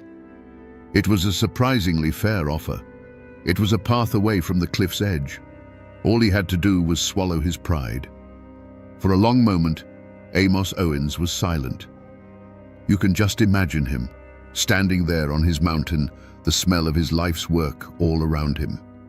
He likely looked at his home, at the preparations for the festival, at the faces of his kin. He had to have felt the weight of the choice before him, the safety of his family versus the defiant code that had defined his entire life. The marshal's offer was reasonable. It was wise. But to Amos, it sounded like the clatter of chains. He finally turned his gaze from his home and met the marshal's eyes. The internal struggle was over. "A man doesn't send his guests home," Amos said, his voice as firm as the mountain beneath his feet, "just because an uninvited stranger is threatening to kick down the door." The party goes on. With that, the last bridge to peace was burned. He had been offered a truce and had chosen war. The old marshal simply nodded, a look of profound sadness on his face, and rode away, leaving the Cherry Bounce king alone on his throne, waiting for the inevitable storm he had personally summoned. The 4th of July on Cherry Mountain was a roaring sea of humanity. The fiddles screamed, the banjos rang, and the rhythmic stomp of dancing feet shook the very ground. Above it all was the booming laughter of Amos Owens, a king in his element, ladling out his ruby-red elixir. But as the afternoon sun began to dip, a different sound drifted up from the base of the mountain, the cold, rhythmic clink of metal and the steady tramp of marching feet. A long column of federal agents and deputized men, armed and determined, was ascending the slope. The music faltered, then died.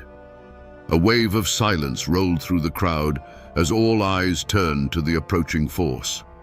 The world for Amos Owens narrowed to the sight of those grim-faced men, their polished badges glinting in the sun. This wasn't a raid. It was an invasion.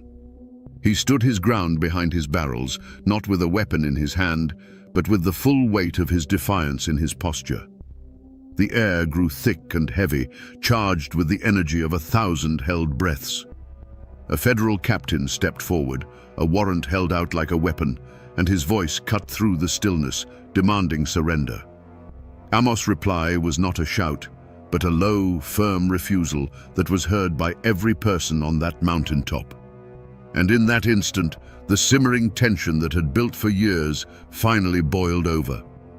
The captain gave a signal, and the line of lawmen surged forward. The crowd, loyal and fueled by Cherry Bounce, pushed back. What happened next wasn't a battle of neat lines and clear commands. It was a chaotic, swirling vortex of human bodies. The world became a blur of motion and a cacophony of shouts. From Amos' perspective, it must have been a maelstrom. The celebration he had built, a symbol of his independence, had become a scene of pandemonium. An argument that had raged for a decade in courtrooms and whispers was suddenly, violently being settled with fists and clubs. The sharp, percussive sound of an intervention echoed through the holler, a sound that cut through the noise and hung in the air like a final, dreadful punctuation mark. In the heart of the chaos, Amos himself was the primary target. He was swarmed, not as a respected elder, but as the ringleader of a mob. He felt the grasp of rough hands, the impact of a world turned hostile. The final, visceral sensation was not one of his choosing. The vibrant festival, the pinnacle of his lifelong defiance, was over. The argument that had defined his life had been answered not with words, but with overwhelming force. The chilling silence that followed the main event was broken only by the groans of the injured and the curt, metallic orders of the federal agents who were now, finally, masters of the mountain. The world came back into focus slowly for Amos Owens, through a haze of shock and the dull ache of struggle. The roar of the crowd had been replaced by a grim quiet, punctuated by the sharp orders of federal officers. His great hall, a place of joyous celebration just an hour before, was a scene of wreckage. Overturned benches, smashed jugs, and the dark, sticky pools of spilled Cherry Bounce littered the ground. He wasn't a king surveying his court. He was a prisoner standing in the ruins of his own kingdom. There was no regret in his heart. There was no fear. There was only a cold, profound rage that settled deep in his bones. This was the ultimate violation.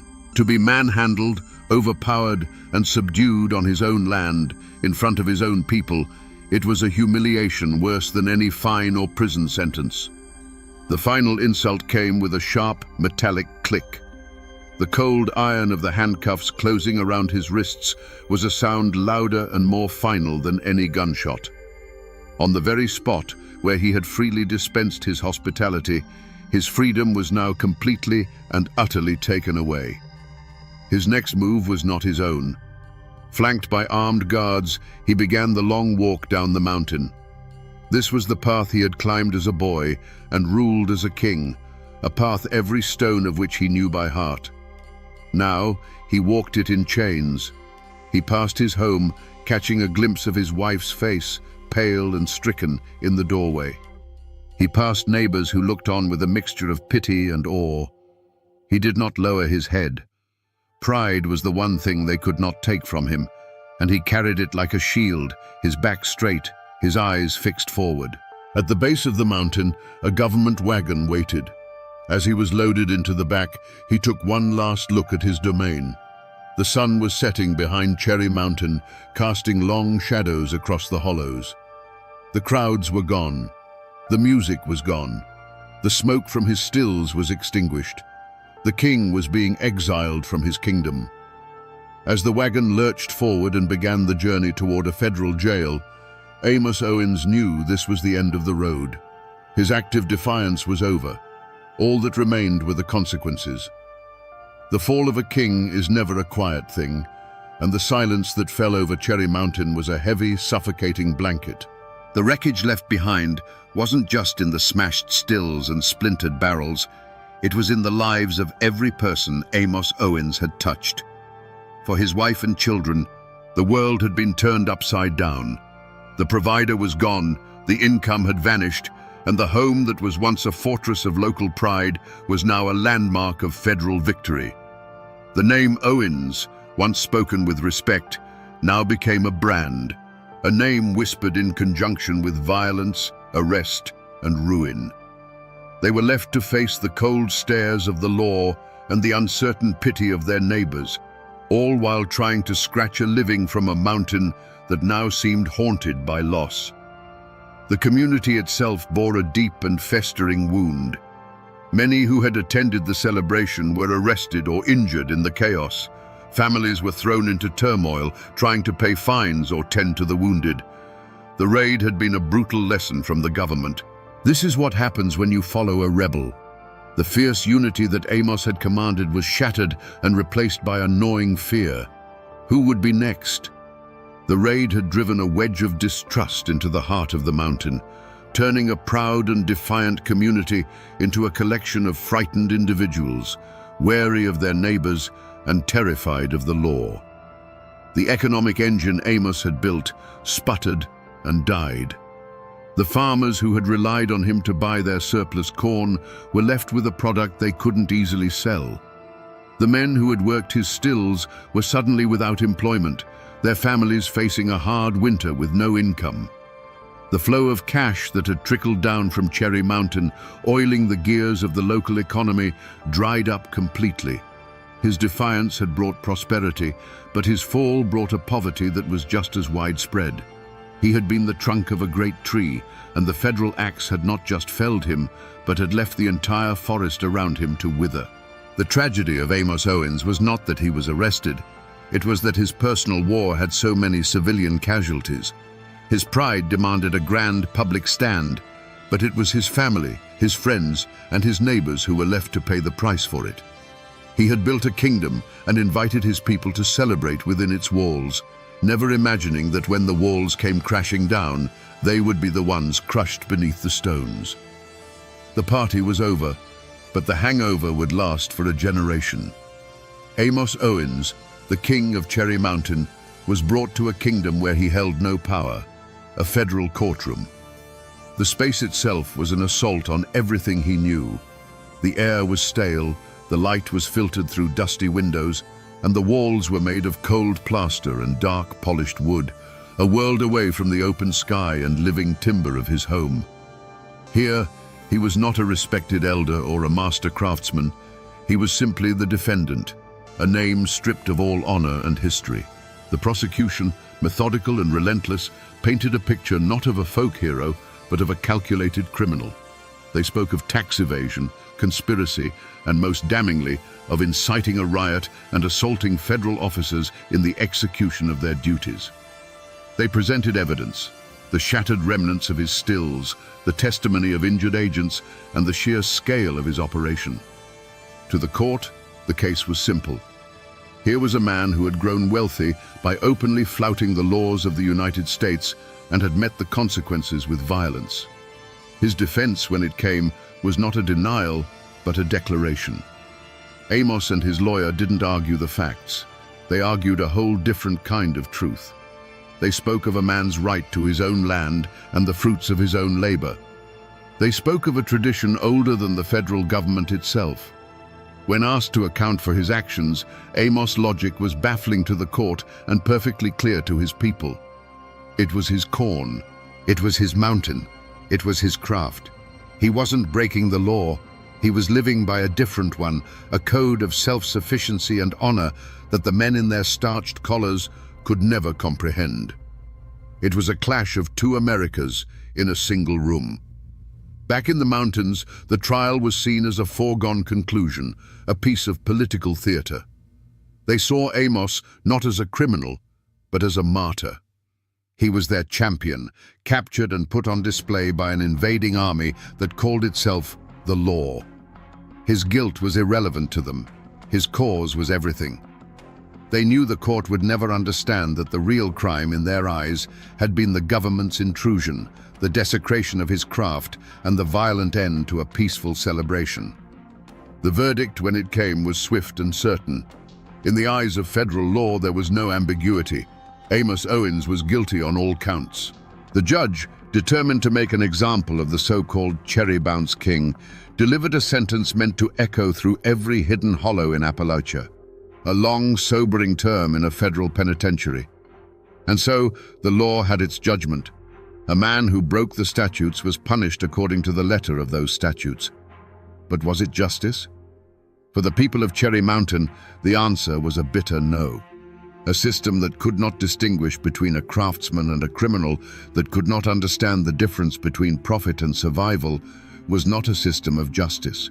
It was just a system of power. The gavel had fallen, but the verdict only deepened the divide between the mountains and the flatlands, leaving a scar of resentment that would not heal for a very long time.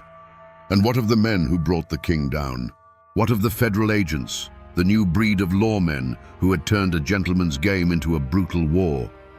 You might expect a story like this to end with them meeting some form of mountain justice, a karmic balancing of the scales. But the world, especially the world of government and law, rarely works like a folk ballad. The men who led the raid on Cherry Mountain didn't face consequences. They received commendations. From their perspective, and from the perspective of their superiors in Washington, the operation was a resounding success. They had targeted the most famous, most defiant moonshiner in the state, and had dismantled his empire in a single afternoon. They had enforced federal law, quelled a riot, and sent a clear, unambiguous message to every distiller operating in the shadows. In their reports, Amos Owens was a criminal mastermind, and they were the brave heroes who had restored order. They were rewarded with promotions, with praise, and with the satisfaction of a job well done. They were gears in a vast, impersonal machine, and that machine had just proven its power. Their victory, however, was a sterile one. They had won the battle, but in doing so, they had salted the earth of the battlefield. They didn't end moonshining in the mountains, they just made it quieter, more secretive, and more deeply entangled with a culture of resentment. They had created a martyr. For every large public still they smashed, a dozen smaller hidden ones were built in its place, their operators now working with a grim determination born of hatred for the law. The government had proven it could crush one man, but it had also proven that it had no understanding of the people it was trying to govern. The fate of the antagonist, the system, was to grow larger and more powerful, yet more alienated than ever from the heart of the nation it claimed to serve. And that, in its own way, is a kind of failure that no commendation can erase. Years passed, as they do in the mountains, smoothing the sharp edges of memory like water over stone. Amos Owens eventually walked out of the federal penitentiary, a free man but no longer a king. He was an old man now, the fire that had once burned so brightly banked to a low, quiet coal. He returned to Cherry Mountain, but the kingdom was gone. He lived out the rest of his days quietly, a living ghost of his former self, surrounded by the silence of a legacy that was too grand and too painful to speak of aloud. The name Owens became a kind of mountain ghost itself, a name that carried the weight of both glory and ruin. His descendants were left to navigate a world that saw them as the children of a legend, and legends cast long, cold shadows. Some moved away, hoping to build lives free from the constant echo of their famous ancestors' rise and fall. Those who stayed lived quieter lives, becoming farmers and laborers, their hands in the soil instead of in the corn mash. The grand dynasty of the Cherry Bounce King ended with him. The recipe was lost to time, and the art died with the artisan. The community healed, but like any deep wound, it left a permanent scar. The great roaring celebrations on Cherry Mountain were never spoken of loudly again. They passed into the realm of myth, a story old men would tell their grandsons with a sad shake of their heads, a cautionary tale about a time when giants walked the earth and were struck down by lightning from a distant government. The open, proud defiance that Amos had championed was buried under a heavy blanket of silence. Moonshining continued, of course, but it was driven deeper into the darkest hollows, a grim business of survival, not a craft of celebration. In the vacuum left by Amos' fall, the power dynamics of the region shifted. With the king deposed, the kingdom fractured. The era of the grand festive moonshiner was over. It was replaced by a new generation who worked in fear and dealt in violence. Men who didn't command the respect of their community and saw the law not as a rival, but as an enemy to be met with deadly force. The government, in its attempt to stamp out a folk hero, had inadvertently created a landscape ripe for common criminals. They had traded a charismatic king for 100 petty warlords, and the mountains became a more dangerous, less honorable place because of it. If you go to Rutherford County today and mention the name Amos Owens, you won't be met with a blank stare. His name is as much a part of the landscape as Cherry Mountain itself, the peak that still bears his story. You can visit his final resting place, a weathered tombstone that states the simple facts of his birth and death, but tells nothing of the fire that burned in between. Some old-timers claim that if you know just where to look, deep in the woods on the mountain slope, you can find the faint outline of a foundation, the scattered stones that were once the hearth of a king. But what people really search for on that mountain isn't stone, it's treasure. The most enduring myth of Amos Owens is that he never trusted banks. The considerable profits from his 60-year career, the story goes, were packed into mason jars and iron pots and buried in secret caches all over the mountain. To this day, the legend of the Cherry Bounce King's fortune persists. Treasure hunters, armed with metal detectors and old maps, still comb those slopes, digging in the red clay, hoping to unearth a piece of the outlaw's legacy. More enduring than any buried treasure, though, are the stories. In the telling, the hard edges of the man have been worn smooth by time. He is remembered not as the tax evader who sparked a riot, but as the generous king who held a feast for his people. He's become a Robin Hood of the Blue Ridge, a symbol of defiance against an unjust system.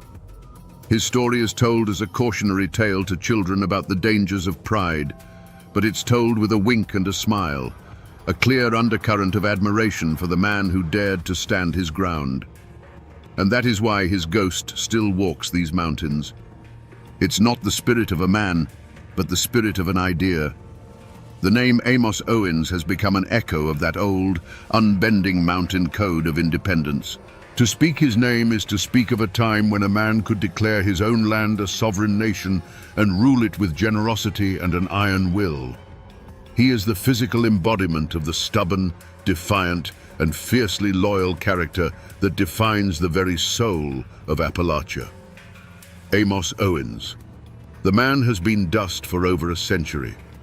But the spirit of the Cherry Bounce King, that spirit is as potent and intoxicating as the liqueur he once brewed. It's woven into the very fabric of those hills, a permanent reminder that some men are too big for the laws of their time. For better or for worse, he still haunts the mountains. So we return to the question we asked at the beginning, standing at the foot of that old mountain. Was Amos Owens a hero or a villain? The law has its simple answer. He was a criminal, a tax evader who paid the price for his crimes. His people have theirs. He was a king, a generous folk hero who stood up for their way of life. But the truth, as always, is far more complicated and far more human. Amos Owens wasn't a hero or a villain. He was a relic of a dying age, a man whose mountain code was being crushed by the relentless march of a modern nation. In the end, the ballad of Amos Owens is a story about pride.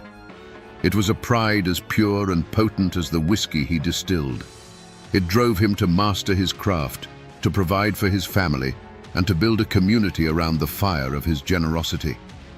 But that same unbending pride made him blind. It blinded him to the changing world. It made him deaf to the warnings of those who loved him, and it demanded a sacrifice that was not his alone to make. His greatest strength, that absolute refusal to bow, became the fatal flaw that brought his entire kingdom crashing down into the dirt. He was a man who stood for the timeless values of independence, craftsmanship, and community. But he stood so tall that he became a target, and in his fall, he reminds us that even the strongest oak on the mountain can be felled by the patient axe of the outside world. And that, my friends, is the ballad of the Cherry Bounce King, a man who would give away his finest liquor for free, but would not surrender a single drop of his pride to any law under heaven.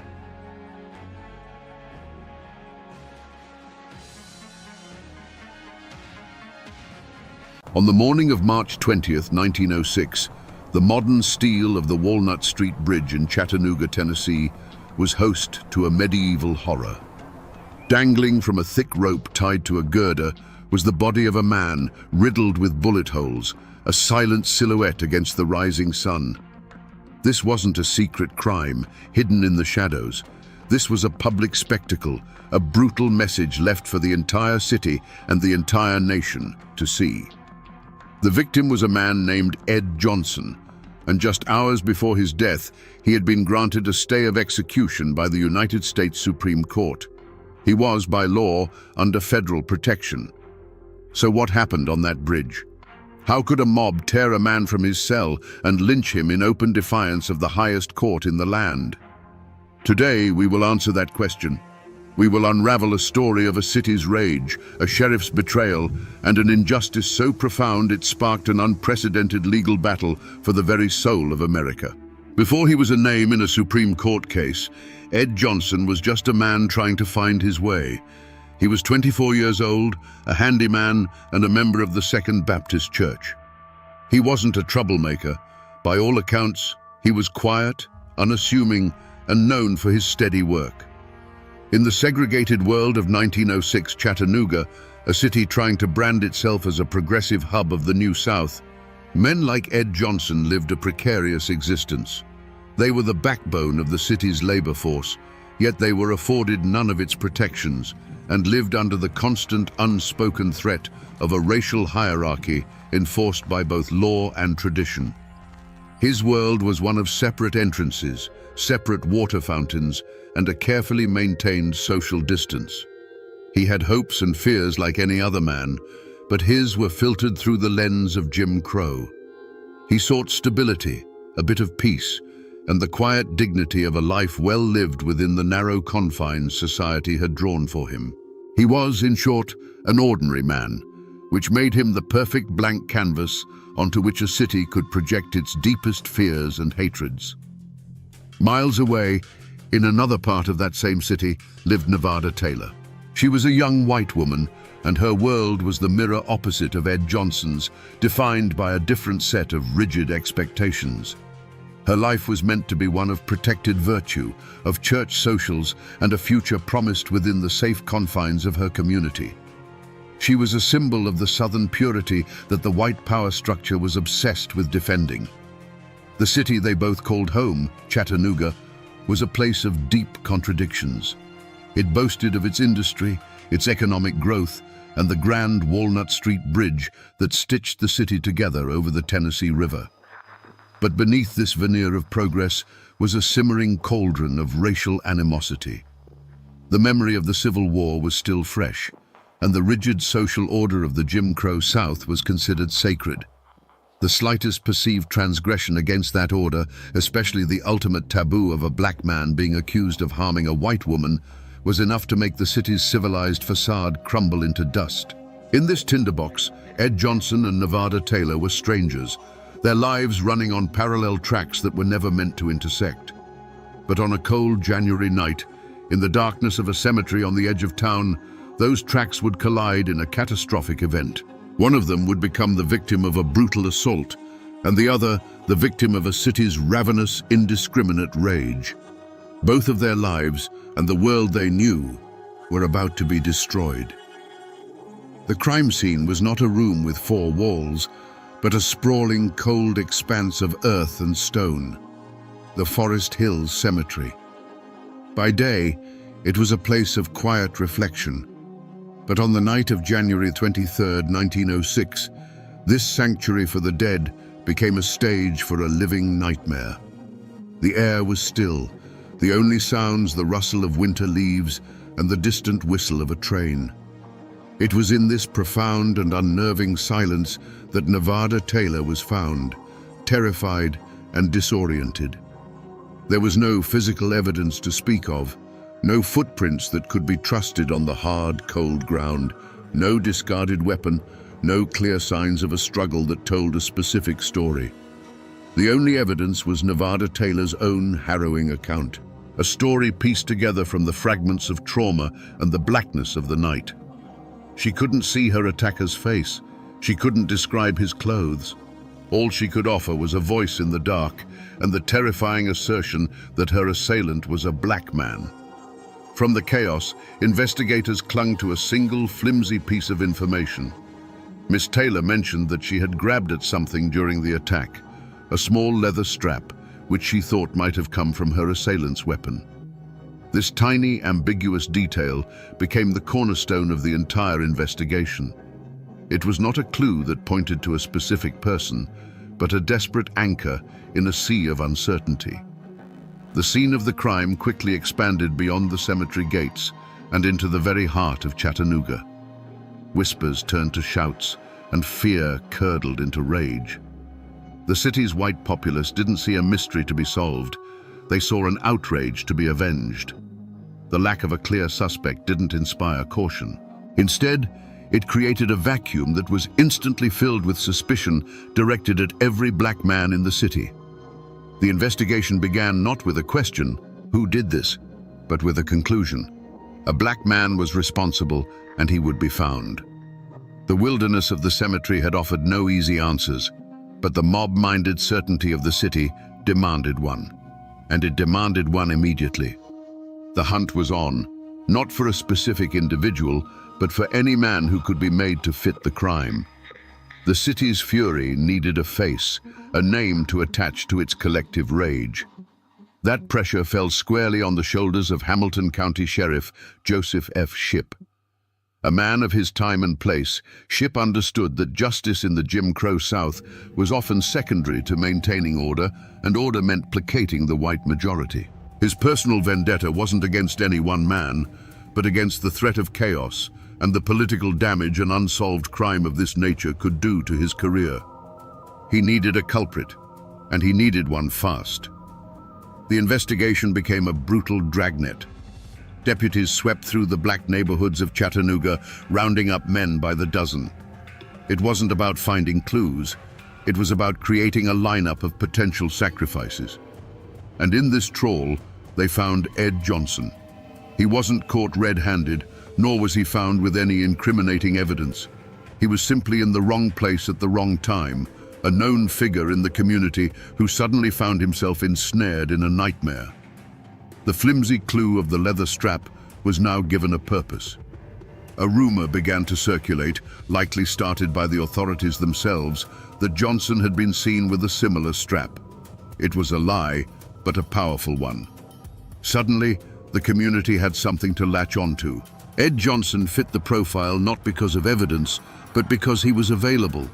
He was a black man, he was young, and he was powerless. The entire weight of the investigation now shifted onto him. Every aspect of his quiet life was re-examined through a lens of presumed guilt. His unassuming nature was twisted into sullen secrecy, his work as a handyman seen as a cover for a darker character. The community didn't have a motive rooted in personal animosity, so they invented one for him. The racist, monstrous caricature of a black man driven by uncontrollable lust. A vile stereotype used for a century to justify racial violence. The mob had its villain. The Whispers had found their target. In the face of a lynch mob and a hostile legal system, a man has one last line of defense: his own lawyers. They are supposed to be his sword and his shield, the one party in the room bound by oath to fight for him, no matter the odds. For Ed Johnson, this sacred trust was placed in the hands of two court-appointed attorneys, W.G.M. Thomas and Robert Cameron. But this is where the story takes a chilling turn. The deepest betrayal wouldn't come from the mob in the streets, but from the very men sitting beside him at the defense table. There was no hidden affair or secret greed driving these men. Their motive was something far more common and far more poisonous. They simply did not believe their client was innocent. They were products of their time, white men of standing in a society that had already condemned Ed Johnson in its heart. To them, defending him was not a pursuit of justice, but an unpleasant professional obligation. A vigorous defense would mean alienating their peers, the judges, and the entire white community of Chattanooga. It was a battle they had no intention of fighting. Their actions in the courtroom, when re-examined, tell a story not of a failed defense, but of a defense that was never truly mounted. They met with Johnson only once, for a few minutes, before the trial began. They called no witnesses to the stand to testify to his character or to help establish an alibi.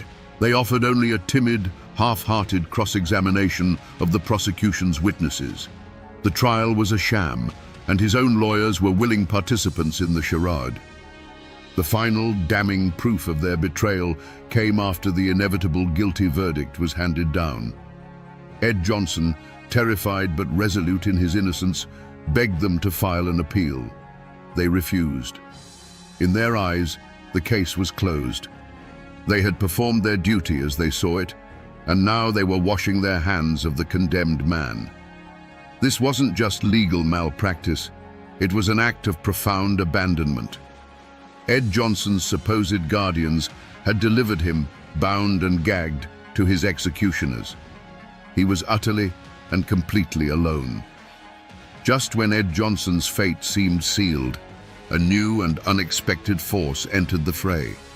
It did not come from within Chattanooga's white power structure, but from outside of it, from a quarter no one had bothered to consider. Two local black attorneys, Noah Pardon and Stiles Hutchins, stepped out of the shadows. This was not just a legal maneuver, it was an act of almost unimaginable courage. In a city where they were considered second-class citizens, where their very ambition was seen as a provocation, they chose to stand up for a man everyone else had left for dead. Their motive was not profit or personal gain. It was a radical belief in the promise of American justice, even when America itself had broken that promise time and time again. They saw a sham trial, an innocent man railroaded, and a violation of the most basic constitutional rights. Their interest clashed directly with the unwritten law of the city, which demanded a swift execution to satisfy the mob. Pardon and Hutchins were not just fighting for Ed Johnson, they were challenging the entire corrupt edifice of Jim Crow justice. Their presence created an immediate and dangerous unease. They were threatened, intimidated, and ostracized. But they refused to back down. When the Tennessee Supreme Court slammed its doors in their face, they made a decision that would change legal history.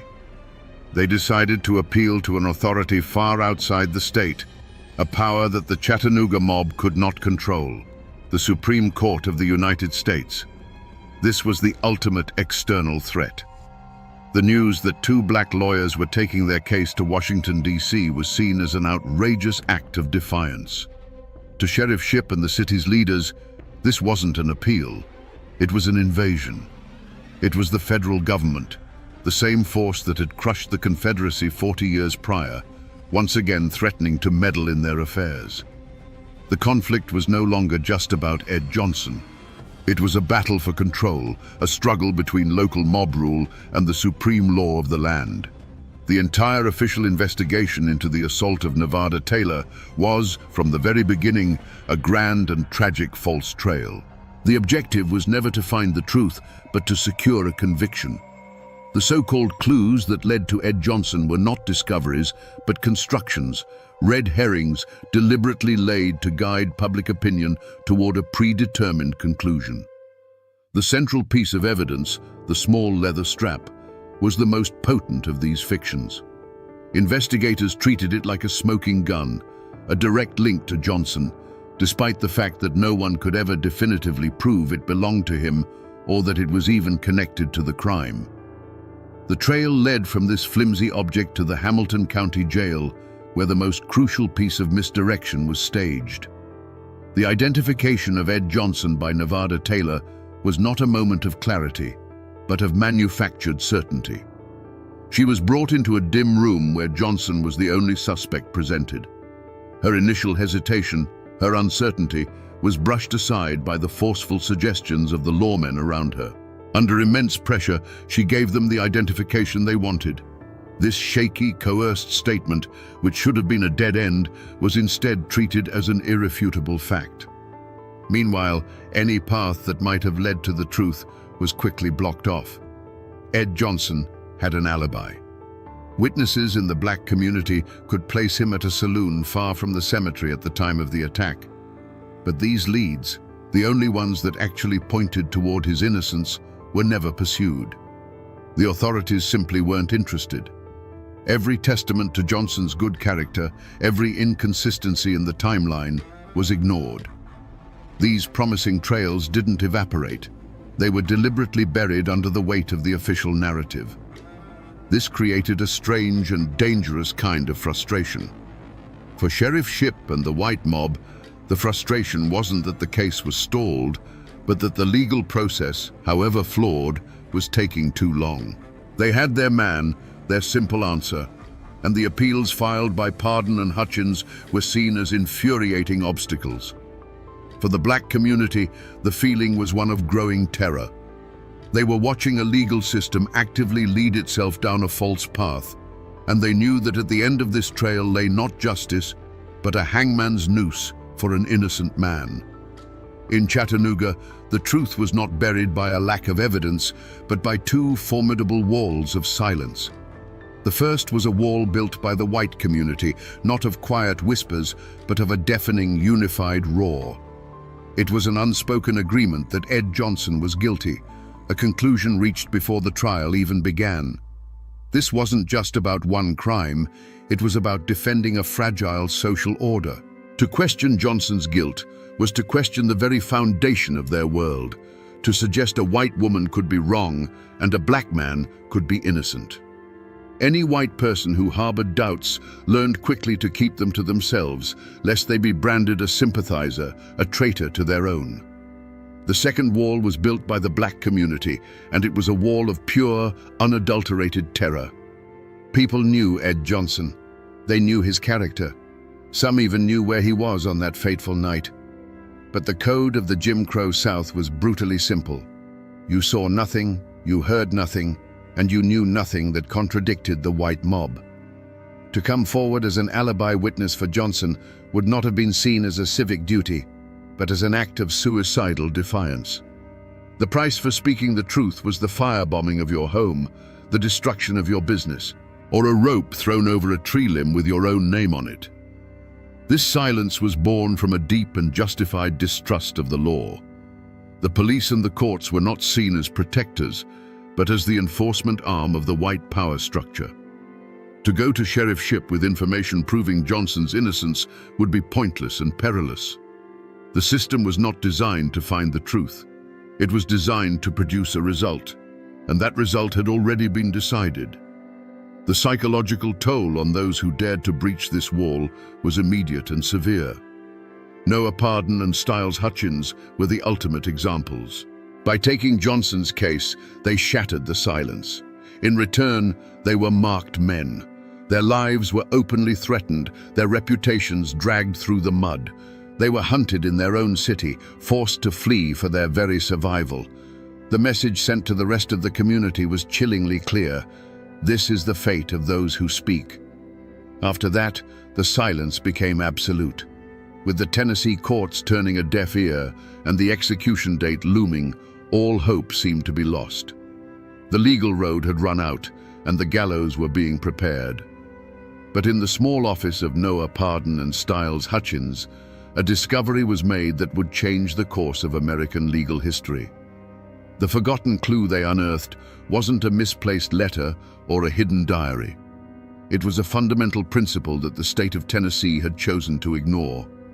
It was the United States Constitution. Their argument was as simple as it was revolutionary. They contended that Ed Johnson had not received a trial by a jury of his peers, but had been condemned by a jury of intimidated hostages. A courtroom surrounded by an armed, bloodthirsty mob, they argued, is not a court of law. It is a stage for a legal lynching. This was not a failure of evidence, but a failure of the entire process, a gross violation of Johnson's right to due process under the 14th Amendment. This was their forgotten clue. The trial itself was the crime. With this powerful argument, they did the unthinkable. They bypassed the entire state judicial system and took their appeal directly to the highest court in the land. It was a desperate, audacious gamble, two lone black lawyers from the South petitioning the 9 most powerful jurists in America. And then, the impossible happened. The Supreme Court listened.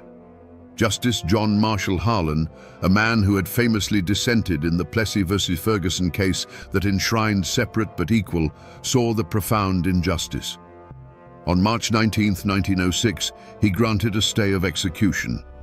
A telegram was dispatched from Washington, D.C. to Chattanooga.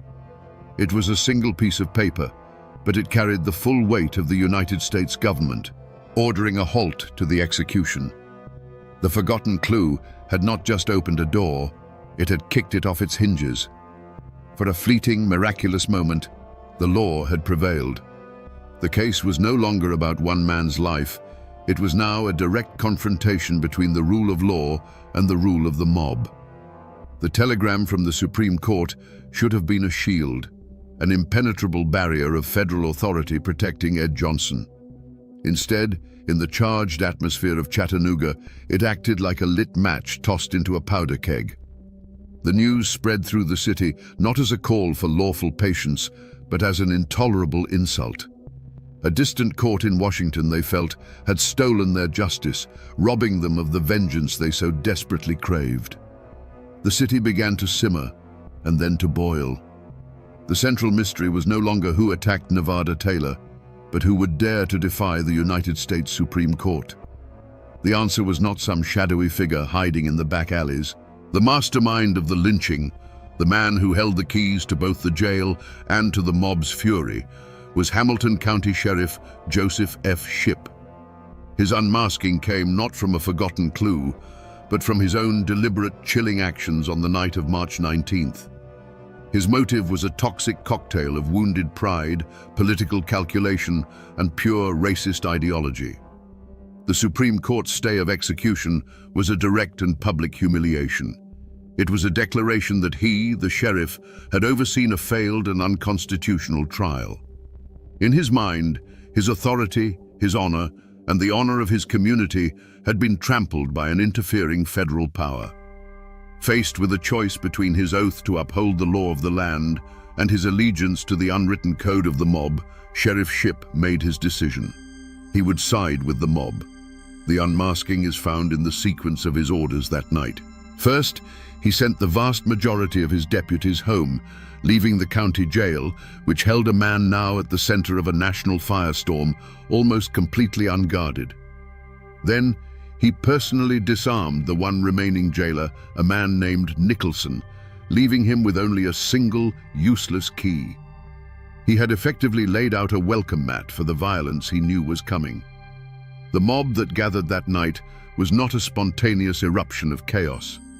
It was an organized force, its leaders emboldened by the silent, implicit permission of the sheriff.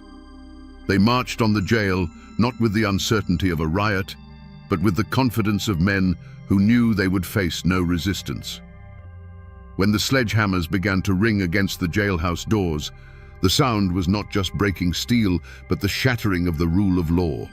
The true culprits were unmasked, a furious mob acting as the fist, and the county sheriff, the man sworn to stop them, acting as the calculating, treacherous mind. The night air of Chattanooga filled with the rhythmic, brutal clang of steel on steel as the mob's sledgehammers beat against the jailhouse doors. Inside, a terrified Ed Johnson listened as his last line of defense was systematically battered into submission. When the doors finally gave way, a river of angry shouts and menacing faces flooded the corridor. Rough hands seized him, dragging him from the relative safety of his cell out into the cold March street. They marched him through the city, a grim procession lit by flickering torches and street lamps. The mob was a beast with 100 heads, and it was parading its victim towards the altar of its rage, the Walnut Street Bridge. The modern steel structure, a symbol of Chattanooga's progress, became a stage for its most medieval impulse. The dark, swirling waters of the Tennessee River flowed silently below, an indifferent witness to the horror about to unfold. On the bridge, under the vast, starless sky, a thick rope was thrown over a steel girder. In this final, terrifying moment, Ed Johnson was granted a chance to speak. His voice, clear and steady, cut through the jeers of the crowd. He did not beg for his life. He proclaimed his truth. "I am an innocent man," he declared to the faces surrounding him. "I am not guilty of this crime. I have said it all the time and I say it now. God bless you all. I am ready to go." Then he was pushed into the void. The rope snapped taut, but the fall did not bring a swift end. As his body twisted in the air, a leader of the mob raised a pistol. A single sharp crack echoed across the river, and Johnson's body went limp. It was followed by another and another. From the bridge above, a fusillade of gunfire erupted. The night was filled with muzzle flashes, each bright spark followed by the sound of a shot, over 50 in all, each one a punctuation mark in a statement of pure defiance. And then, as suddenly as it began, it was over. A ringing silence descended upon the bridge, broken only by the whisper of the wind through the steel girders and the distant bark of a dog. Ed Johnson's body hung motionless, a haunting pendulum suspended between the city and the dark river below. The mob, its terrible work done, quietly began to disperse, leaving their gruesome message hanging in the night for all the world to see. News of the lynching in Chattanooga was not just news of a murder, it was news of a rebellion. The mob, aided by the sheriff, had not just killed a man, they had openly defied a direct order from the United States Supreme Court.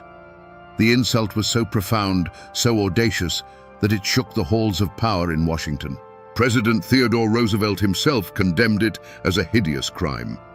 The Supreme Court, its authority fundamentally challenged, decided to do something it had never done before and has never done since.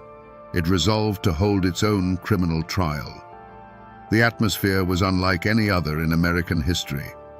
The case of United States versus Shipp was not held in a Tennessee courthouse filled with angry locals, but before the 9 justices of the Supreme Court. The defendants, Sheriff Shipp and several leaders of the mob, were summoned to the nation's capital. They walked into the proceedings not with the demeanor of contrite men, but with a quiet, stubborn defiance. Back home, they were heroes who had upheld the Southern Code. In Washington, they were seen as insurrectionists. They were not on trial for murder. The federal court had no jurisdiction for that, but for something just as fundamental: contempt of court, for spitting in the face of the highest law in the land. Shipp and his men maintained their innocence, claiming they were simply overwhelmed by a spontaneous and uncontrollable mob. They presented themselves as hapless peacekeepers, not willing conspirators. But the evidence, painstakingly gathered by federal investigators, told a different story. A story of deputies sent home, of a jail left intentionally unguarded, of a sheriff who had promised the mob they would not be stopped. The verdict, when it finally came down in 1909, was a thunderclap. The Supreme Court of the United States found Sheriff Joseph F. Shipp and 5 of his associates guilty. It was a seismic moment, the first time the federal government had successfully prosecuted the participants of a lynch mob. But then came the sentence. For orchestrating the murder of a man under federal protection and for defying the highest court in the land, Sheriff Shipp was sentenced to serve just 60 days in a federal jail. Justice, it seemed, had been both served and denied in the very same breath. The verdict established a monumental precedent. The rule of law could and would reach down to challenge mob violence, but the punishment was so laughably light that it felt like a slap on the wrist. Shipp served his time and returned to Chattanooga not as a disgraced criminal, but as a celebrated martyr, his reputation enhanced by his brief and comfortable imprisonment. The verdict was a landmark victory for the principle of law, but a bitterly hollow one for the cause of true justice. The lives of everyone touched by the tragedy of Ed Johnson were permanently fractured, their futures sent spinning in new and often tragic directions.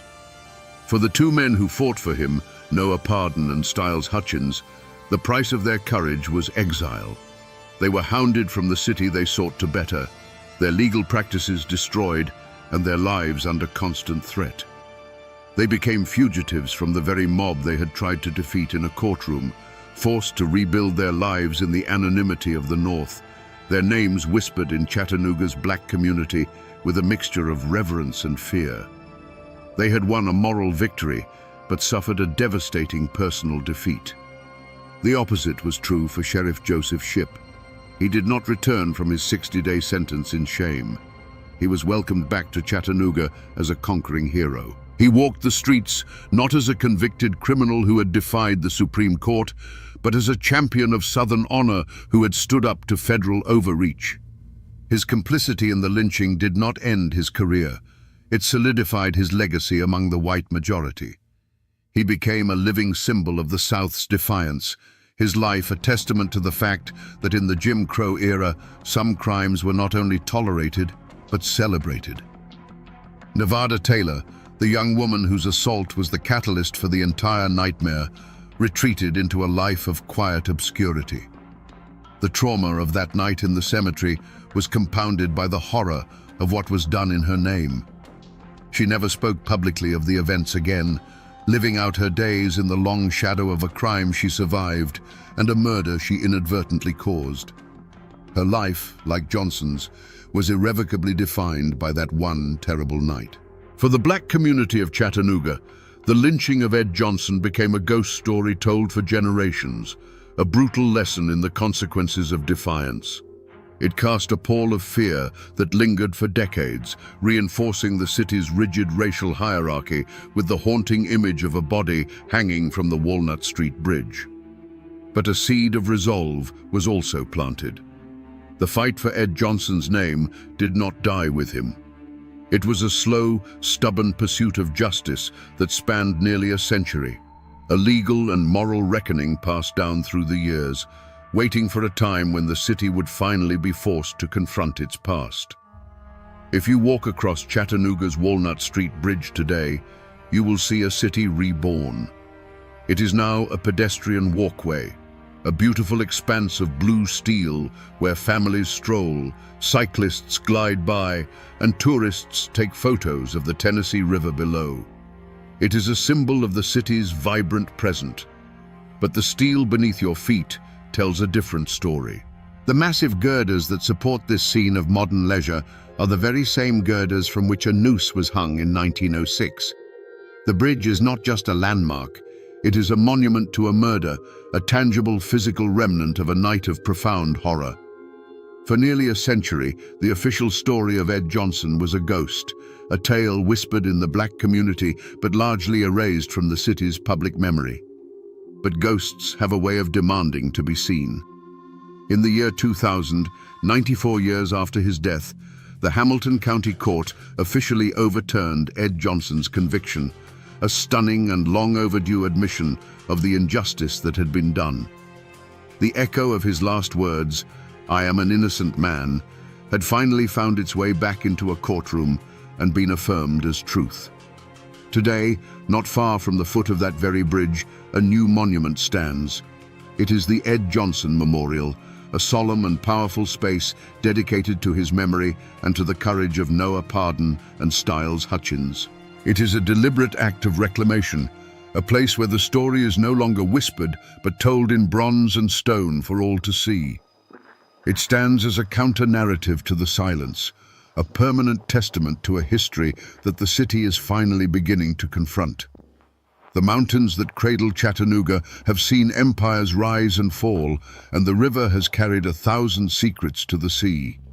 They were the silent witnesses to the crime, the trial, and the lynching. For decades, the world tried to forget what happened on that bridge, to pave over the past with progress. But the steel remembers, the river remembers. And now, thanks to the tireless pursuit of justice, the city is finally being forced to remember too, ensuring that the echo of Ed Johnson's story will never again fade into silence. So we return to the question that hung in the air with Ed Johnson's body. How could this happen in open defiance of the nation's highest court? The answer, we now know, is as simple as it is terrifying. The law is not a fortress of stone. It is a fragile agreement, utterly dependent on the integrity of those sworn to uphold it. On that night in Chattanooga, the man with the badge decided the mob's will was more important than the court's word, and in that moment, the law ceased to exist. But this story is more than just a chronicle of a failure of justice. It is a profound lesson in the slow, stubborn, and often painful pursuit of it. It teaches us that the arc of the moral universe may bend toward justice, as the saying goes, but it does not bend on its own. It must be pulled, inch by painful inch, by the hands of courageous and often forgotten people. Men like Noah Pardon and Styles Hutchins, who risked everything for a man they knew was innocent, pulled on that arc. Their fight seemed lost in 1906, but it started a conversation that refused to die, a quiet echo that grew louder with each passing generation. The story of Ed Johnson is a reminder that history is never truly in the past. It lives in the steel of a bridge, in the names carved on a memorial, and in the ongoing struggle to reconcile our ideals with our actions.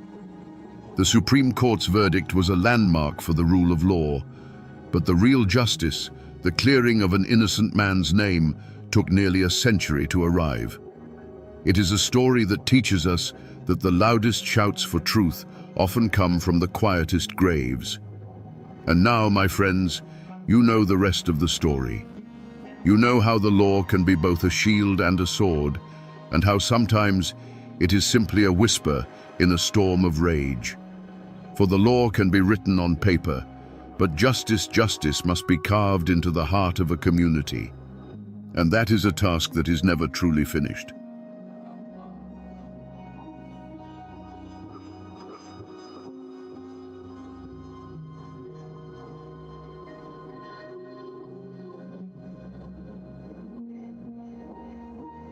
In the mountains of Harlan County, Kentucky, there came a time when the law was not your friend.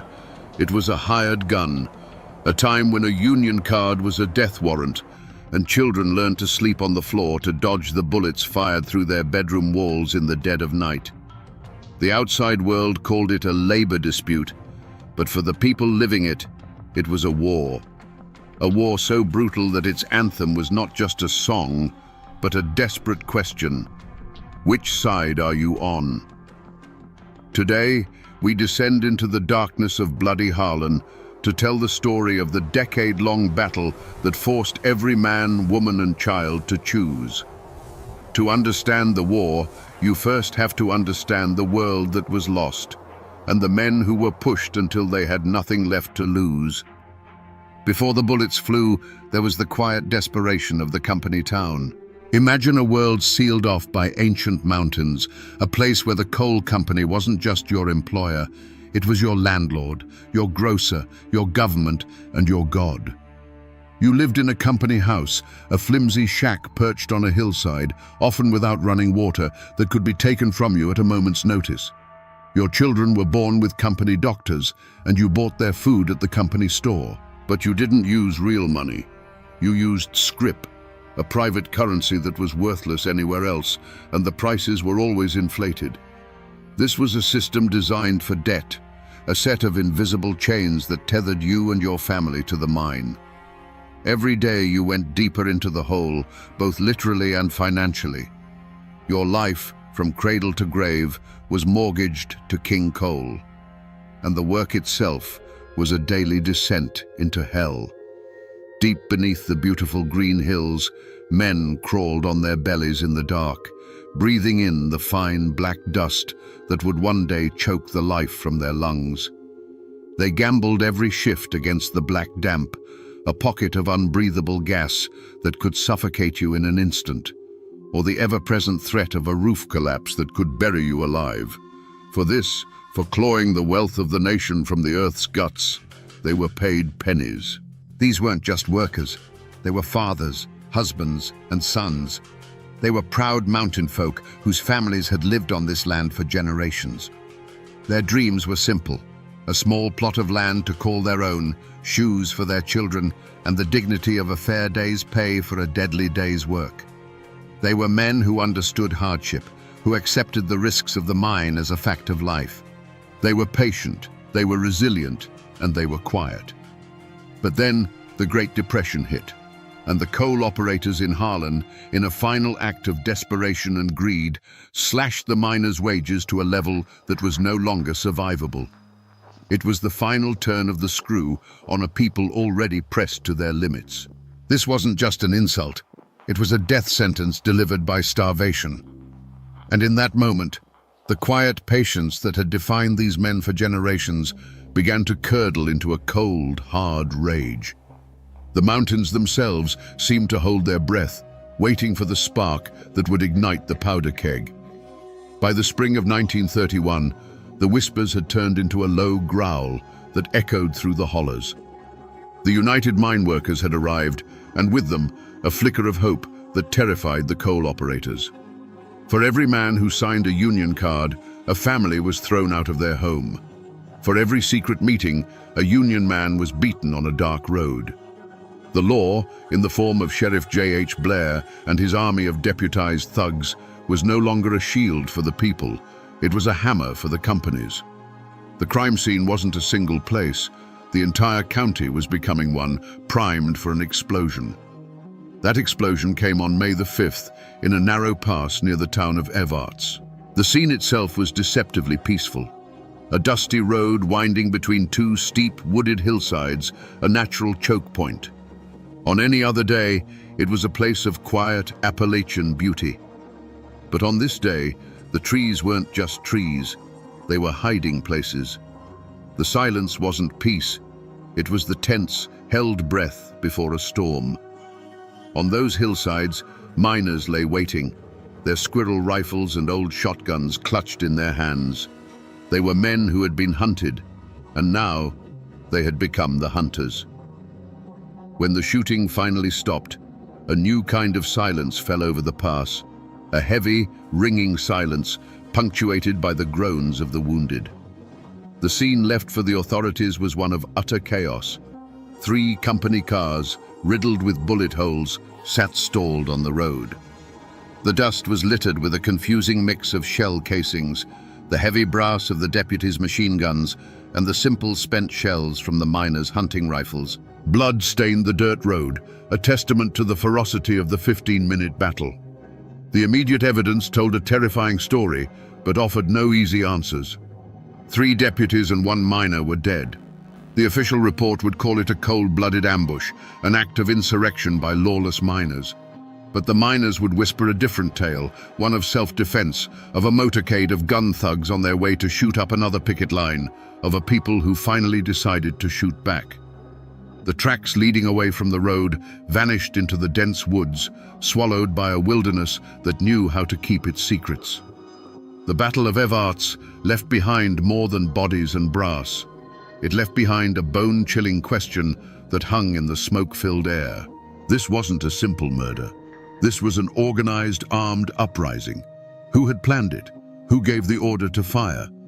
The scene spoke of desperation and rage, but the wilderness offered no confessions. It only confirmed a terrible new reality. The war in Harlan County had gone hot, and the mountains themselves had become the first and most mysterious witness to the bloodshed.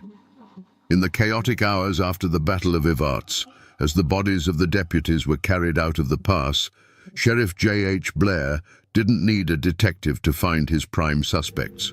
He already had his culprits.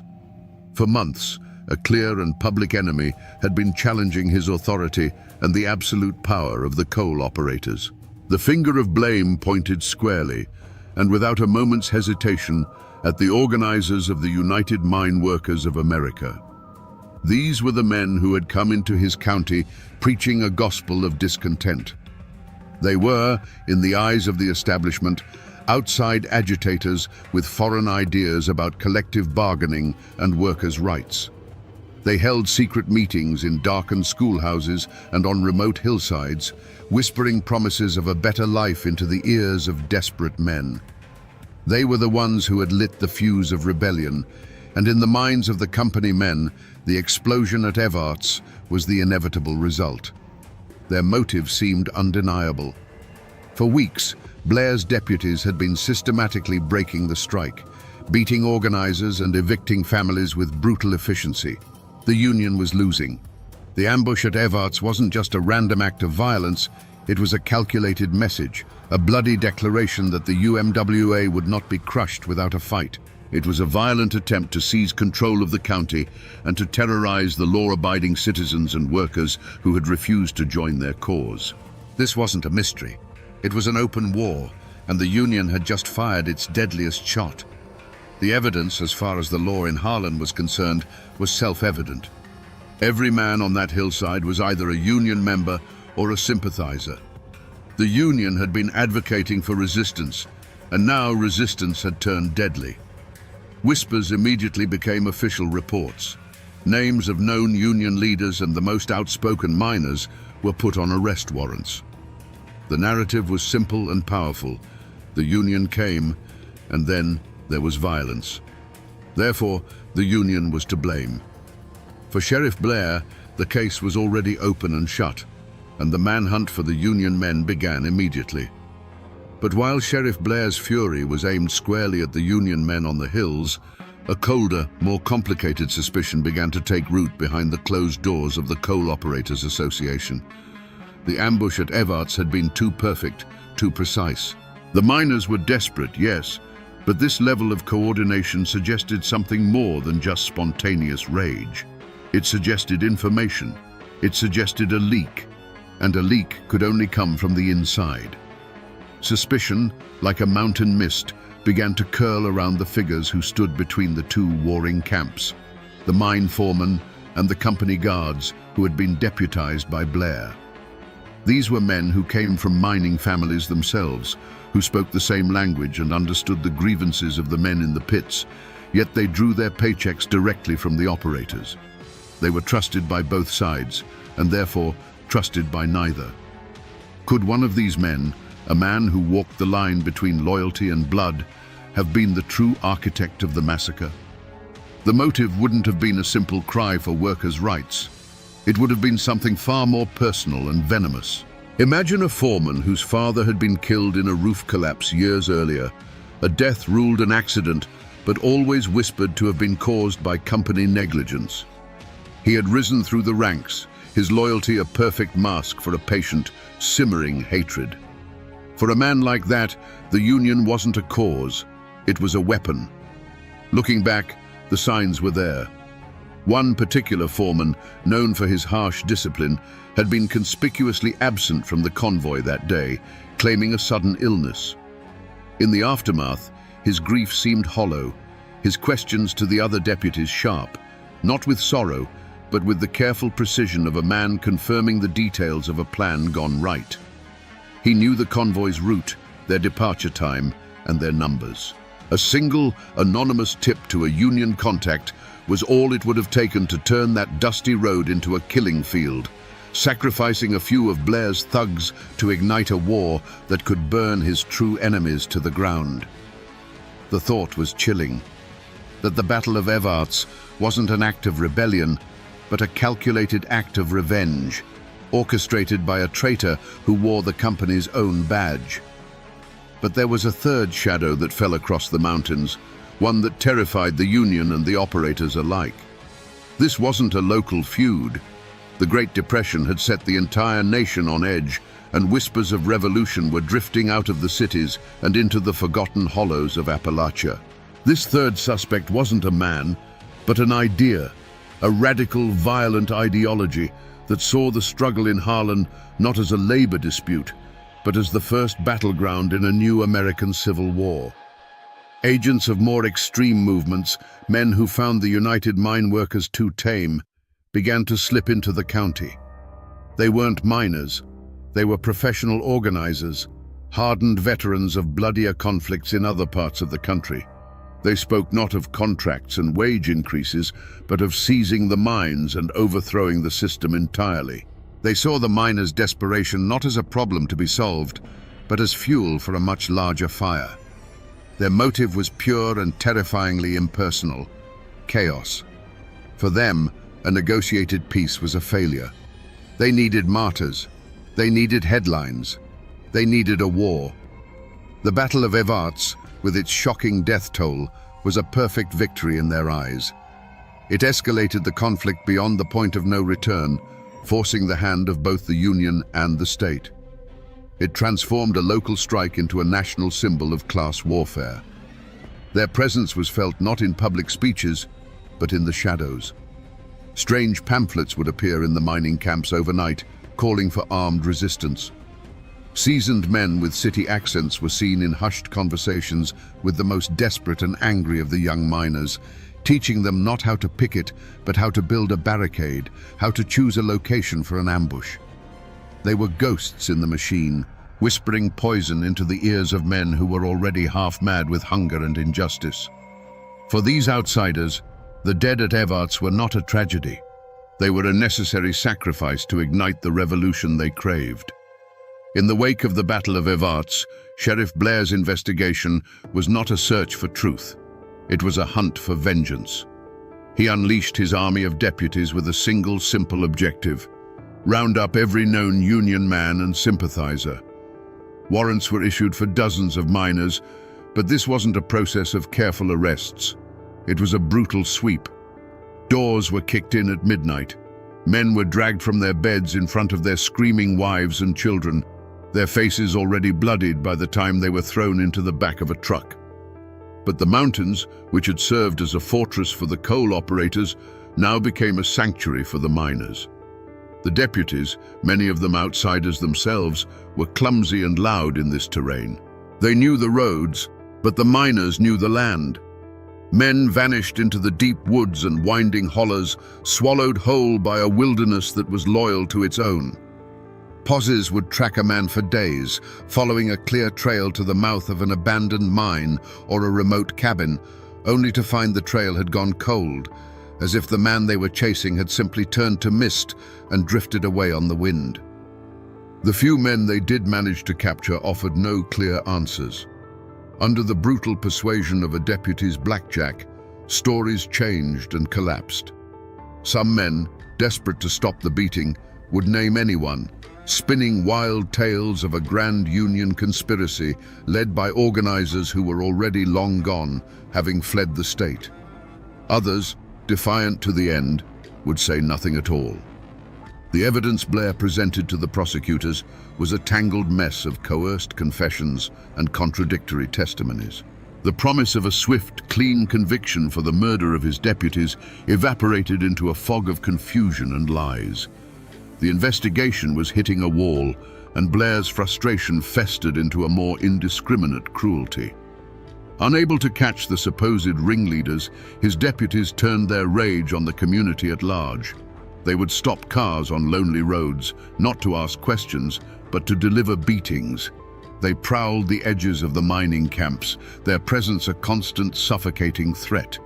The initial assumption that a few union leaders were responsible was proving impossible to prove. The hunt for a specific culprit devolved into a general war on the mining population, and with every failed raid and fruitless interrogation, the fear in Harlan County grew deeper, and the truth buried itself a little further in the dark, silent earth. As Sheriff Blair's hunt intensified, his deputies slammed into a wall.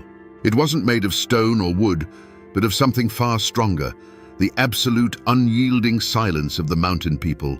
The louder the deputies shouted, the deeper the silence became. Questions were met with blank stares. Threats were answered with a shrug. Men who had worked side by side their whole lives, who knew every secret in the holler, suddenly saw nothing, heard nothing, and knew nothing. An invisible pact of silence, an omerta of the coalfields, had descended upon Harlan County. This silence was not born of ignorance, but of a cold, calculated understanding of survival. To speak to Sheriff Blair's men was not to help the cause of justice. It was to paint a target on your own front door. Everyone knew the price of talking. It meant a visit in the dead of night, the sound of heavy boots on your porch, a beating that left you unable to work for a week. It meant your wife and children being terrorized by gun thugs who would shine their headlights into your windows just to let you know they were watching. But the silence was also a matter of profound loyalty. In these isolated communities, blood and neighborly bonds were the only true law. The men on that hillside at Evarts were not abstract criminals. They were your cousin, your brother-in-law, the man who helped you rebuild your fence last spring. To turn against them was to turn against your own kin, to betray the only social fabric you had. The law of J.H. Blair was temporary and corrupt, but the judgment of your neighbors was forever. You would starve before you became a snitch. The psychological toll was immense, especially for those who might have been tempted to speak. Old man Hemphill, who lived on the road to Evarts, made the mistake of telling the postman he'd seen a car he didn't recognize parked near the pass the day before the shooting. It was an innocent remark, nothing more. A week later, he woke to find his family's milk cow, their only source of extra income, lying dead in his field with its throat cut. No one had to say a word. The message was understood by everyone in a 50-mile radius. After that, no one dared to even whisper about what they might have seen. The mountains had closed ranks, and the truth of what happened at Evarts was locked behind a wall of fear that no amount of force could ever break down. For years, the war in Harlan was a grinding stalemate of terror and endurance. The seasons changed, but the fear did not. The truth of the Battle of Evarts and the countless ambushes that followed seemed destined to be buried forever, lost to the wall of silence and the corruption of the law. The turning point, when it finally came, wasn't a dusty clue found in an old cabin or a deathbed confession whispered in the dark. It came from the outside world, in the form of men who carried briefcases instead of shotguns. In the mid-1930s, a United States Senate subcommittee, known as the La Follette Committee, began investigating violations of workers' rights across the country. And their gaze finally fell upon the dark and bloody ground of Harlan County. These men from Washington were a new kind of power, one that Sheriff Blair couldn't intimidate and the operators couldn't buy. They came armed not with guns, but with subpoenas, and they began to do something no one in Harlan had dared to do for years. They began to listen. The forgotten clue wasn't a single object, it was the collective memory of the people. One by one, miners, their wives, and their children came forward to testify. Each story, on its own, had been just a whisper of pain. But now, under the protection of federal marshals, the whispers became a roar. They spoke of beatings on dark roads, of cars dynamited, of the murder of Bennett Music, a 15-year-old boy. The committee chambers, hundreds of miles away, filled with the ghosts of Harlan's decade of suffering. But the clue that finally broke the back of the beast wasn't a memory. It was a number on a ledger. The committee's investigators got their hands on the financial records of the Harlan County Coal Operators Association. And there it was, in cold, hard print, a secret slush fund. They found cancelled checks and accounting entries that proved beyond any doubt that the operators were directly paying the salaries of hundreds of Sheriff Blair's deputies. The gun thugs terrorizing the county weren't public servants. They were a private army, funded by corporate interests. Suddenly, the whole dark picture snapped into focus. This wasn't just a case of a brutal sheriff abusing his power. It was a conspiracy. The law in Harlan County hadn't just been broken, it had been bought and paid for. This financial record was the key, the undeniable proof that turned whispers into evidence and paved the way for the unmasking of the entire rotten system.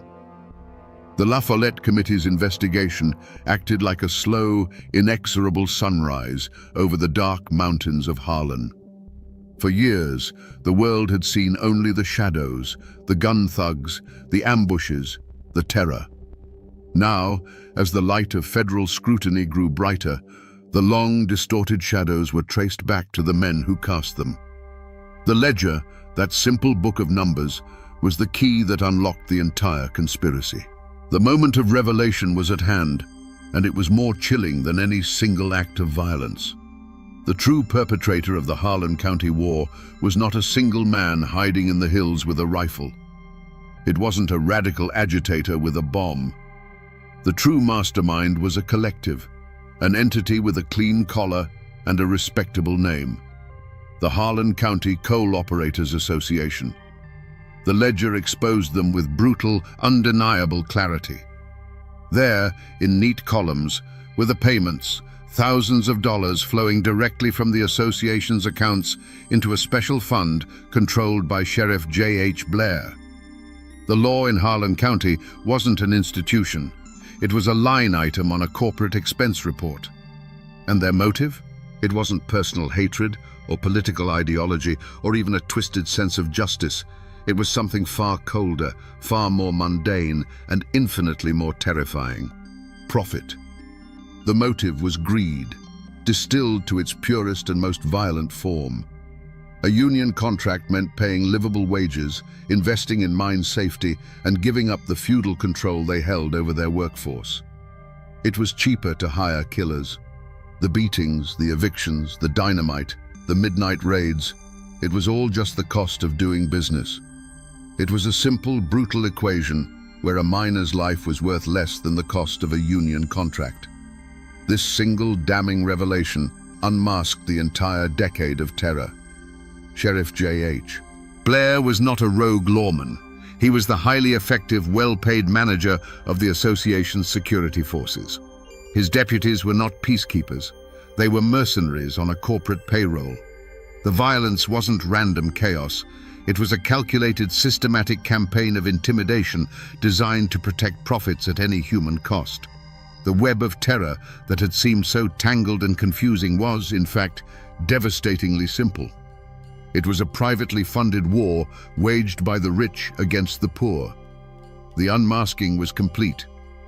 The smoke of the Battle of Evarts finally cleared to reveal the true enemy, and they weren't wearing a miner's dusty overalls or a deputy's badge. They were wearing business suits and sitting on the boards of coal companies. They had turned an entire county into their personal fiefdom and had purchased the law itself to serve as their private army. The gun wasn't in the hand of one man, but in the ink of the men who signed the checks.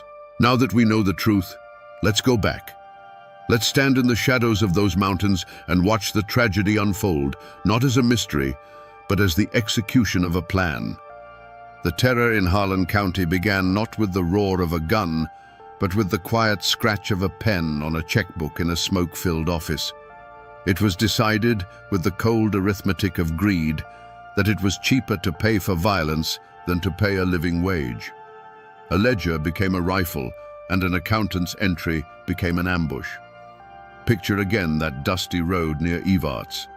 The convoy of company cars rolls into the narrow pass, full of men who believe the law is on their side because they carry the sheriff's badge. They don't know that their lives are just a down payment. Then, from the hillside, comes a single crack, sharp and clear, echoing off the rock faces. And in its echo, a hellstorm erupts. The air fills with the deep, stuttering bark of Thompson submachine guns and the sharp, scattered retort of hunting rifles. For 15 minutes, the pass is a vortex of smoke, splintered glass, and the deafening noise of a community tearing itself apart. Then, as suddenly as it began, there is silence. A silence made heavy by the sight of stalled cars, shattered windows, and still forms lying in the road. Imagine being a child in a company shack, trying to sleep. The only sound is the crickets and the wind in the pines. Then, another sound.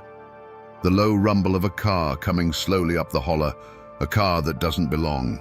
Your mother's hand is suddenly on your shoulder, pulling you from the bed to the floorboards. You lie there, heart hammering against your ribs, smelling the damp earth beneath the house. A moment later, the night explodes. The window shatters inward, and the wall next to your bed splinters as a shotgun blast tears through the thin wood. The car speeds away, its taillights vanishing into the darkness, leaving behind the tinkle of falling glass, your mother's whispered prayers, and a fear that will never, ever leave you. The roads themselves became weapons. A union man driving home to his family would see a pair of headlights appear in his rearview mirror, growing closer, pinning him in their glare. He would grip the wheel, his knuckles white, his mind racing. Was it just a neighbor, or was it them? Every curve in the road was a potential trap. Every dark stretch of woods a place to be run off into a ditch. The county, once a home, had become a hunting ground, and the journey from the mine to your front porch was the most dangerous part of the day. And then there was the ultimate act of this calculated terror. A union organizer, Marshall Music, is driving with his family. The road ahead is clear. For a moment, it might feel like a normal day, but then the world is ripped apart by a deafening roar. The force of the blast throws the car from the road, twisting it into a barely recognizable shape of steel and smoke. In that single horrific instant, a journey is ended. A family is shattered. A 15-year-old boy's life is extinguished, not in a moment of passion or rage, but as a consequence of a line item in a corporate budget titled "Strike Expenses." This was the war in Harlan. It wasn't a fight between two equal sides. It was a systematic campaign of terror, planned in boardrooms and executed by men who had sold their badges and their souls. Every scream in the night, every bullet hole in a cabin wall, every newly dug grave was a direct result of a choice made by men in suits who likely never set foot in a mine. The true horror of Bloody Harlan is not just what happened, but the chilling, deliberate reason why. When the trials finally began, they were not held in the small, compromised courthouse in Harlan. The case had been elevated to the federal level, and the coal operators and Sheriff Blair, men who were once kings in their own domain, were now defendants in a United States court. The atmosphere was electric. Miners who had once hidden from Blair's thugs now sat in the witness stand, protected by federal marshals, their faces illuminated by the flashbulbs of a curious national press. For the first time, the quiet, fearful whispers of the hollers were being entered into the official record, spoken aloud for the whole world to hear. The defendants, the powerful men of the Coal Operators Association, and their chief enforcer, J.H. Blair, sat at their tables with an air of defiant indignation. They were not accustomed to being questioned. In their eyes, this was a political circus, a witch hunt orchestrated by Roosevelt's New Deal to break the rightful power of industry. Their high-priced lawyers spun tales of defending private property against a violent, communist-inspired insurrection. They portrayed Blair not as a tyrant, but as a heroic lawman standing against anarchy. But their narrative began to crumble under the weight of the testimony. One by one, miners and their wives took the stand. With simple, halting words, they painted a devastating mural of the decade of terror. They spoke of night riding, of beatings, of houses riddled with buckshot, of the constant, gnawing fear. They presented the ledger, the cold, hard proof of a conspiracy. The trial became a battle of two realities, the operator's world of contracts and legal rights, and the miner's world of blood and survival. And yet, in a stunning blow to the government and the miners, the first trial in 1938 ended in a hung jury. The operators' immense influence, their deep connections, and their ability to cast doubt had proven just strong enough. For a moment, it seemed as if the wall of power was unbreakable. The operators walked out of the courtroom, not convicted, their smirks a final insult to the men and women who had dared to speak against them. It was a moment of profound injustice, an echo of the crooked law they had mastered for so long. But the verdict in the court of public opinion had already been delivered. The La Follette Committee's investigation and the national press coverage had exposed the rot in Harlan County to the entire nation. The operators had escaped a conviction, but they had not escaped the shame. Facing the certainty of a second, even more grueling federal trial, and with their public reputation in tatters, they finally understood that their private war was over. In 1939, after nearly a decade of bloodshed, the Harlan County Coal Operators Association did what no amount of violence could force them to do. They surrendered. They signed a contract with the United Mine Workers of America. There were no jail sentences for the masterminds, no hangman's noose for the architects of the terror. The justice served wasn't the clean, righteous verdict the miners had hoped for, but it was a victory nonetheless, won not by a gavel, but by sheer, bloody-minded endurance. The ink on the union contract was barely dry, but the war had already left ghosts that would walk the hollows for generations. For the miners and their families, the victory was real, but it was not clean. They had won a measure of dignity, a livable wage, and the right to stand together, but the cost was etched into their very souls. A piece of paper couldn't bring back a murdered son, heal the memory of a shotgun blast through a bedroom wall, or erase the years spent living in the shadow of a gun thug's menace. The men who survived the mines and the picket lines carried the war home with them. It showed in the haunted look in their eyes, in the way they taught their children to distrust any man in a suit, any car that slowed down on a dark road. The fear, once it gets into the bones, doesn't leave. It's passed down, a bitter inheritance. Sheriff J.H. Blair and the coal operators who had funded his reign of terror never saw the inside of a prison cell. They returned to their comfortable lives, their power diminished, but their freedom intact. They had lost the war, but they had escaped justice. Blair faded from public life, but he never faded from memory. His name became a new kind of ghost, a bogeyman used by parents to frighten their children into behaving, a curse whispered in the corners of union halls for the next 50 years. The families of the deputies and gun thugs, many of whom were just local men trying to earn a paycheck, found themselves on the wrong side of a line that would never be erased. Their children grew up bearing names associated with betrayal and violence, forever marked by the choices their fathers had made. The war redrew the map of Harlan County. The lines weren't on any piece of paper. They were lines of loyalty and betrayal that ran straight through families, churches, and neighborhoods. The neighbor who had put on a deputy's badge was never fully trusted again. The store owner who had sided with the company found his business mysteriously dwindling. Friendships that had endured for a lifetime were shattered by the simple, brutal question of which side you were on. The children of Union men and the children of company men went to the same schools, but they carried with them a silent, inherited animosity. Harlan County was no longer just a place. It was a memory of a war, and everyone who lived there was a veteran, whether they had carried a gun or not. Their lives were forever defined not by the peace that followed, but by the battle they had been forced to endure. You might think this war is over, a faded chapter in a history book, but you would be wrong. The story of Bloody Harlan is not history. It is a living memory etched into the very landscape of the county. Go there today and stand in that narrow pass near Evarts. When a coal truck rumbles by, the sound still echoes off the hillsides like the ghosts of machine gun fire. The road has been paved, but the place itself remembers. It is a scar on the land that will never fully heal. The tangible remnants are still there if you know where to look. They say that in some of the older brick buildings in town, you can still find the patched-over pockmarks left by stray bullets from forgotten shootouts.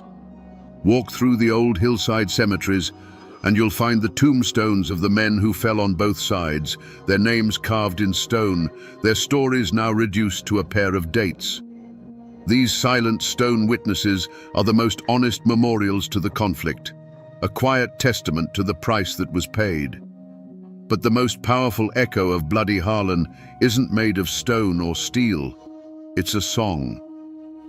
That night, when Florence Reese, a hungry and terrified Union man's wife, tore a page from a calendar and scribbled down the words to "Which side are you on?" she created something more powerful than dynamite. That song escaped the mountains. It became the anthem for the oppressed everywhere, sung on picket lines from Detroit to London, chanted in the streets during the civil rights movement, and translated into dozens of languages. A simple question, born of desperation in a Kentucky shack, became a global call to arms for justice. And the stories themselves are a living remnant.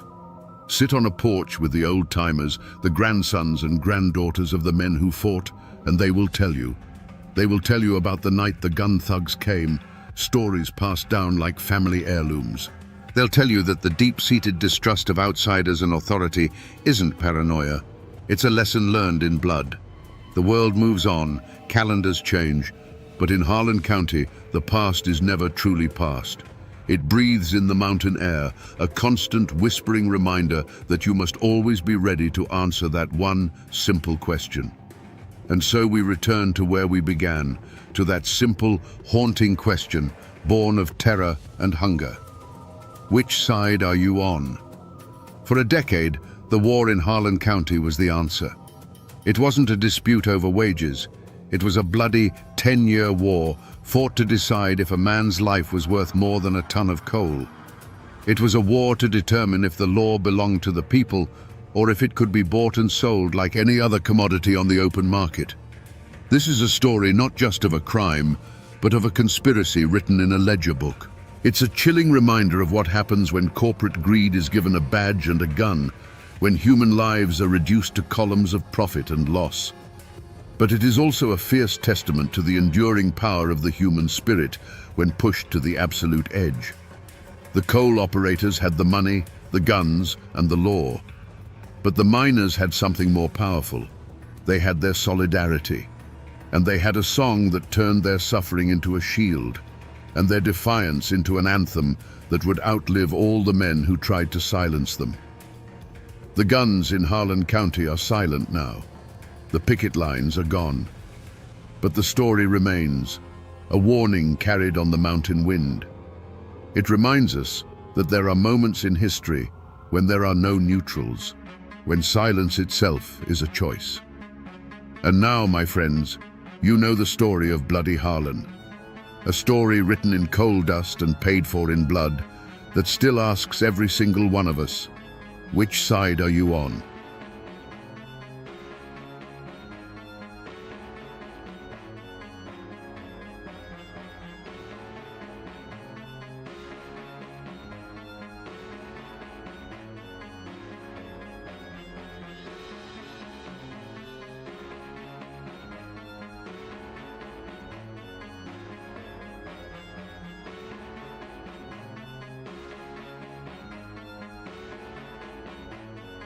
Imagine this. An old woman sits on her porch in the misty mountains, her voice thin but clear. The tune she sings is simple, almost a lullaby. But the words tell of a jealous lover, a flash of steel, and a shallow grave by the river. This isn't just a song, it's a coroner's report. It's a witness statement from a ghost. Now imagine realizing that the hills around you are filled with these musical affidavits, detailing every kind of human tragedy imaginable.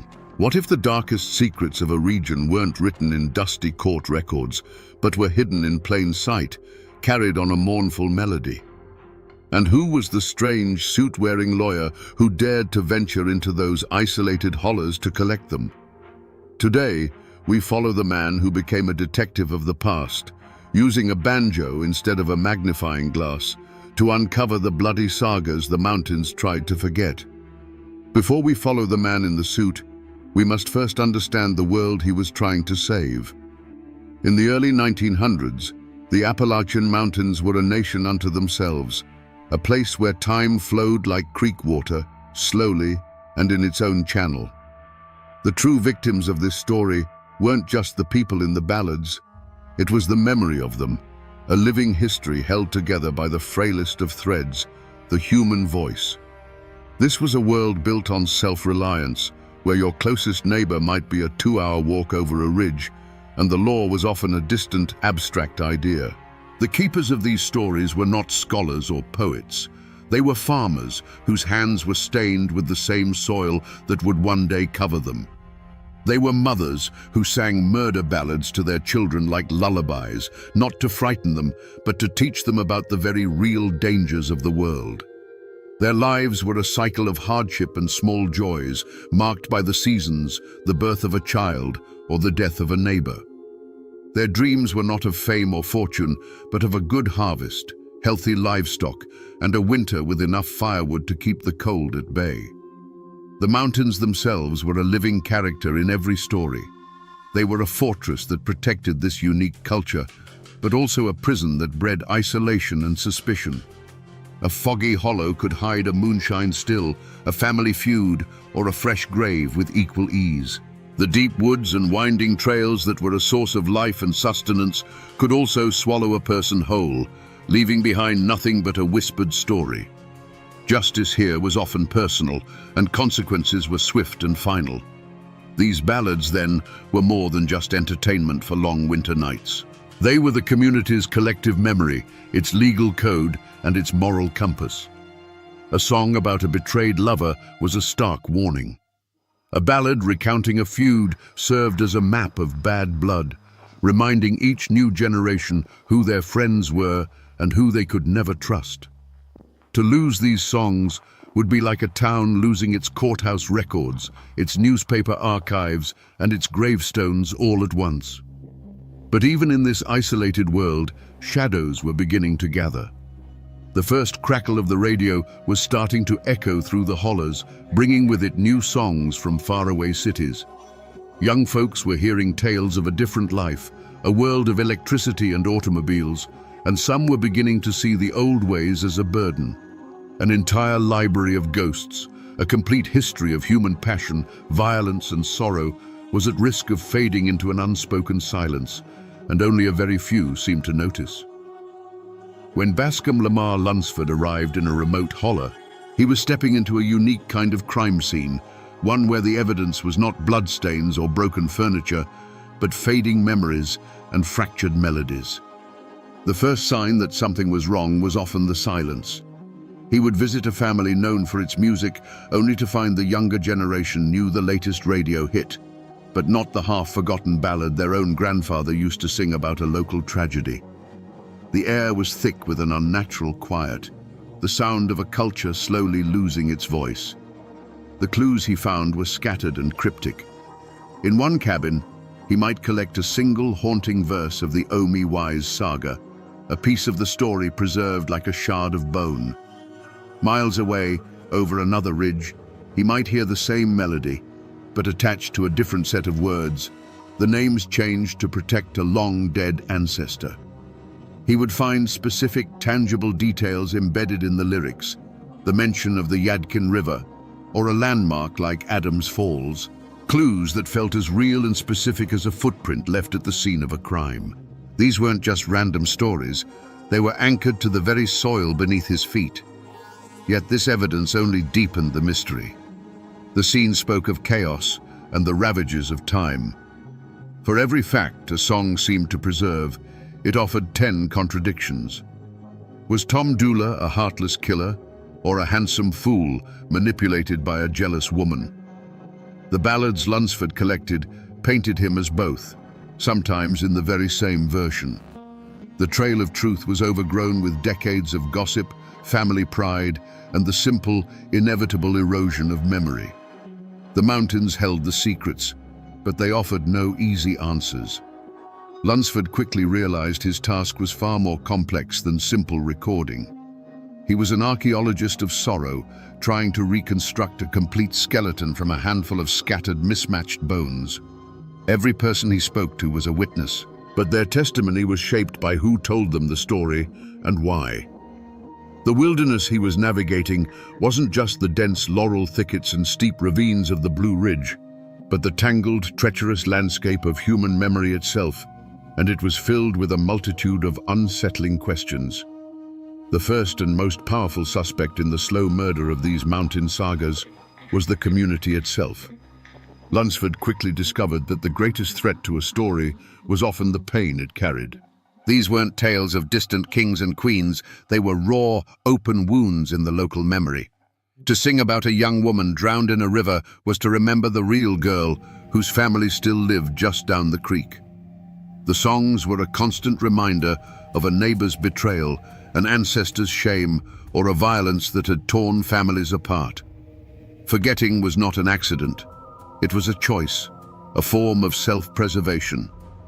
The motive was a deep and understandable desire to bury the past. Many families felt a personal vendetta against the very history that defined them. As the 20th century progressed, the outside world began to cast a long shadow, bringing with it a condescending judgment of Appalachian life. The stereotype of the violent, feuding hillbilly was taking root, and these murder ballads felt like Exhibit A. To the younger generation especially, these songs were not a proud heritage, but a source of shame, a link to a brutal past they were desperate to escape. They wanted radios and cars, not grim reminders of the bad old days. The evidence of this quiet conspiracy was everywhere Lunsford looked. He'd approach an old man known to be a master fiddler and ask about a specific feud ballad, only to be met with a stony silence and the curt reply, "We don't trouble with that one no more." Parents actively stopped teaching the darkest songs to their children, preferring to pass on church hymns or the cheerful, impersonal tunes coming over the airwaves. This wasn't just forgetfulness, it was a deliberate act of cultural pruning, cutting away the painful branches of their own family trees. The community was turning on its own memories, hoping that silence would finally bring peace to the ghosts that haunted their hollows. If shame was driving the old songs into the shadows, a more seductive threat was beginning to change them in the open. The second suspect was someone no one wanted to point a finger at, the most gifted and ambitious musicians themselves. These were the keepers of the flame, the high priests of the tradition, the very people Lunsford sought out as his most valuable sources. Their betrayal wasn't one of malice, but of temptation, a quiet corruption that came from within the circle of trust. The secret motive was the dazzling promise of the modern world, delivered on a spinning shellac disc. In the 1920s, talent scouts from record labels like Victor and OK began venturing into the mountains. They weren't looking for historical documents, they were hunting for hits. They offered cash money, a life-changing sum for a family living on the edge of poverty, for a 3-minute recording. Suddenly, a song wasn't just a piece of heritage. It was a potential ticket to a life beyond the cornfield and the coal mine. A musician who had only ever played for neighbors at a barn dance was now being offered a small taste of immortality. Lunsford began to see the evidence of this pact everywhere. A long, grim ballad he had collected in its pure form from an elderly woman would reappear on a commercial record, but it would be different. The 15-verse saga of a bloody feud, with all its specific names and local details, was trimmed to a tidy 3 minutes. The killer's chilling, remorseless confession was replaced with a more palatable, moralizing chorus. The very soul of the story, its raw, uncomfortable truth, was being sanitized for sale. The custodians of the culture, in their understandable desire for a better life, were becoming agents of its alteration, polishing the jagged edges off the evidence until it no longer told the whole story. But the most dangerous intruder didn't carry a gun or a land deed. It arrived in a polished wooden box and spoke with 1,000 voices from a world away. The third suspect was a vast, impersonal, and relentless force, the rise of national mass media spearheaded by the radio. This was an entity with no face and no name, an invisible invader that could slip through the cracks of the tightest-knit community and whisper its promises directly into the heart of the home. Its motive was not malicious. It was something far more powerful: commerce. The radio wasn't interested in preserving the grim history of a specific mountain county. Its purpose was to create a single, unified American culture, one that bought the same soap, drove the same cars, and listened to the same songs. The old ballads, with their dark themes, rough edges, and hyper-local references, were an obstacle to this new, streamlined world. They were static in the signal of progress, a relic that didn't fit into a tidy, half-hour sponsored program. The presence of this threat created a quiet, creeping sense of cultural anxiety.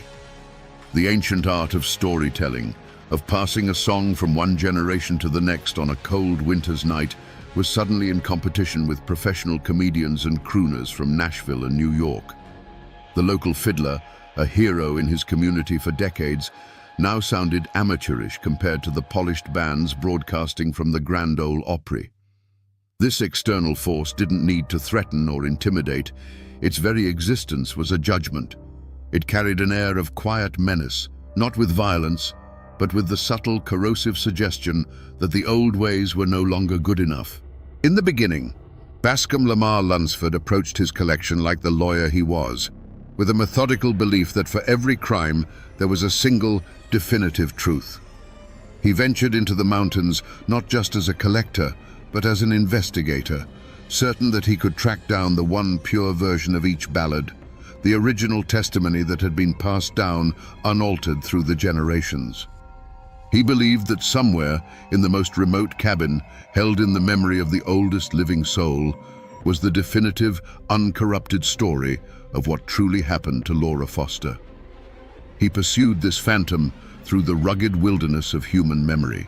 He would meticulously record what he believed was the final word on the Tom Dula saga from a farmer in Wilkes County, only to travel 20 miles over the next ridge and hear a contradictory version from the man's own cousin. One song painted Tom as a romantic fool, another as a heartless killer. Ann Melton was a jealous accomplice in one holler and an innocent victim of rumor in the next.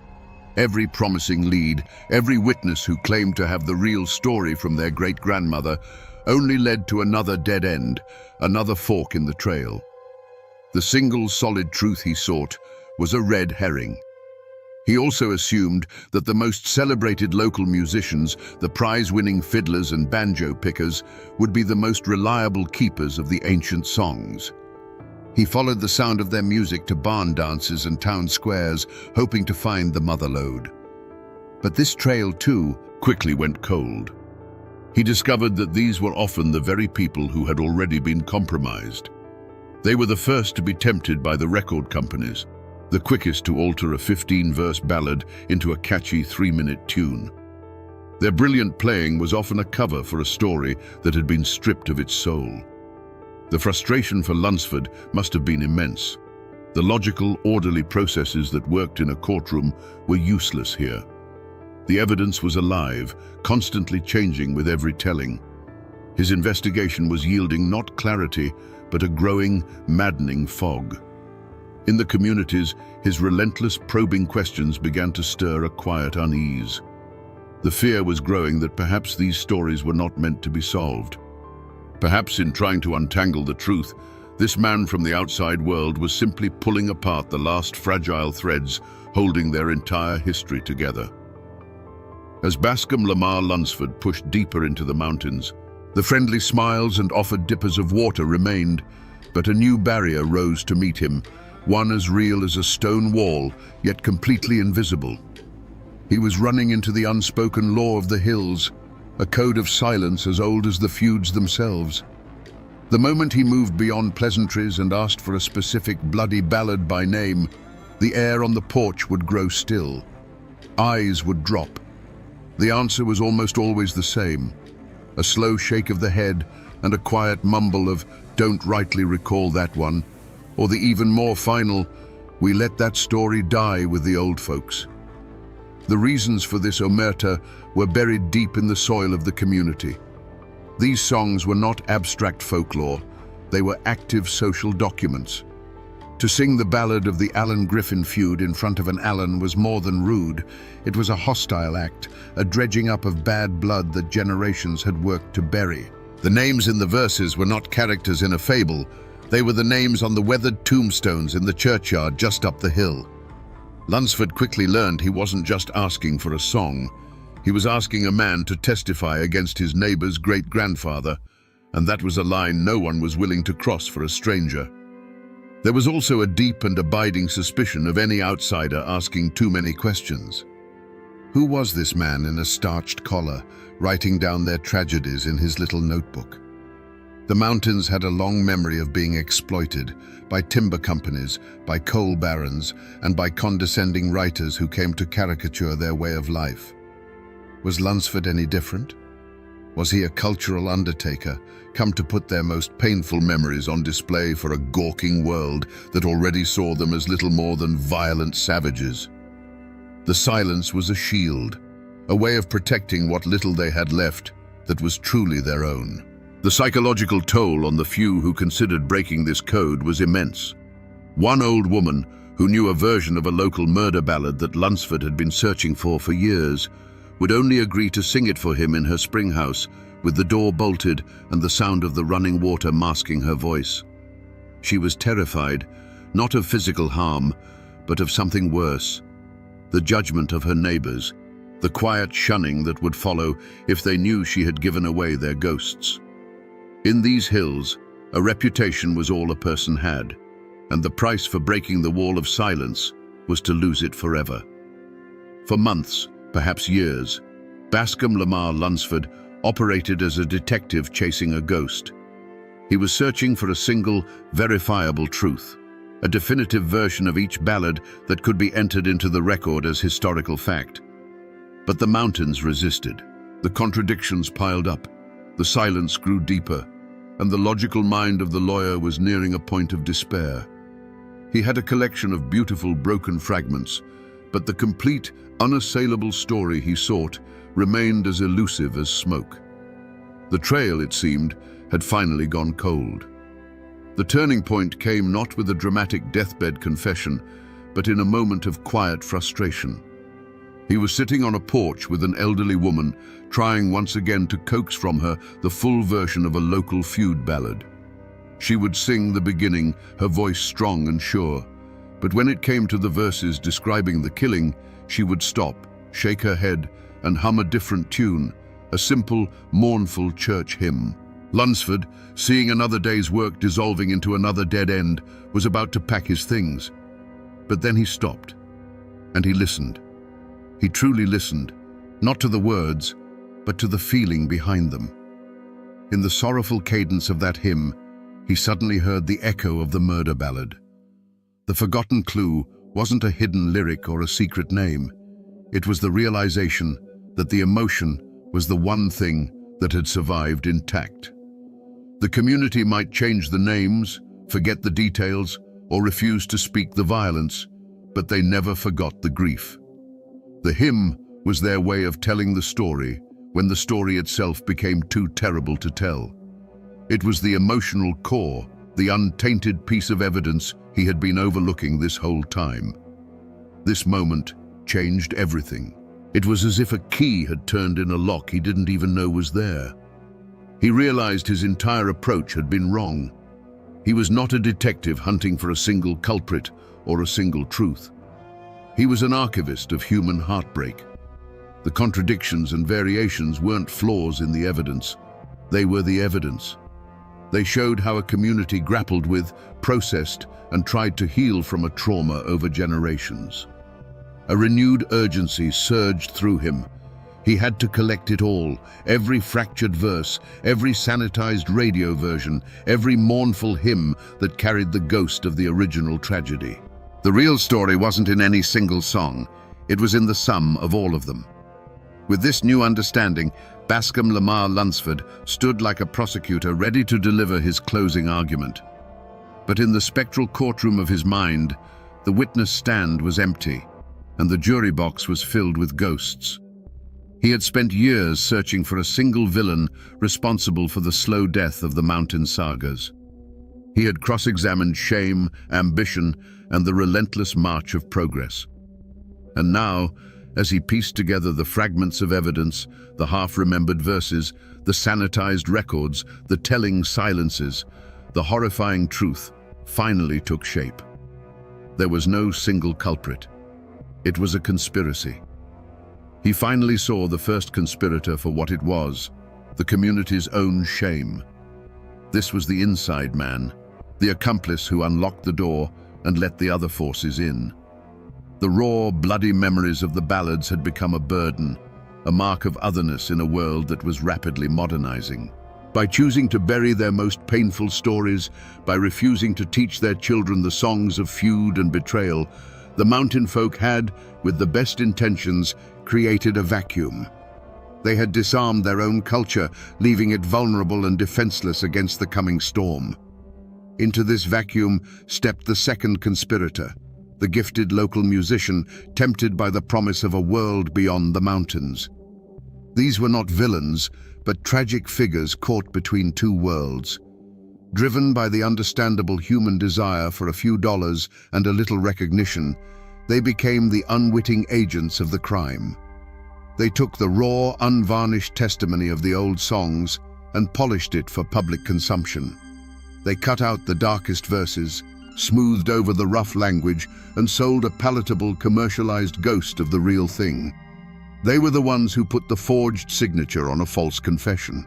And finally, Lunsford saw the mastermind, the cold, impersonal force that had orchestrated the entire affair, the radio and the rise of a national commercial culture. This was the entity that provided the motive, the means, and the opportunity.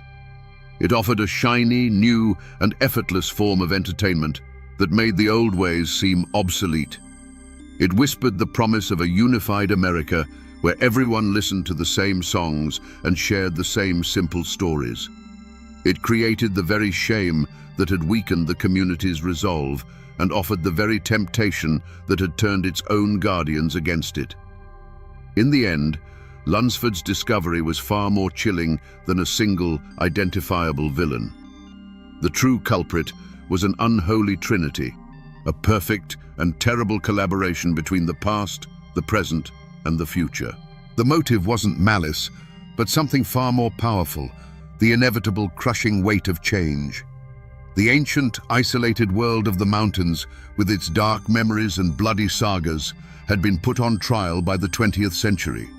And in this trial, there could only be one verdict. The old world was found guilty of being old, and the sentence was death by forgetting.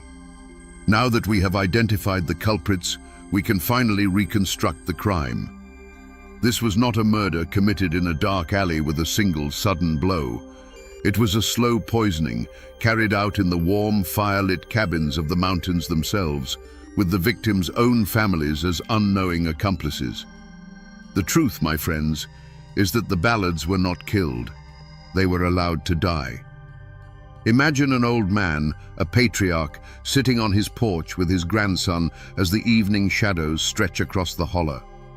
He clears his throat to sing the old ballad, the one about the land dispute that cost his own great-uncle his life. He begins the first verse, his voice a familiar, comforting rasp. But then he looks at the boy, who is wearing a store-bought shirt and whose mind is full of things like automobiles and the world beyond the ridge. and the old man's voice falters. The next words, the ones about the gunshot and the bitter feud, freeze in his throat. In that moment of silence, a story that had survived for a century suffers a mortal wound. It doesn't end with a scream, but with a quiet, heartbreaking stillness. Now picture a different scene, a few years later. A talented young fiddler, the pride of his county, sits stiffly in front of a strange, cone-shaped microphone in a makeshift studio in a Bristol hotel room. A man in a suit tells him he has 3 minutes. He begins to sing the saga of Omi Wise, but when he gets to the part where the villain pleads with her, he softens the words. He changes a raw, brutal line into a more poetic, romantic one. The man in the suit nods in approval, and with that single, simple change, the soul of the song begins to bleed out, replaced by something cleaner, safer, and no longer entirely true. The final blow came not from a person, but from a piece of furniture. See it in your mind's eye, a family gathered in their cabin after supper. For generations, this was the time for stories, for the banjo to be taken down from its peg. But now, in the corner, sits a handsome wooden box with a glowing dial, a single cyclops eye staring into the room. They turn a knob, and a clear voice from Nashville fills the cabin with a song about a love they've never known and a city they've never seen. They are captivated. And over in the shadows, the banjo hangs on the wall, untouched. Its strings are not broken, they are simply silent. This is how the great bloody sagas of the mountains met their end. There was no single gunshot, no grand battle. It was 1,000 tiny, quiet surrenders. A forgotten verse here, a changed lyric there, an evening spent listening to the radio instead of a grandfather's voice. The stories became ghosts in their own homes, fading slowly until only a faint, melodic echo remained. They weren't murdered in a fit of passion. They were simply starved, one by one, in the quiet, comfortable darkness of a new and brighter world. There was no grand courtroom for this crime, no judge in black robes. The trial of the mountain ballads was held in the Court of Progress, and the jury was the American people, whose ears were already filled with the siren song of a new century. The prosecution, a slick and powerful attorney called the Future, presented its case with devastating force. It showed evidence of a faster, brighter, more connected world, a world of convenience and prosperity that made the old ways seem slow, dark, and obsolete. The defense was barely heard, a few faint, mournful notes from an old fiddle, drowned out by the confident roar of the radio. The accused parties reacted to the proceedings in their own ways. The commercial media, the mastermind, showed no remorse. A force of nature doesn't apologize for the storm. The ambitious musicians who had altered the songs for profit took the stand with a mix of defiance and quiet regret, arguing they had simply made a deal to survive in a world that was leaving them behind. And the community itself, the accomplice, sat in silent acceptance of its fate. They had already bought the radios and listened to the new songs. They had, in effect, already pled guilty. The verdict was swift and nearly unanimous. The ancient, bloody sagas of the mountains were found guilty on all counts, guilty of being too complex, too sorrowful, and too stubbornly local for a modern, optimistic nation. The sentence was not execution, but something far more final: obsolescence. They were to be banished from the front porch and the public square, remanded to the custody of a few dusty archives and forgotten collections, their stories replaced by a simpler, more cheerful narrative that sold more records. This verdict was, at the time, overwhelmingly popular. It was called Progress, Enlightenment, the inevitable march of history. But in this vast, impersonal courtroom, there was one man who refused to accept the judgment. Bascom Lamar Lunsford did not act as a lawyer for the defense. It was far too late for that. Instead, he appointed himself the court clerk for the condemned.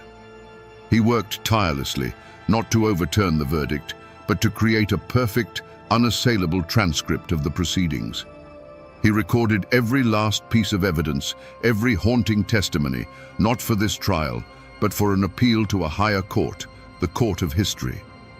And so, while the world celebrated a victory, Lunsford preserved the memory of what was lost. He ensured that the case of the mountain ballads would never truly be closed. He created a file so thick with sorrow and beauty that future generations would be forced to reopen it, to re-examine the evidence and ask themselves a chilling question. Was this justice, or was it a crime? It's a verdict that, thanks to him, still sparks arguments in these hills to this day. The verdict had been handed down, and the consequences rippled through the mountains for generations, changing the fate of everyone involved.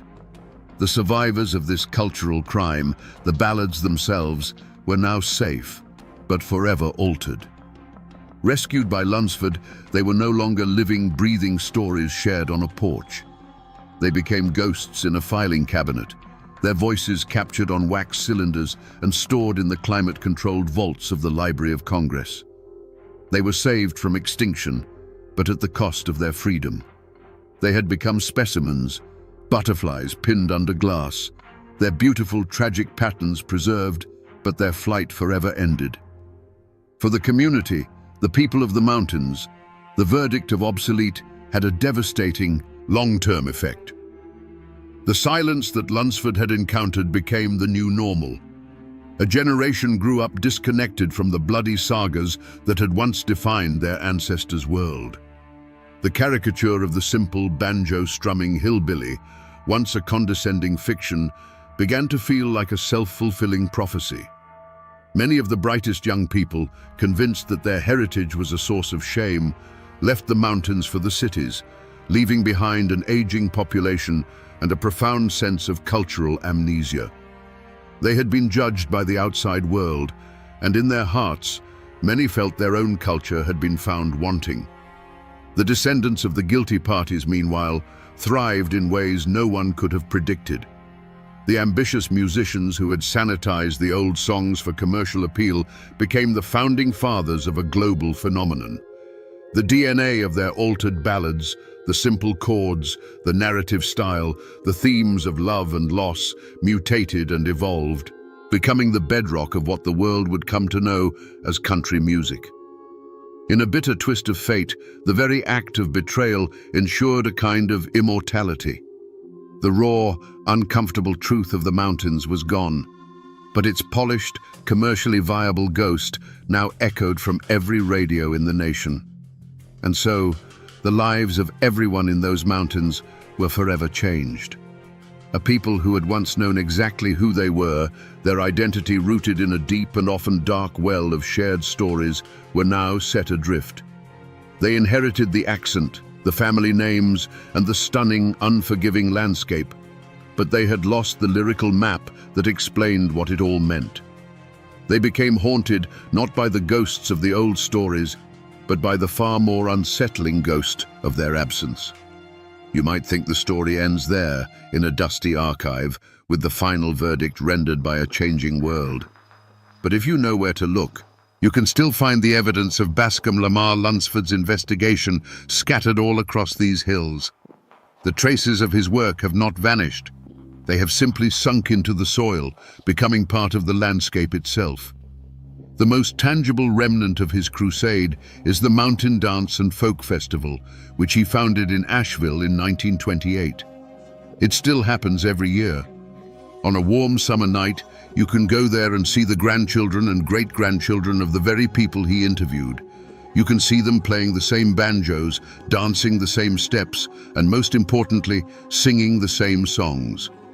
It is a living, breathing wake, a place where the ghosts Lunsford collected are brought out into the light, not to be mourned, but to be celebrated. It is his final, defiant piece of evidence, presented to a new jury year after year. The songs themselves are another echo. Thanks to the collection he so painstakingly assembled, the ballads did not die. They were rediscovered. The raw, haunting melodies he saved from oblivion became a wellspring for the American folk revival of the 1950s and 60s. When a modern artist stands on a stage in New York or London and sings the chilling tale of Tom Dooley, they are, whether they know it or not, calling on one of Lunsford's ghosts. His work ensured that these hyper-local tragedies became part of a universal human story. And the story of Lunsford himself has become a piece of Appalachian folklore. The whispers about the minstrel lawyer still linger. He is remembered not just as a collector, but as a mythical figure, a man who walked between worlds and knew the mountain's darkest secrets. The legend of the man who knew where the bodies were buried has outlived almost everyone who told it, a testament to the power of a man who listened so intently that he became part of the story he was trying to save. But the most powerful echo is in the land itself. The rivers where lovers were betrayed still flow. The sharp ridges that once divided warring families still cut across the sky. These places hold the memory of what happened there, etched into the very rock and soil. Bascom Lamar Lunsford's greatest achievement was not that he saved the songs, but that he saved the connection between the songs and the land. And now, when you hear one of those old ballads, it feels as if the mountain itself is singing, telling you its own dark and beautiful secrets. So we return to the question we asked at the beginning, around our digital campfire. What if a region's darkest secrets were carried not in books, but on a melody? We now have our answer. The secrets were a community's soul, its open wounds, its moral code, and its cautionary tales. And the strange man in the suit who collected them was more than a folklorist. He was a custodian of ghosts. Bascom Lamar Lunsford understood that these weren't just songs. They were the last, fading testimony of a world on trial, and he was the only lawyer willing to take the case. This is a story, then, not just of a man saving songs, but of the immense, often brutal price of progress. It is a timeless lesson on the seduction of forgetting. It teaches us that the most dangerous threat to a culture is rarely an invading army, but more often a quiet, internal whisper that tells us our own complicated, painful history is a burden we should lay down in favor of a simpler, brighter future. Lunsford's great crusade was a fight against this seductive silence, an argument that our scars are not meant to be hidden. They are proof that we have lived, and they are warnings that must never, ever be forgotten. Bascom Lamar Lunsford fought a war against the quiet death of memory, and in the end, he did not win. No one could. But he achieved something far more important. He ensured that the ghosts of Appalachia would never be homeless. He gave them a permanent refuge in the archives of a nation, and a voice that could still be heard by anyone willing to listen. And now, my friends, the story is yours to keep. The next time you hear an old, mournful tune carried on the wind, listen closely. It might not be the wind at all, but a story that, thanks to one stubborn man, refused